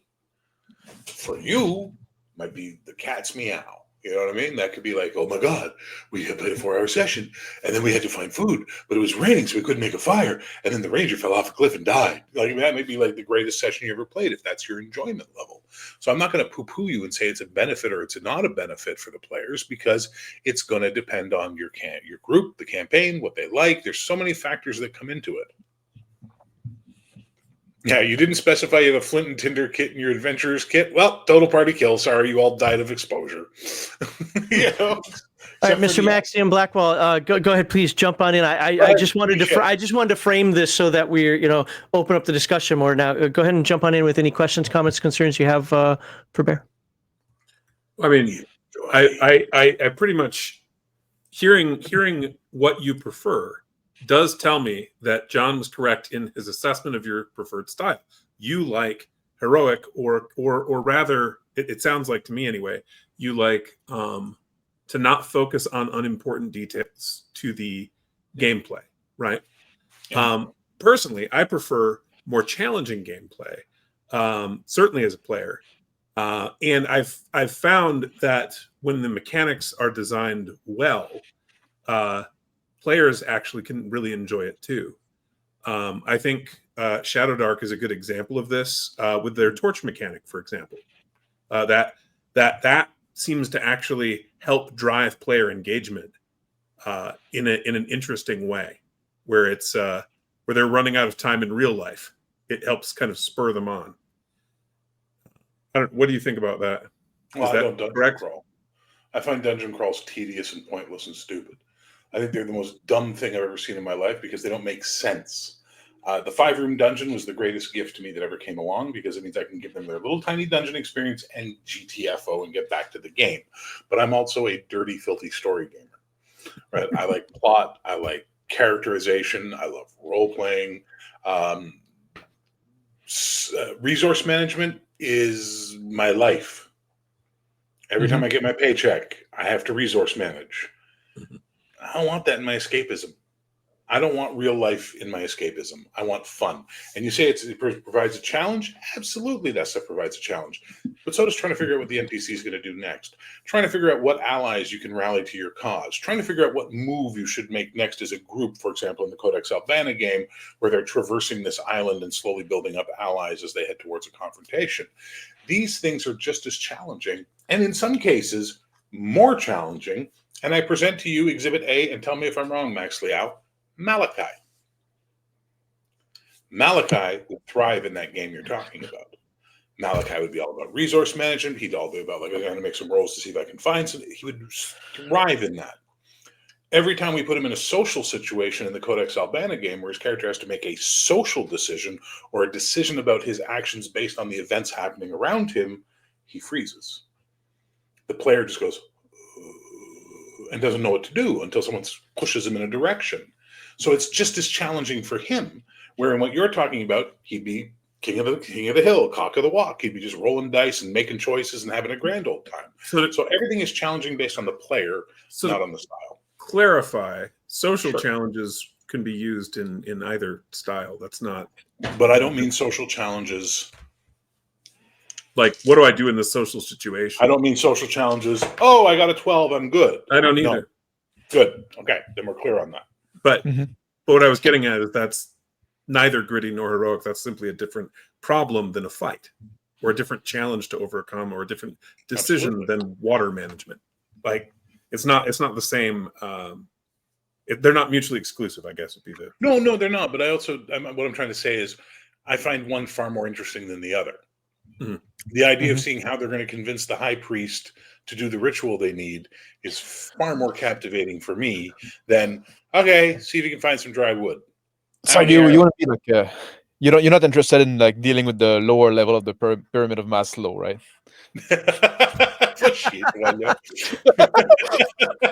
We have a hierarchy of TTRPG needs. I don't go the other way though. A lot of people think because I'm a dirty, filthy story gamer, and I was about to go there. I don't go all the way up the hill to like a Fate game. Like, I remember someone tried to get me played this one of the Fate versions, and I said, "Well, where do I get my equipment?" "Oh, your equipment are aspects." Okay, so I have an aspect called armor. I have an aspect called sword. Yeah. Okay, but according to this rule here, I have to have this currency to be able to tag my aspects, to be able to use my aspects in the game. So does my armor shoot up my ass if I don't have any of this stuff and therefore completely useless? Remember, Fate is just about lying to the game master over and over again until you convince him that what you're saying makes sense. Yeah, so that's not interesting. That's a bridge too far, right? I refer to those as the talking stick games. Oh, I have the talking stick. I'm in charge. Like, I don't care. Put your conch shell down, Piggy, get your glasses, and fuck off up the model village. But there's a difference. There's extremes. Then there's a middle ground. A middle ground, you can have a little bit of that grit. You can have a little bit of that resource management. You can have a little bit of that threat of survival. but you can also have the interesting story, the interesting stuff. I think Harn can get that. I think Harn kind of falls into that place. I think Pendragon falls into that place beautifully. D&D never falls into that place. D&D is either a spreadsheet simulator or you have to hand wave it. Yeah, exactly. D&D is just extremes, but that is, to my constant consternation, the problem with D&D is that it's broken, and it's been broken since day one. But because it's the first one, we think that's how the car works. You know what I mean? You've got an identity crisis nowadays, right? Just like he tries to be everything and think that doesn't work together. Yeah. So for me, that's the difference. I mean, I know I've been mentioning the game a lot tonight, but that's because we're talking about the grit, and it's probably the grittiest game I play. Forbidden Lands, I love the survival mechanics of Forbidden Lands. I think they're meaningful. I think that they make travel interesting because it is a hex crawl. Let's be fair, it is a hex crawl type game. Even if we all have the same map, his is going to be filled out differently than this. This guy's. By the time you're done, but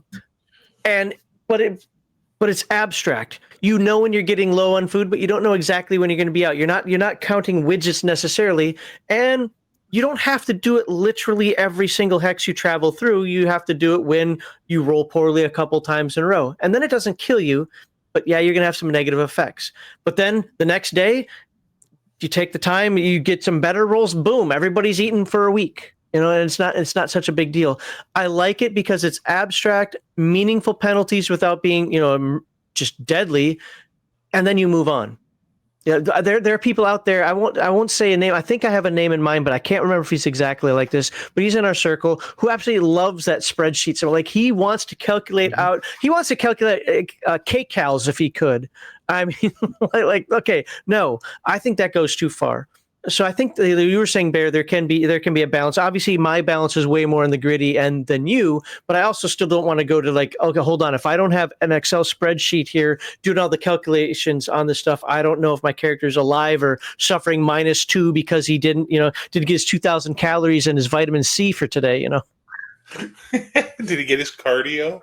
Right. But on the flip side, let's you're talking about the Oregon Trail because we talked about that earlier. Was it Lord Matteus was talking about syphilis? Or did that come with you, DM Blackwell? I forget. One of you guys started with the whole syphilis thing that kept coming up. I did. Okay, so we don't want to worry about syphilis every time or did you get COVID at the whorehouse? Right, But how does that happen? Please instruct me. What gripping fantasy. I've gone mad from syphilis. Right?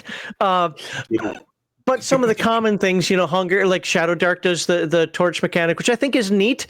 Again, Forbidden Lands it's torches, arrows, food, and water. If you keep it minimal but meaningful, I think it can be fun. But again, it's play style. It's people's play style. First time I heard about playing Harn was a buddy of mine who was playing in a game where he was a peasant who was like a squire for a night. He'd become a squire. And the horse of his knight bit him and broke skin. So he got mad and he hit the horse with a stick. The knight saw that and started yelling at him and was going to come beat him. So his character ran away and jumped in a river. And the wound got infected. And 3 days later, he died in a cornfield. What a great campaign. You know what I mean? Come on, that's kind of funny to me. Yeah, no, it's funny. But Jesus Christ, could we have a little more role-playing and a little more adventure than that, please? I think that's one of the problems with gritty. Much like the Mork revolution that's happening right now, some people think that. Okay, I'm going to say something that's my hot take. I apologize if this offends anyone because my goal is not to offend you, but my goal is to point out one of the absurdities that I hate in this whole thing. Being an edgy gamer, playing gritty, dark, dank games, reading Conan and thinking, Howard was providing you a guide to live your life by, et cetera, does not make you a tougher person, does not make you a real man, does none of these things. Stop acting like they do. Now, there are people who do this stuff that don't have those attitudes. That's just what they prefer, and they're aces. But there's an entire movement within our fucking hobby of men thinking this kind of game makes me a badass, and if you don't play the way I play, well, you're a pussy. Well, that happened with the Oh World my of Darkness God. too, though. Well, World of Darkness was the game of pussies. That's what made it fun. Toreadors could ponce about all day long, but that's not the point. The point is, how you play your game does not define who you are as a person and does not make you better than anyone else. How you play your game is how you play your game. So make sure you're playing the games the way you want, for the satisfaction of playing the games, not for some perceived, I'm 15 years old, I got a Metallica t-shirt, a leather jacket, and I'm getting a van for my 16th birthday, so I'm clearly a badass. Now, You know what now I I mean? do think on the one hand, there are some people who think that way. No one here was advocating that. Well, I don't think In you fact, guys we will. talked about selecting I game don't know you, systems. Blackwell. I don't know you from Moses, so hi. Yeah, Nice to meet yeah, you. yeah. These Hey, two man. I know. I know these two would never think that way, like Yeah, this one yeah. and that one. This Yeah, one, and this one has thoughts. But But what we had previously talked about, selecting a game system that suits the style of play you want for that campaign. And I think Lord Matteus, me, probably John have all run heroic games. Mhm. I'm not sure if Mr. Max has. Yeah. yeah, you break out into hives. He's like, yeah. But yeah, maybe so it's one not- time I run that. It's not. By mistake. It's not a lack of desire to do that. It's simply a preference, right? Yeah. You know, and I support the preference. Yeah. But I don't think the lion's share of people advocating publicly and loudly Mhm. are preference. I think they've decided lifestyle identity choice. Yeah, And that's they're you just know, as lame as the angry metalheads I used to have to deal I with. often when say I like was don't put your ego in that shit, right? Just like it's ridiculous. Well, and one of the things to address on that, and we'll go into the next question here in just a moment, is as I said earlier. By the way, I want to remind folks we're still in segment 4. We're not in segment 5, so the giveaway will happen later. And yes, the swear jar is full. Oh yeah, no, I'm but here. but with that said, is that we're what we're expressing here. Bear's been on the show; he knows this. But just for everybody out there, what we're expressing here, obviously, our preferences, whether it's gritty, heroic, something in the middle, high fantasy, low fantasy. What did we talk about before? Gonzo, pulp. You know, whatever terms we want to use for how we want to play. The idea here, though, is and this is why I wanted Bear on, and I think he's doing a great job of this, is expressing why his preferred play style is the best. Now, yes, you can put in parentheses for him after that. It's an opinion. We all know that anyway. I argue with people. This happened last year specifically where people feel like I have to say for me. No, it's an opinion. You already know it's for me. You already know Bear's talking. It's for him. You know, DM Blackwell's talking. It's for, we know this stuff out there. So we want Bear on for this perspective, and we want him to actually tell you why it's so much better, because you might actually click something and be like, crap, you know what? These gritty guys had me, but now you're right. I did notice that these things work better in my game, and I don't want to deal with this other stuff. Okay. I've run gritty games. They've been fun. They've been a good time, but they're one-offs. They're not campaigns. I'm a campaigner. Mhm. I played in what I thought was going to be a heroic game, Star Wars. And then we got captured. And then we got thrown in cells. And then one of the other players got struggle cuddled by a Wookiee that was in the cell. Okay, what? No. And I closed my book and I picked up my dice and I said, thank you so much. You can finish the chips. Good day. And I left because that was just no. But there are people out there who would think that was a great game. Yeah. Okay. Not for me. I'm sorry, man, if you didn't like it. You know what? Don't knock it till you tried it. No. No, that sounds terrible.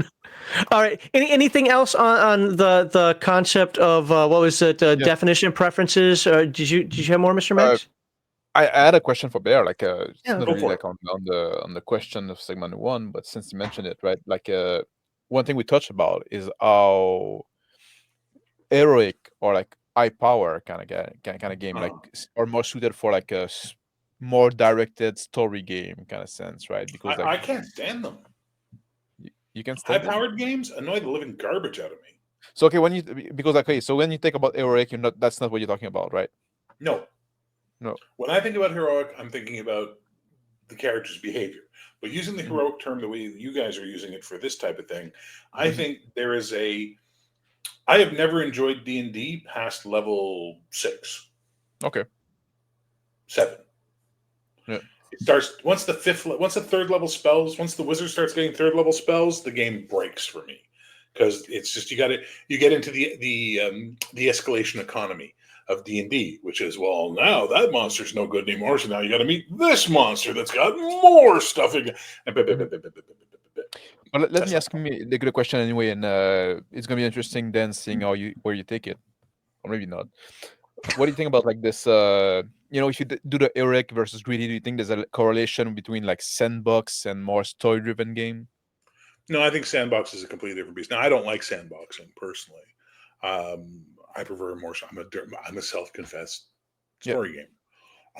But do you think that's linked with your preference to being a more heroic type game?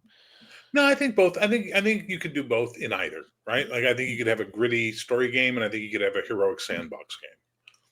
But the overpowered stuff, I just don't find interesting. Like Exalted, I read it and went, "Oh, well, I have no interest in ever playing this." Really, this doesn't. Damn, now I got to get Baron on, because Baron's the Exalted guy. But yeah, so for me, no. I don't think they're mutually exclusive. But then again, as I said earlier, a heroic attitude is not necessarily exclusive from a gritty game setting. So, Bear, what about a game like Mage the Ascension? I don't know if you've played it, but that is by far the most powerful of the World of Darkness settings. I read it and went, yeah, not for me, guys. See, I love it, but that's because it has such a huge drawback. Unless you have a bad storyteller, that paradox will mess you up if the storyteller is doing it properly. So you're not just throwing spells all over the place. You're very controlled with what you want to do. Yeah, I get that. I'm not debating it. It's not for me. It's too powerful. Fair enough. I'm into the human condition, right? The story, the human story. Okay. That interests me. Well, how about we segue? That's why when I run Star Wars, no fucking Jedi. Because so you're running Traveler.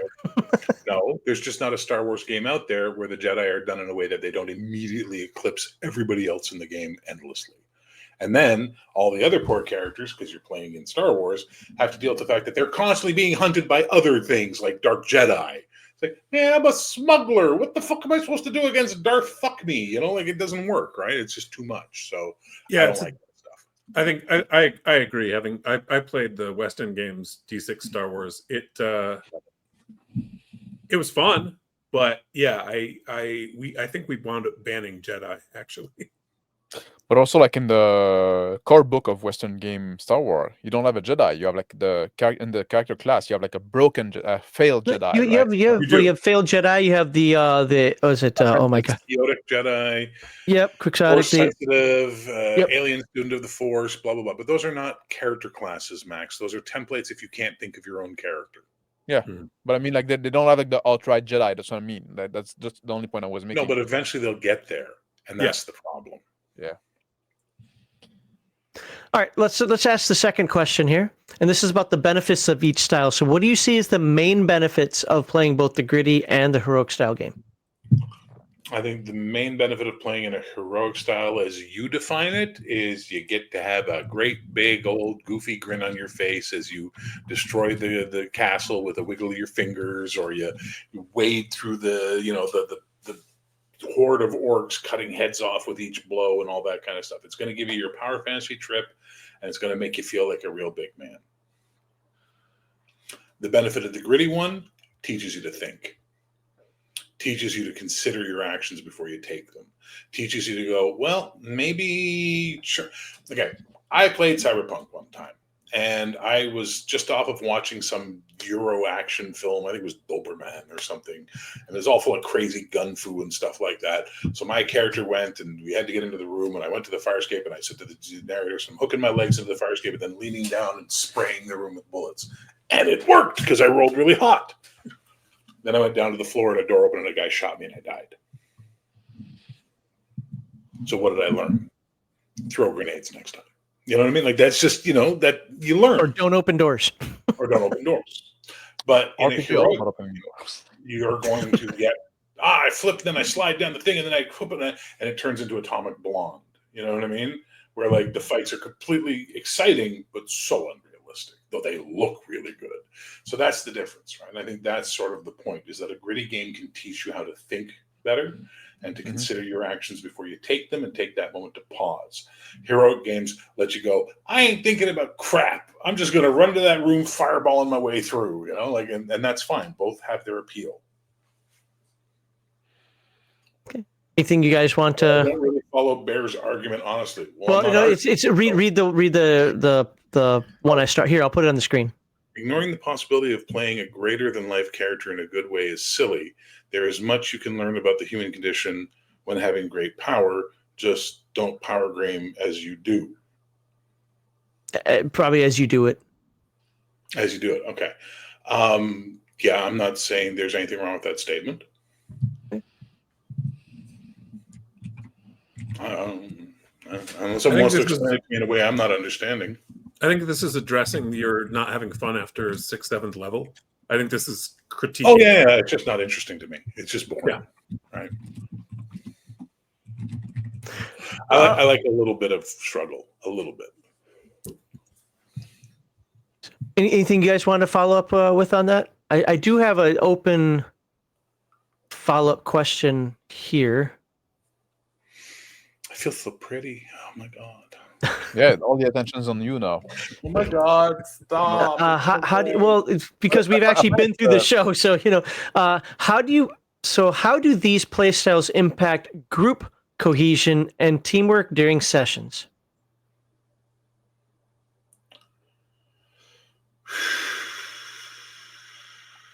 Heroic characters tend to do less teamwork, I find, in heroic games, because people are capable of doing their own thing without needing backup all the time, where in gritty games, you really need to look out for each other. You really need to pay attention. And you can easily screw each other over by going, yeah, no, I got your back. And then they die because you weren't there to back them up. At least that's what I think. I think that's what everybody said, but just to make sure you guys, any questions, comments, concerns on that one? Because I can read a super chat and then go right into the third question if we want. Yeah, okay. No, that's basically all what I know, we said. no, that's exactly it. Law Dog, 100%, buddy. So Law Dog for $5. Thank you very much, Law Dog, for the $5. Do want to remind folks that we did meet the goal. We will have the giveaway after we're done talking with Bear here. But I want to get through this because I think Bear's perspective is, like I said, needed in this case. Lord Matteus did a great job. Mr. Max and DM Blackwell all have done fantastic jobs tonight. But just having that other perspective that leans more the heroic, even if he doesn't like the term, but leans more that way, I think is beneficial for the discussion. So, but Law Dog says, Bear the Gen X GM, my favorite of your characters, John Prester, the Bastard Sword, comes across as a gritty character who is played heroically. Thank you for being aware. Thank you for noticing that, by the way. And to quote GM Cody, fuck, because that was literally the catchphrase for the character. It was just constant, just like, fuck. Fucking idiots. But anyway, yeah. Thank you. Appreciate that, Law Dog. Thank you a lot, man. Well, let's flip the script and talk about the challenges of each style. So what challenges have you encountered when running or playing in each style, and how did you address those challenges? The challenge of the heroic style that you describe it as is this power style, is that you are going to always constantly having to be upping the stakes to challenge the character. And that is and I say that as a GM, as a player, but as a you're on acid, Walter. Don't pay attention. Do you find that playing, like I've found this by playing a character that is super powerful, I get bored of it pretty quickly. I've done all the stuff that I can do, and I've done all the stuff I can do. I flashed all the colors I can flash. There's only so many ways I can do that, and getting a new power, new color, new whatever, new sparkle, it just isn't going to matter much. Well, I think this is the challenge, right? Is that how do you make a game where people don't have to worry about their character dying easily challenging? And that's always going to be a challenge for running the game. It's going to be a challenge for playing the game, though some players love that shit. So God bless them. I didn't ask this to these guys earlier, but what about, because Heathen Dog says this stuff a lot, and I see this more so if you're doing a more heroic game, that the players blame the game master. in a more heroic style game because they don't expect to die. So the game master must have been out to get them, and it's the game master's. I hate to say it, but I've seen it happen where they'll be like, "Well, it's his fault we all died because the fight wasn't fair or whatever." Nonsense. Man, I People get say. what you're saying, but that's just silly, whiny bullshit, and does not deserve the air that we will waste discussing it. That is bad players. And maybe they should go play some gritty games so they can learn how to think better for their characters.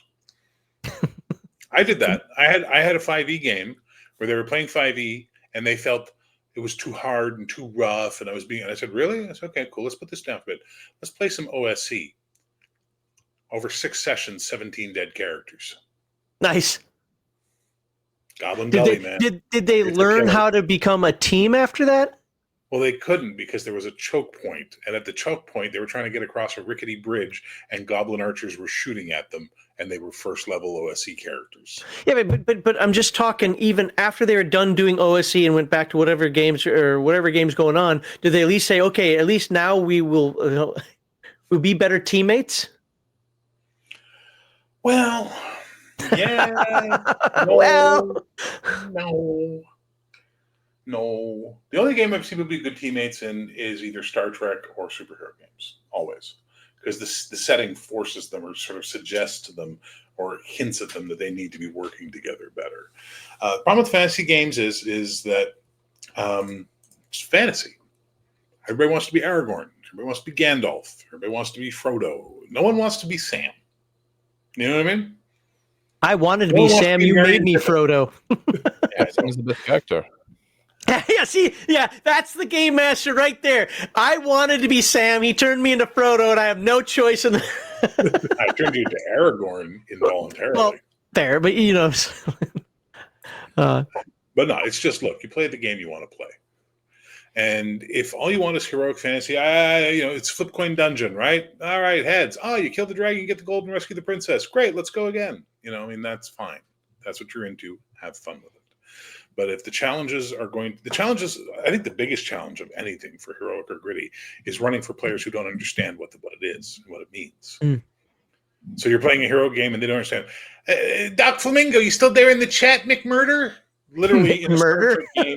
No, his character's name's McMurphy. He's the chief engineer. Some extra dimensional alternate rift Klingons boarded the ship and accidentally killed his assistant engineer, who he was very fond of. So after everything was said and done, there was one living Klingon left in there, and he kicked everybody out. He took a knife and stabbed the guy in the throat. In Star Trek. And now everyone just calls him, out of game, he's McMurder. Because what the hell? You don't do that in Star Trek. I don't know. I think that's the human condition, though. You kill my lover. Yeah. Nice. Wasn't his lover. He wanted it, I'm sure. But anyway, but then you get a gritty game where people don't understand they're playing a gritty game and they're trying to do heroic stuff and the game just murders them horribly. And they're like, there's no fun. Yeah, know what you're getting into and then get into what you want. Right? It's like going to an orgy. Or not everybody there's for you. You know what I mean? Not every when you go to the fetish night, not all the fetishes are the ones for you. Yeah, but you also have to have some buy-in, right? Remember when we were concerned earlier about somebody saying elf Nazi? Yeah, that's nothing now. It's a general rule. Probably avoid all of the things that were just mentioned.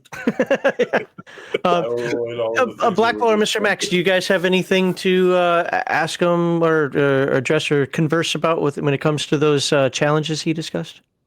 No, I think we surprisingly agree more than what I would have thought. Yeah. That's cool. All right, then we can move on to the last question, which was, so how do the gritty and heroic playstyles differently impact player experience and group dynamics? And why do you believe your preferred playstyle can be beneficial for the player base?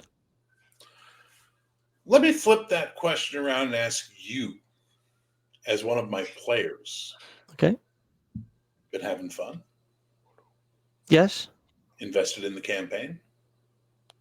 When we play, yes. Okay, other than that bullshit. Yeah, You're and just so shut up. folks out there know, we've had big gaps between sessions. That's all I'm talking about. We're trying to get that fixed. I literally had to move my home game to another day to accommodate you, so shut up and quit whining. Are you curious as to what's going to happen next? No, because I don't want what's going to happen next to happen next. There you go. So that is the benefit of my play style. You become invested in it. You look forward to it. You want it to happen. Now, if you're invested in someone's gritty game, great. If they can take a gritty game and get you invested, that's the game. That's the point. That's the idea. So I don't think my style is better than anyone else's style, but it works for me. So one of the things that I'll say about like if your Codex Albana game was how I like to run games, which is, weekly 8-hour sessions, that kind of stuff, I probably wouldn't like it so much. I'd be like, there's too much fast travel. There's too much. There's not enough time for us to do some of the local things. But if we were doing it that way, there would be more time for that stuff. Right. No. That's what I'm saying. That's exactly what I'm saying. Yeah.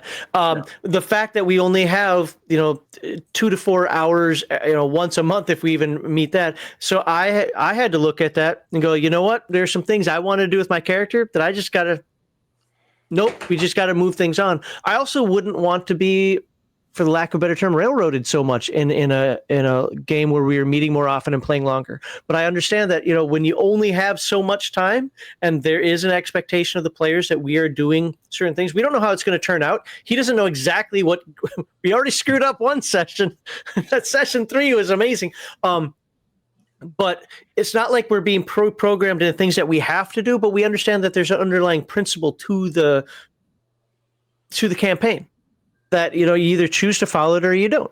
So yeah, I mean, in a different type of real world setup, no, I probably wouldn't like this so much. The fact that of how it's being done, based with the time, people, and so forth that we had, I'm actually having a really good time. There you go. So ultimately, at the end of the day, there is no one true style. There is no one correct style. There is what you enjoy.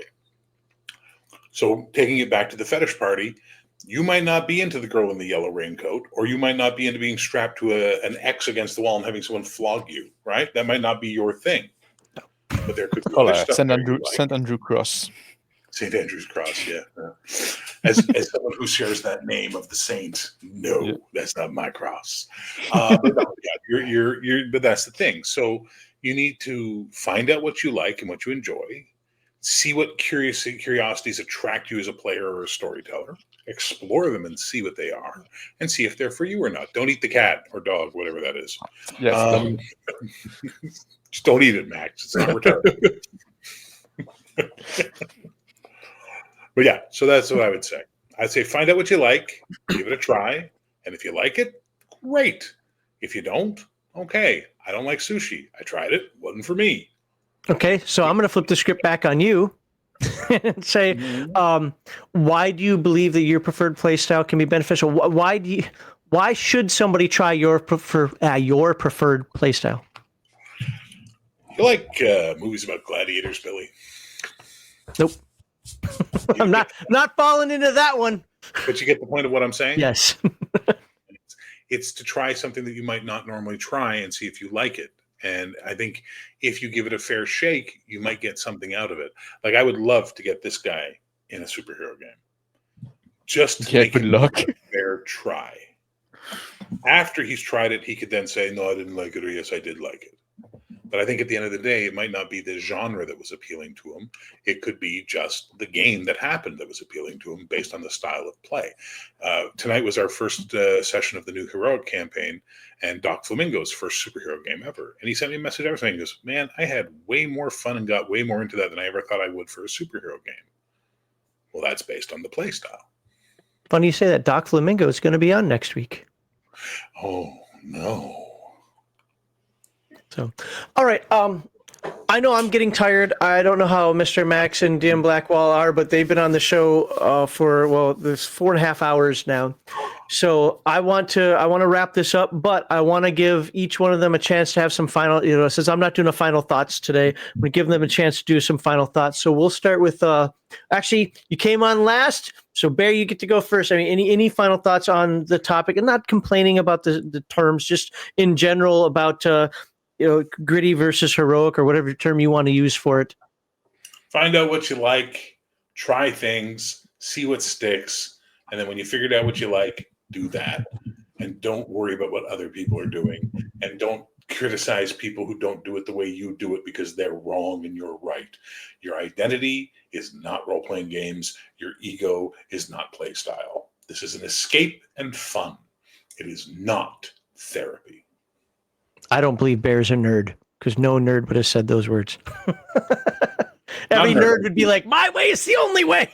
So do you know the difference between a nerd and a geek? Do you understand the difference between a nerd and a geek? Back in the day, I did. Now I don't know. Nerds, you just point and go, nerd. They look like nerds. They walk like nerds. They talk like nerds. Geeks, we blend into everyday society until you hit our geek button, and then we nerd out for a while. That's the difference. Okay. We'll do Mr. Max. Any final last words? Yeah, if you want to play a game, you're a pussy. I've lost control of the stream. When you put two Quebecers on, what do you think's going to happen? All right. Well, no, seriously. Like, obviously, I agree with that, right? You play what you play or you want, right? But like, I think it's worth. If you always do the heroic, try sometime doing the greedy stuff and see if you can get something out of it, right? Like try to explore different avenue and see different kind of like moral quandary you can throw to your player and different kind of challenge, right? Don't always do the same thing. It's a game, right? Experiment with it. There's no consequence to it. If you don't like it, you can always go back to being straight. Or no, the other way around. Whatever. I hate you. I hate you a lot right now. Sorry. You know what? I got to stop at 10 o'clock. After 10 o'clock, things get weird. I'm just going to remember that from now on. That's like the time. Just bing. All right, DM Blackwell. First of all, I want to say thank you again. This is your first time on, actually, in this format at all. So I loved having you on. I thought you did great. I hope you enjoyed your time here. I know this is going a little bit long here, but I thank you for your patience and thanks for hanging out during this time. But I was really happy to have you on the show. Thanks. It's good to be here. I think I'm on in another month or so. Oh, did you sign up for another one? Great. Excellent. Yeah, I think we the one with the basic expert and were you on that one talking about your game? Yeah. Oh, interesting. I forgot I reached out for you. Yeah, so that was intentionally done so that it was 3 different people who hadn't been on before and 3 people with completely different games, so nobody was taking an audience from numbers. So yeah, we'll have Dave Scott, Blackwell, and the basic expert, and he'll be talking about Atomic Punk. Yeah, I'm looking forward to that. And by the way, but yeah, this was great. As far as like final thought type stuff on the topic, I would say. I mean, my summary was pretty much, and that gritty play. One of the advantages is basically practicing decision making, like Bear said, and practicing working as a group. That heroic play can be quite a lot of fun, but as you kind of push the bounds on the power level, you'll tend to find that the party cohesion breaks down without some kind of outside incentive. And yeah, so experiment with both. I certainly play both ways, but you can tell what I prefer by the games I design. Yeah, okay. That's it. Okay, excellent. Well, I want to remind folks that the stream will continue on. DM Blackwell, you're welcome to stay as long as you want. Let me do the outro thing first, but you're allowed to stay as long as you want. You can leave whenever you want. We're not duct taping you to the chair. Effectively speaking, for I'm not going to do a final comment, so the show is over once I do the outro here. Before I do that, Mondo Hand for $9.99 sneaks in a super chat right at the end here. Says, gritty, heroic. Was it flogging and orgies? The stream was amazing tonight. No, the panelists were great. All 4 of the panelists were great. So happy to have them on. But folks out there, we're going to do the giveaway. We'll hang out. We'll chat a little bit. We'll just talk about the things that we normally talk about after the main show is over. Let me do the outro here. Please stand by. I do this for the purposes of making the video later. It makes my life a lot easier as soon as I find it. And I'll put this on the screen too. Boom. Look at that. We were talking gritty versus heroic. And I hope everyone has a great day.